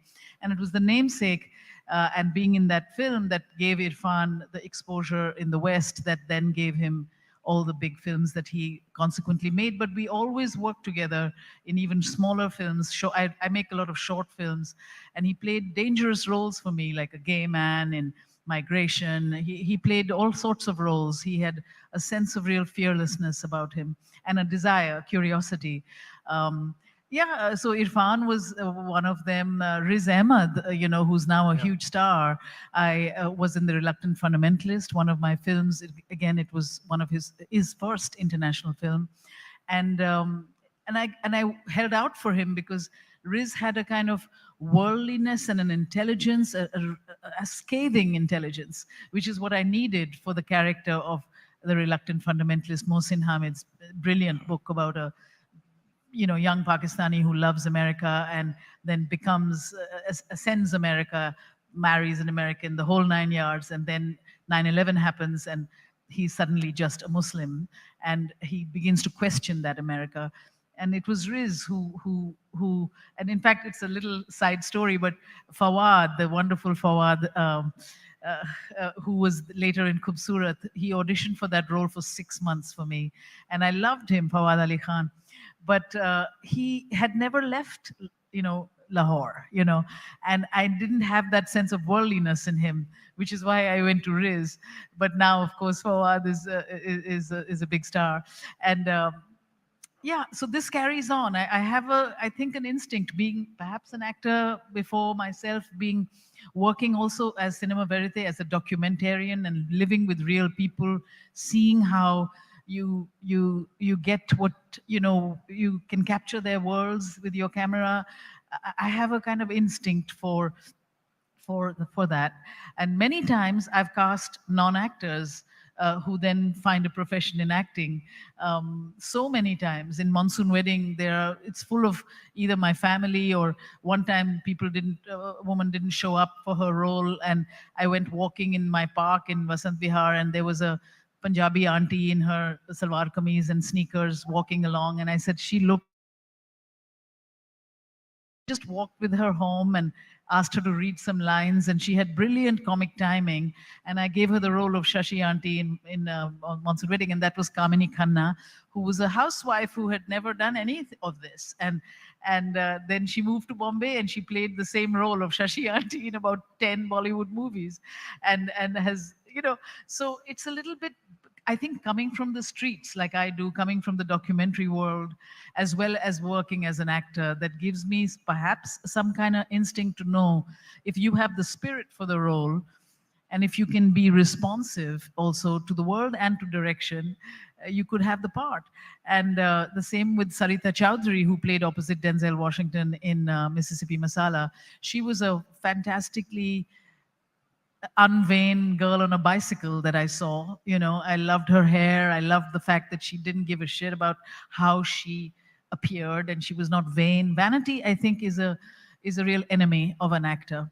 And sadly, actors are sometimes consumed with vanity, and it prevents the ego. When the ego comes in front of you, it prevents you from entering a role in the way at least I work. So so I cast Sarita Chowdhury, who's now actually pretty much of a household word in the States after many years of struggling. So it's something that gives me great joy. It gives me great joy to work with people from the street also. Queen of Katwe is a movie I made in East Africa, in Kampala, very much like Salam Bombay, with street kids, a true story of a young girl who sells water and then becomes a grandmaster in chess and gets out of the slum. And these are all kids that are playing a reality true to themselves, but opposite Lupita Nyong'o, an Academy Award-winning Kenyan actor, and David Oyelowo, another Hollywood actor. And in fact, in those kind of equations, it's the professional actors who have to kind of learn the sense of truth from those who have actually living their lives. So it's that balance between those who actually live that life, opposite those who have to imitate that life, that is a very beautiful exchange. Sometimes it creates an alchemy that I love. So that's also some part of my signature in hindsight, is to be able to equate that world all the time. All the time I do it. Yeah. You've actually mentioned all of my favorite films of yours, Reluctant Fundamentalist, The Namesake. And a lot of them, you're right, have a lot to do with the casting. I can't imagine The Namesake without Tabu, for instance. It was just such a brilliant performance. But the other one you mentioned, Monsoon Wedding, I don't know how many people have seen it. It was a film, I think it started with a collaboration between you and somebody you were working with or teaching who was writing a script. And it's probably Sabrina, like, Sabrina Dhawan, Yeah. the one of the smartest students in the Columbia teaching class. I was teaching at Columbia And you University. spotted her then. And now when we think about the big Indian wedding, we think of diamond merchants and 8 days of celebration in Versailles or Florence. But the essence of an Indian wedding, the family dynamics, the family drama, I don't think any pictures captured the way you did in Monsoon Wedding. And I was intrigued because you're taking this very Indian story to the last show business bastion of whiteness, Broadway. How is that going to work? Oh my God. Yes, so I spent the last 12 years creating a big Broadway bound musical of Monsoon Wedding, which is now going to open on the 13th of May in New York City, first off Broadway, and then we hope to be on Broadway by the end of the year. It's been, again, a very long and seriously painstaking odyssey, because I didn't want to do it like the Broadway folks do. I wanted to do it the Desi way, our way. So I went to Vishal Bhardwaj, my friend and great music composer, to do the music for Monsoon Wedding, because it is a true musical, 21 songs where the stories where the songs propel the story. And I, worked with Sabrina herself, Sabrina Dhawan, the screenwriter, and Arpita Mukherjee, two wonderful writers who could adapt the film into a stage musical. It has its own form, and the only way that one can really test a live musical with an orchestra and actors who sing, dance, and nothing lip sunk about this particular play, and is to test it in audiences. So we opened in 2017 in California. We ran for 100 shows. We then went to Delhi and made it work in a factory, just to see which songs work or not. And finally now, we just opened as the World Cup entertainment in Doha for 12 shows last November. And now we're opening in New York City. And I really invite all of you to come, but also know that my main goal is to open it in India. And we hope to come here by the end of this year or early next year. And to have so it's been a really hard journey. I thought I was nuts for a long time, but I was also tired of seeing just white folks on stage. I was tired of Fiddler on the Roof and all these great plays that tell their stories. And it's about time that our stories are told, but our way. And that is what I hope Monsoon Wedding will be for all of us when we open in a couple of months. Well, look forward to that. Nandita, I want to ask you a vaguely personal question about your work, because you're, of course, a very good director, and of course, as I said, probably the finest actress of your generation. And yet, in all of your work, there's been much more than just acting or directing. Almost everything you've done has focused on people at the margins of our society, people who are ignored, people who you feel should be brought to greater attention. You've done things that make a difference to India as a whole, even early in your career, whether it was lesbianism, it was the condition of widows, or whatever. You've always done things that are not popular, that are not necessarily the obvious things to do. Was that one of your motivations when you got into this field? Yeah. I mean, I don't know if it's a conscious choice, it's sometimes just an instinctive choice, the kind of projects that you get attracted to. Like I earlier said, that films wasn't something that I sort of consciously moved towards. And I think when you don't really have a goal, you don't really work towards it. You just, you're more invested in the journey, and you kind of, one thing leads to the other. And if you keep getting attracted to projects that are saying something that resonate with you, that's, you just do it. You're not sort of thinking how this will make me do my next project, but you just do it because you believe in it. And I've been fortunate. I've worked with many amazing directors, some new films. Like every time I meet Meera, I tell her, I said, I have to work with you before I die. So she's got that responsibility, and you all are the witnesses. But yeah, I've got I mean, 50 years. absolutely. I'm waiting. No rush. But yeah, so for me, like I said, Veer, earlier also, that, you know, it's more a means to an end. So for me to see what the story is, who's the director, and then the role. As an actor, you should be probably looking at the role first. But for me, I just want to enter and be part of those stories. So I think it's more an instinct. And yes, it's true that sometimes I feel I'm not really a true artist because art in itself doesn't excite me. Of course, when I'm watching a film as well, like sometimes, you know, it's made very interestingly, but if the story is not engaging me, I don't get involved in it. So for me, the story and the form, like what they call the content and the form, both are important.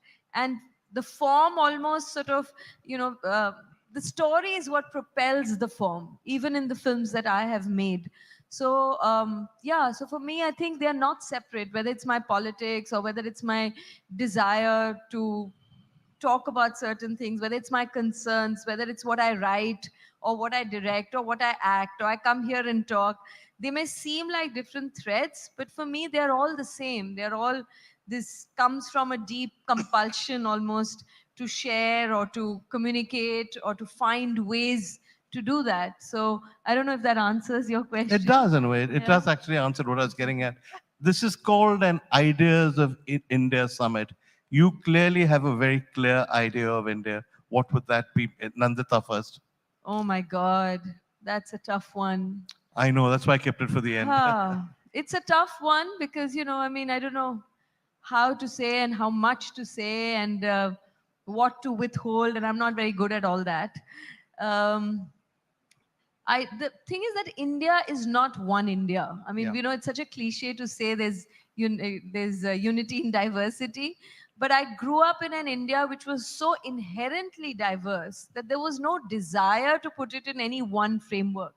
I never felt the need to kind of even define it, because by defining, you're kind of limiting India. India is everything. You have the most progressive ideas here, and you will have the most traditional and bigoted ones. You know, you will have anything, you pick up a cuisine to culture to music to anything that you pick up, there isn't any one India.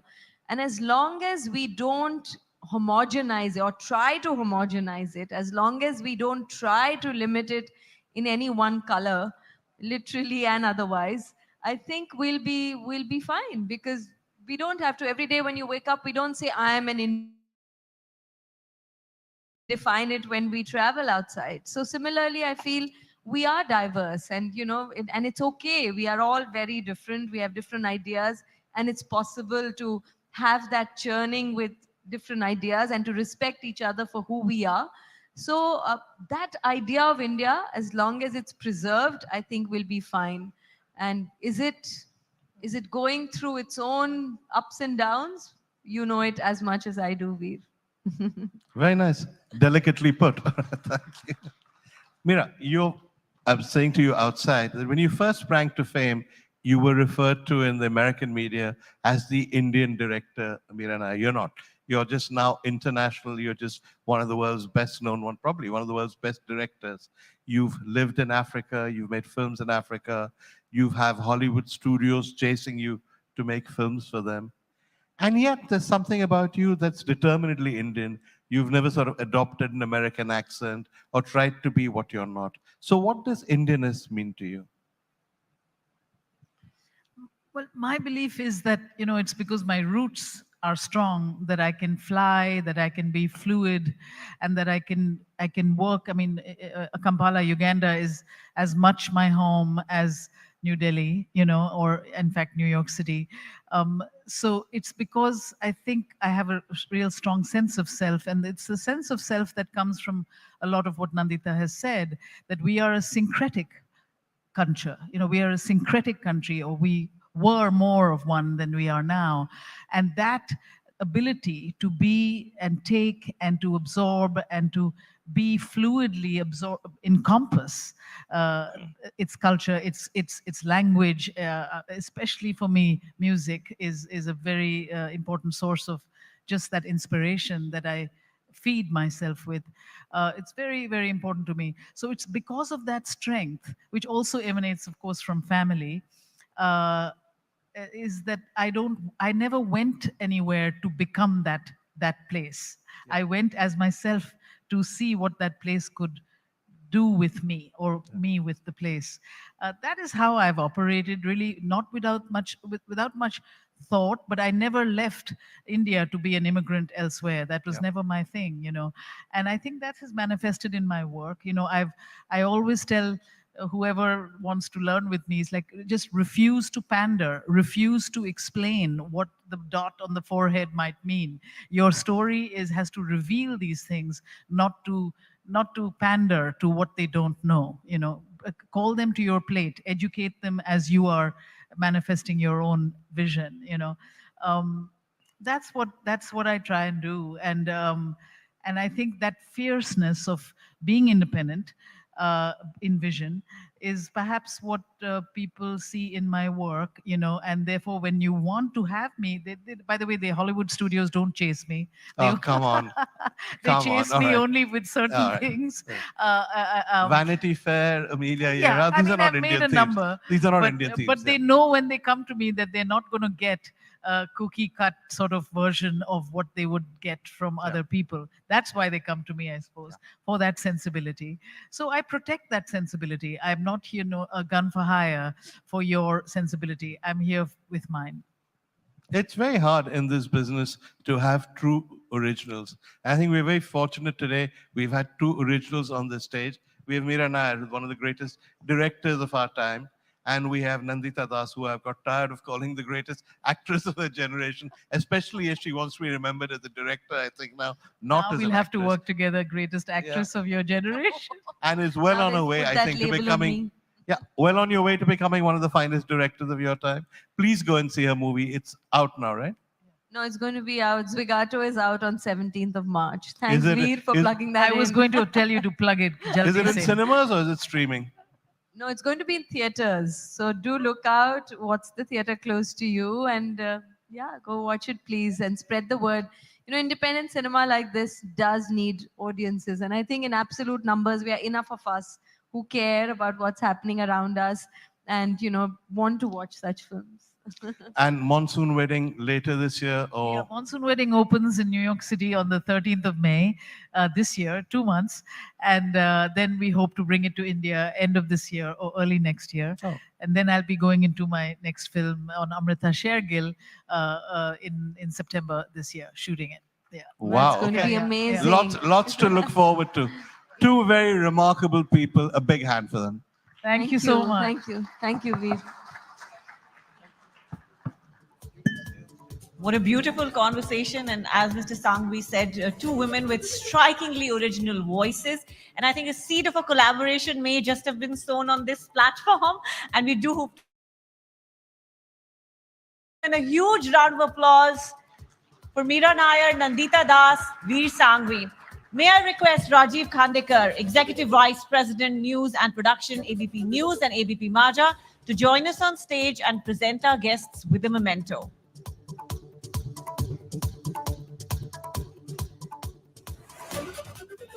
Where the software engineer meets the smart market analyst, meets the gifted content writer.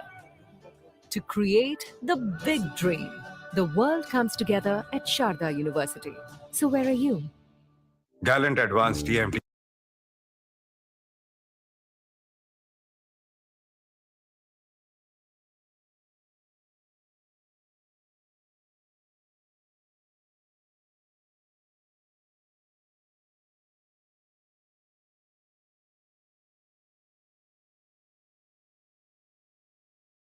का खाने में असली स्वाद राजेश मसाले के साथ driven by Maruti Suzuki. Technology partner, create today, enrich tomorrow, Panasonic. Gold partner, Senco Gold and Diamonds, design of India for you. Partner, Rico Vachidanti, India का गम expert, मजेदार नहीं असरदार. Rummy bole to jungly rummy, India's most trusted rummy site. Get quick loans from Tata Capital. Badalte Bharat ki nai gas, go gas. Clean and dry. Number one expert intimate care range. Sidco, we make sittings. MMRDA rebooting Mumbai. Knowledge partner. Sharda University, the world is here at Sharda University. Accredited A+ by NAC. पापा heroes करते क्या है? वो आपके साथ रहते हैं और आपको प्रोटेक्ट करते हैं। हीरो सिर्फ पर्दे के आगे ही नहीं, दीवारों के पीछे भी। गैलेंट एडवांस टीएमटी सरिया, इसकी ताकत बने घर की ढाल और इसकी फ्लेक्सिबिलिटी रखे घर को सॉलिड सालों साल। गैलेंट एडवांस टीएमटी सरिया, निर्माण का रियल हीरो।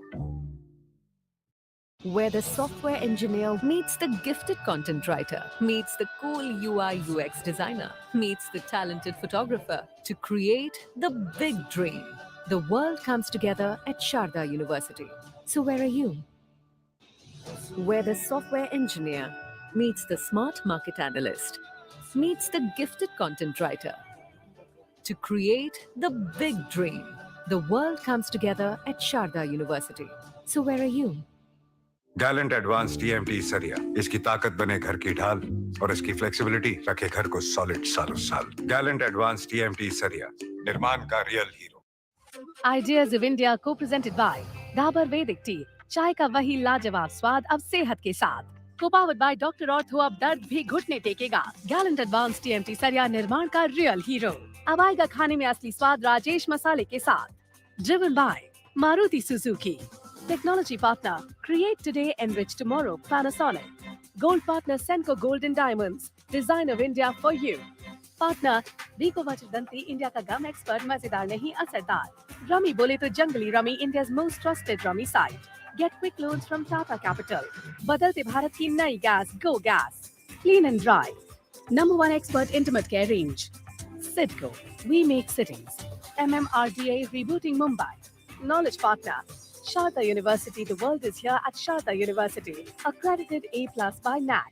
पापा हीरोज करते क्या है? वो आपके साथ रहते हैं और आपको प्रोटेक्ट करते हैं। हीरो सिर्फ पर्दे के आगे ही नहीं, दीवारों के पीछे भी। गैलेंट एडवांस टीएमटी सरिया, इसकी ताकत बने घर की ढाल और इसकी फ्लेक्सिबिलिटी रखे घर को सॉलिड सालों साल। गैलेंट एडवांस टीएमटी सरिया, निर्माण का real hero. Where the software engineer meets the gifted content writer, meets the cool UI UX designer, meets the talented photographer to create the big dream. The world comes together at Sharda University. So where are you? Where the software engineer meets the smart market analyst, meets the gifted content writer to create the big dream. The world comes together at Sharda University. So where are you? Gallant Advance TMT सरिया, इसकी ताकत बने घर की ढाल और इसकी flexibility रखे घर को सॉलिड सालों साल। गैलेंट एडवांस टीएमटी सरिया, निर्माण का real hero. Ideas of India co-presented by Dabur Vedic Tea, चाय का वही लाजवाब स्वाद अब सेहत के साथ। Co-powered by Dr. Ortho, अब दर्द भी घुटने टेकेगा। Gallant Advanced TMT सरिया, निर्माण का रियल हीरो। अब आएगा खाने में असली स्वाद राजेश मसाले के साथ। Driven by Maruti Suzuki. Technology partner, create today, enrich tomorrow, Panasonic. Gold partner, Senco Gold and Diamonds, design of India for you. Partner, Rico Vachidanti, India का गम expert, मजेदार नहीं असरदार। Rummy bole to jungly rummy, India's most trusted rummy site. Get quick loans from Tata Capital. Badalte Bharat ki nai gas, go gas. Clean and dry. Number one expert intimate care range. Sidco, we make sittings. MMRDA rebooting Mumbai. Knowledge partner, Sharda University.